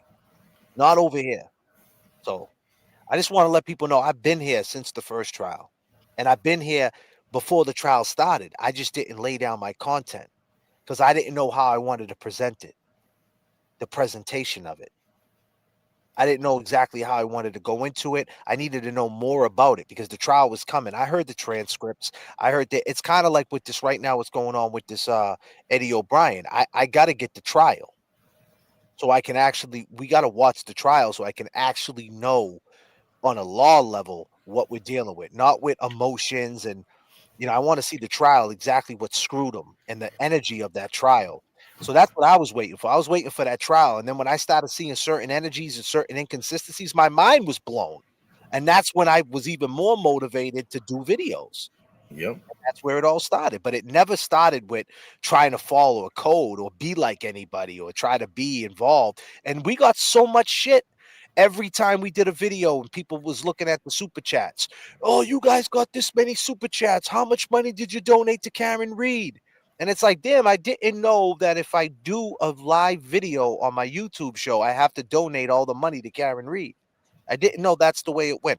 Do you even understand? And I said this before, that this whole in the car shit started because the airplane started because people were talking so much shit about that I streamed alive in a vehicle.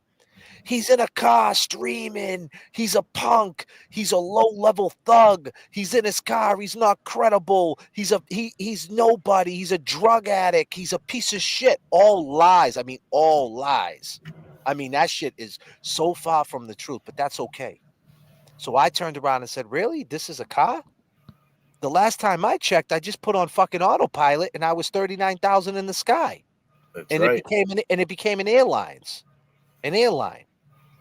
So that's how the shit all spawned. And I just deal with it. I could do the shit in my garage right now. I could do a live every single night in my garage. Can I not? You definitely can. Definitely. Every night I could do it live. I could hook it up. I could make that shit, but I don't. I like it right here. I like being in my car because I am whatever you say I am. I'm a captain. Thank you. I like flying this flight. I like zoning out this way. Now I'm comfortable. Thank you. I appreciate it. So, it's just a joke, and that's where it's at. And these are the people who do this. These are the corny ass people who say that. They'll say anything to try to hurt you. Now, as a man, you start reading things in the chat, you can only take so much before you speak on it. And then exactly, if I speak on it, they take it, they clip it, and they say, JFK went on a rant. He lost control. And it's like, I got 4 hours in on my live. You know what I mean? Like, I'm just speaking on it because it's so funny. Like, what does Nick Rocco have to do with JFK? Right. He just don't. He got nothing to do with this show. He never did, and that's it. And that's nothing against Nick Rocco, but he doesn't. I'm JFK. That's Nick Rocco. It's all good. People need to just get over themselves, man, and lock in and do different things, man. And but the people who entertain that shit, whatever. I can't knock another man's hustle. If you're making money off it and that's what's paying your bills, then do it. I guess, if it makes sense money wise, go ahead. But how's it gonna age?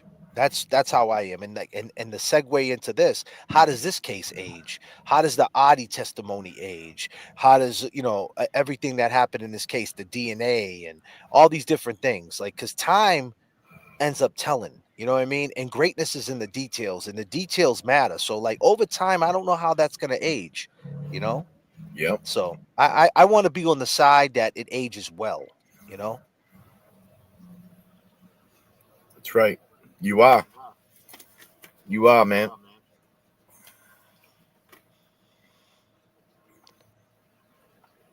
What the duck? You are a low level thug.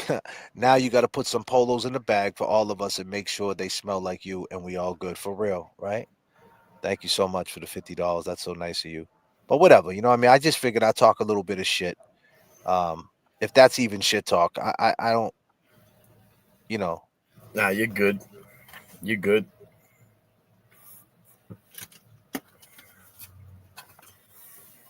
But we working, man, and I'm glad we got Jason Brilliant. We got, what I'm saying, we got What the Duck, and we got everybody coming in, tuning in, and it's like that's what, and I'm happy. Like everything happens for a reason. You know what I mean? Yeah. Everything happens for a reason, and I truly believe that. So this right here, this Eddie O'Brien thing, maybe we'll all see where this goes. Maybe this, this whole thing we're going over, we're gonna make a judge say, hey, you know what, he got 30 years in and we seen the coverage from it, and we see people talking. All right, run the DNA, and maybe we will all be present when he walks out of jail, if that DNA or whatever it might be comes back that he didn't do it. And that would be something to see, right? And that's being on the right side. Now I don't know yet. I can't say Eddie's innocent just yet. Now, where do you stand as of everything goes right now? I mean, I feel the same way. I mean, I'd like to hear from Eddie's parents and stuff, and just to kind of put some more clarity on things. But where I stand right now is it seems like something's trying to be hidden a little bit. Not the truth, but the involvement. I think there's more to Adi's story. I think there's more to maybe the children. I mean, I know some time has passed. I mean, you hate to bring the kids into it, but they, some clarity on the atmosphere of what was what was going on inside that house.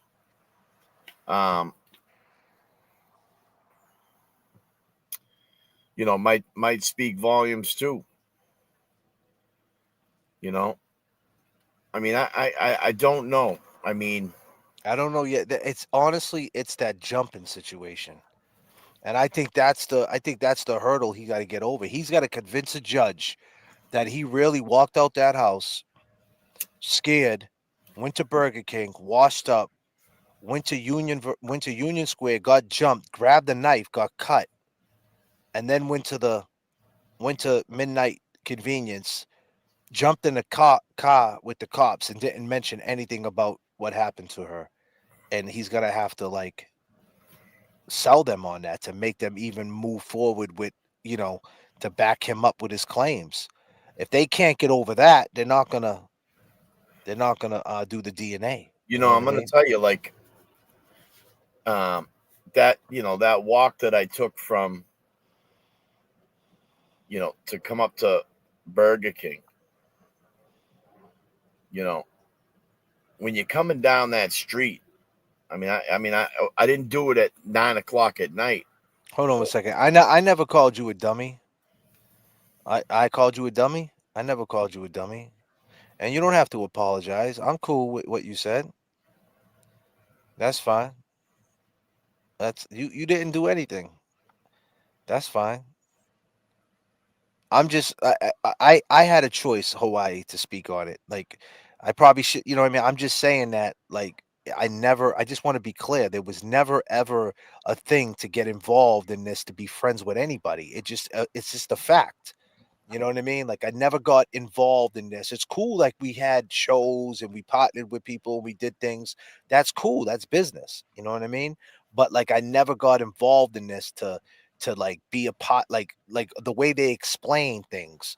Like, oh, it's a community, it's this and that. Like I don't know if I ever believed in that. You know what I mean? Only because I know how this internet shit goes. And we're seeing it with Karen. We're seeing how much people are talking shit about Karen. I don't think anybody should be talking shit about Karen, period, until she gets to talk to people and Yeah. explain her feelings. But that's the division. The division is between Karen Reed and the other guy. It has nothing to do with me. It's got nothing to do with Nick Rocco. It's got it, and the fact that they're trying to throw it on other people's shoulders, it isn't. I'm not no spokesperson. And I would never like if you know what I mean. I spoke on that situation. There's a difference. Hell yeah. She ditched you. Oh my god, I got ditched. We got a troll in the chat. I got ditched.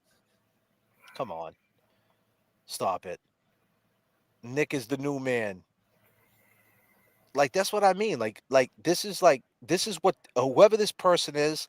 Like this is what they made. They made a little Google account and like they just want to harass people. And like it's not free speech. That's like stupid. That's like you're harassing me. You're jumping on my stream, a peaceful stream to try to harass. And that's what that is. It's not free speech, like and all that bullshit. That's corny shit. That's weirdo shit. Like, like that's a narrative that's so corny. You know what I mean? Like it's dumb. And congratulations to Nick. You know what I mean? Go harass a Nick. Nick, when Nick does his streams, jump in there and say that to Nick. Leave me the fuck out of it. I'm cool.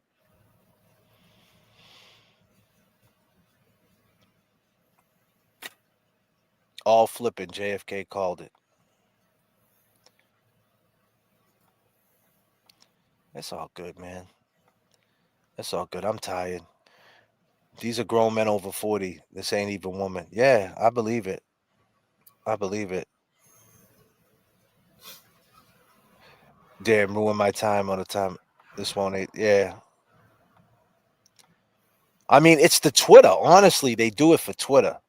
All these people, they're on Twitter, man, and they at me all day long with these stupid fucking AI videos and the dumbest insults, like baby and JFK lives in his car. JFK, Karen Reed ditched him. That's the new one. Karen Reed ditched JFK. Like what?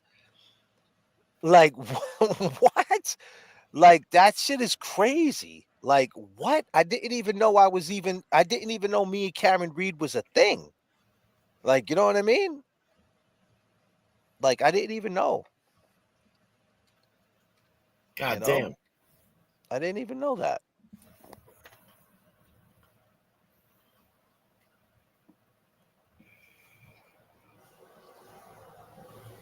Yeah, go ahead, man. What you want to say? I forget where I was at. Yeah, man. We've been going on for a while. But man, I appreciate everybody that jumped on tonight, that held us down. We're gonna have Tuesday night, we're gonna have Eddie O'Brien on, Senior and his wife, and we're gonna get down to the bottom of it. We're gonna ask more questions, and we're gonna figure out what's what, and we're gonna keep dissecting this. We're gonna have Artie back up here. We're gonna put more things out there, and we're gonna go back, and everybody's gonna be listening and paying attention. We're gonna see the inconsistencies, and maybe we come up with an answer. How many people in the chat? Put your 1 up if you think Eddie's innocent. Put your 2 up if you think he's guilty. As of right now, what do you think? As of what you know right now, would you say he's innocent? 1, 2, he's guilty. What do you think? Let's go, people. Let's go.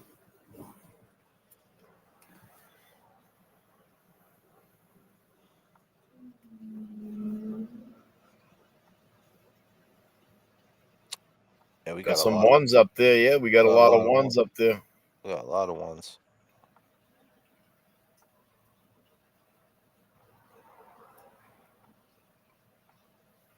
A lot of ones. Not sure.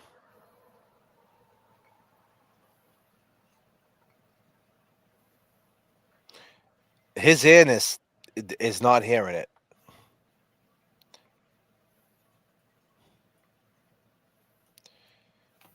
Rightfully so. It's that, honestly, it's that getting jump pot, man. Yeah. I mean, the way they said it too, though. That's what I was gonna say. I remember what I was talking about. Go ahead. You know, I took that walk to Burger King, and I don't know. I mean, did he say he got jumped after Burger King? Because Yeah, he when got you jumped. walk down that He got street to jumped. Burger He got King, ju- you got like Exactly. you got all the overpasses. Like Burger King is in like a dark zone, man. That shit is dark over there, bro. You know?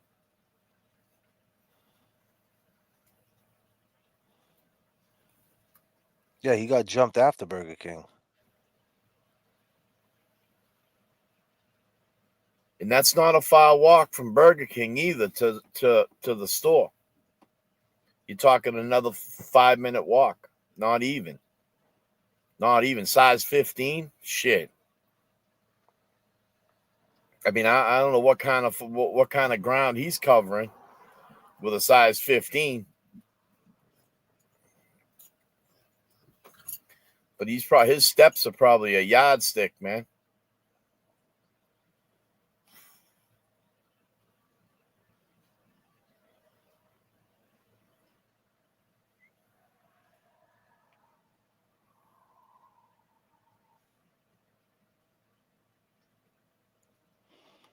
Well, then they said in the parole hearing that he slipped up and said he got jumped before the Burger King.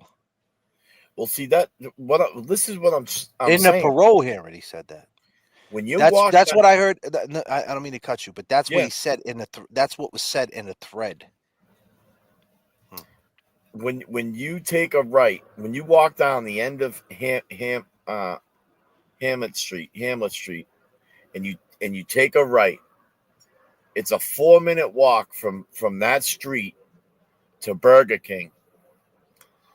And when you're going down there, before you see Burger King, I mean, it's just you have all the highway is above you.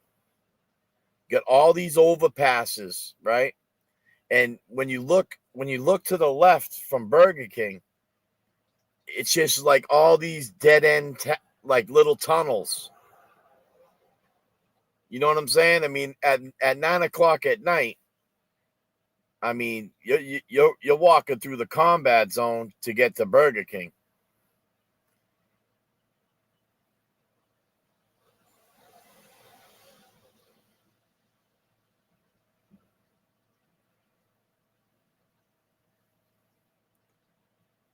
You know, that's what made me, it was I was curious about when that occurred, because when you walk out of Burger King and take another right and take a 5-minute walk, you're on a main street. It's lit up. You come right into that square. storefronts on either side of the street that I mean, everything's just lit up.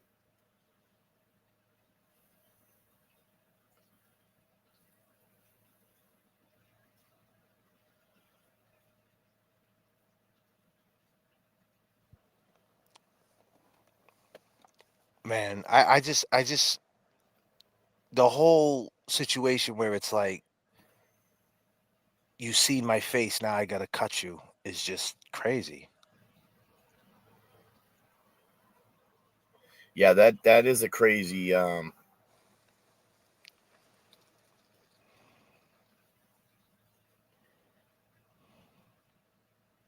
that is a crazy, statement to make. Because not only did he, I mean, someone could walk up to you and just kind of pin you up against a wall. You know what I'm saying? But now someone's saying, "Oh, you see me," and they're talking to you. You see me, and you know what my voice sounds like. I'd be curious if somebody comes out. I think there is, kind of caught Yeah, wind but of that. you can make someone sign an affidavit though, bro. No, I understand that. Like, you know what I'm saying? I know dudes who did that shit, man. Like in witnesses cases, like, you know what I mean? Like I know people who had like reached out to people, paid them money to sign an affidavit as a witness, you know, to sign an affidavit. Like you've seen this. Like I'm not saying that's what he did, but I'm saying that's possible. Some person could say, "Yeah, I think I seen it," and sign the affidavit and be straight bullshit. I mean, that's the thing. He's got to bring that. He's got to bring that to court, and he's got to get past that. The judge got to let that in. Like, look at everything and say, "All right, so you mean to tell me you're inside the house? You see her on the floor. A guy puts a knife to your neck. You run out the back. You go to Burger King. You go to Union Square. Then you go in the police car with the cops. You never mention it until this many days later or this many months later. I don't know exactly, because you were scared. But you don't know who it was.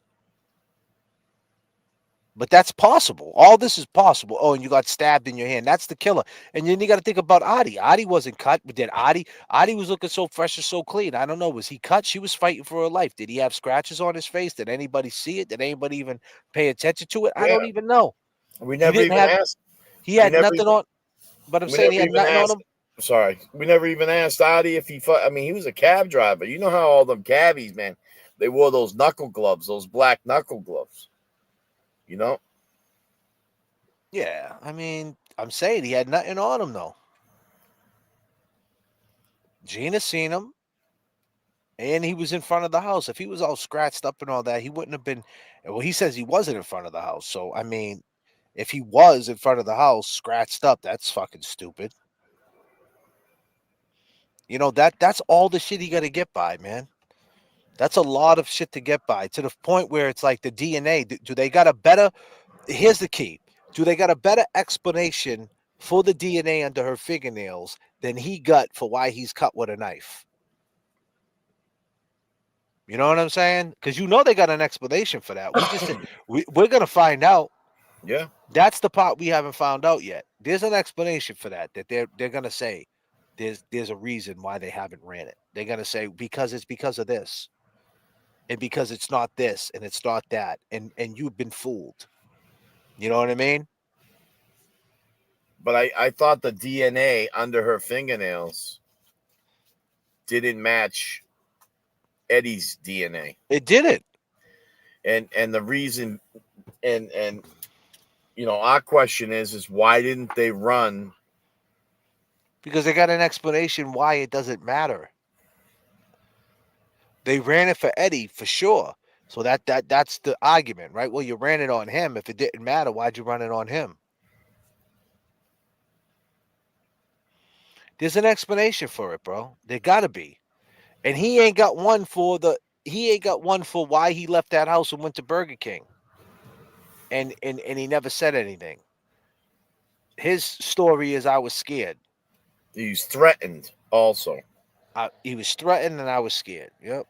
Yeah. But he's 6 foot. He's 6'4", 250 pounds. I mean, I get it. Dude, it's just tough, man. I mean, you see people, man, they end up in jail for the rest of their life, man, for something that it's back to what I did with it's a parallel to the Karen Reed shit. I've been saying. I said it back in June of 2024. People thought I was being harsh on Karen. I just never understood why she never mentioned Higgins. Because it's kind of like, to me, it was like, well, if you would have mentioned him from the jump and threw him in the mix, and then all this shit would have started coming out, it would have made sense. It would have made sense. By not ever mentioning him, you're kind of like, everything he's saying, you're corroborating. Oh, I never said bye to anybody. There was no problem. Me and Karen was nothing. If you would have been like, nah, man, we were something. Like, he was talking to me, I was talking to him. Maybe it would have been different. That's all. I've been saying that and people attack me. How dare you? She didn't like Higgins. J.F.K, you're a piece of shit. How dare you say she liked Higgins? That's not what I'm saying. I'm saying I just never understood why she never would mention that. Did that make the case go in a direction? Because obviously she couldn't forecast it. She didn't know that that things are going to unfold the way they did. But in hindsight, you know what I mean? Same thing with Eddie O'Brien. Like, by holding it in, did he realize he was going to be pinned for the murder? Did he realize he was going to do 30 years in jail? No. But by holding that in and by not telling the truth about something, you know, if he would have said from the rip, I was in the house, right? It would have made it easy to get that DNA ran, would you think? Yep.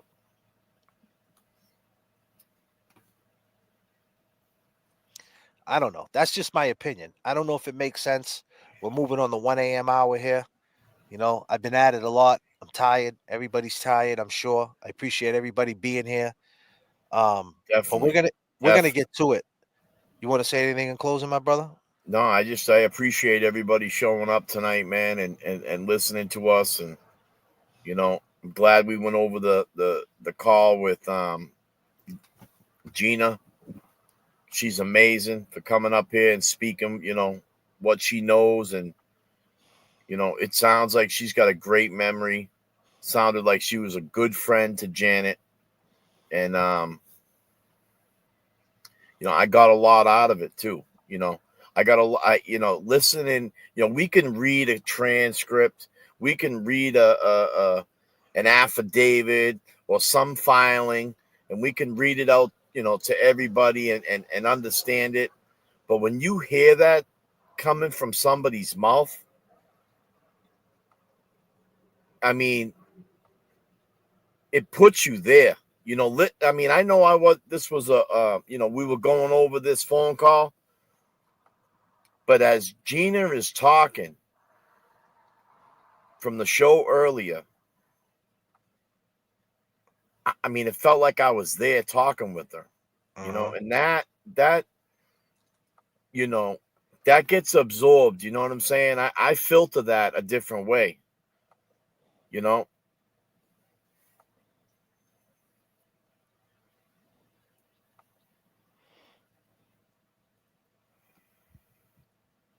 She was speaking from the heart, you know.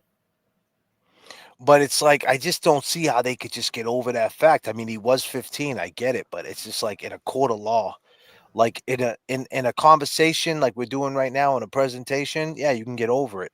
I don't know if the law will get over it. Yeah. That's the thing. That's the thing. That's the thing. Well, there's still more to come. You know, I hope everybody's looking forward to Tuesday. You know, should be a great show Tuesday, let me tell you. I go by the name of J.F.K. And I go by Kevy Kev. Check Kevy Kev out at Kevy Kev 781 on YouTube, Kevy Kev 781 on Cash App. We appreciate y'all. It was the summer of 95, y'all. We taking you back. Let's go. Peace. Go, people. Yeah.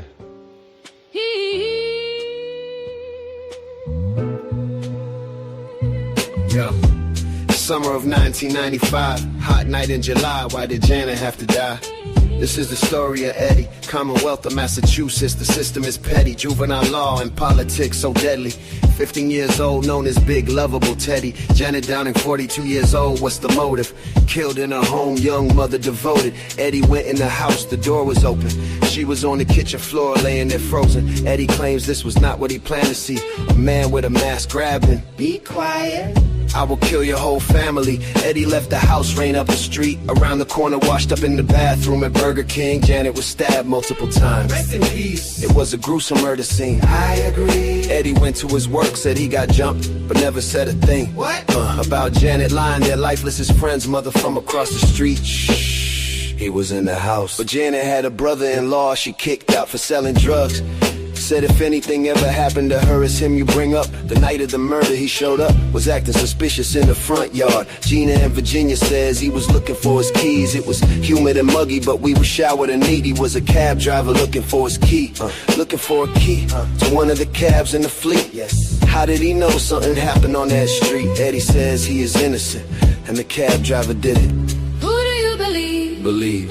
DNA under Janet's fingernail unidentified. Who do you believe? Come on, come on. This is the story of Eddie, 15 years old. Life in prison. This is the story of Janet, life taken and stolen. For no reason. It was the summer. July 1995. Do you all remember? 30 years ago, why she have to die? 15 years old, locked in a cage of murder that he always denied. Let's go. Summer of 95. Life goes by. Welcome to the stream, long gamers. Peace and love. La la la. Let's take them back.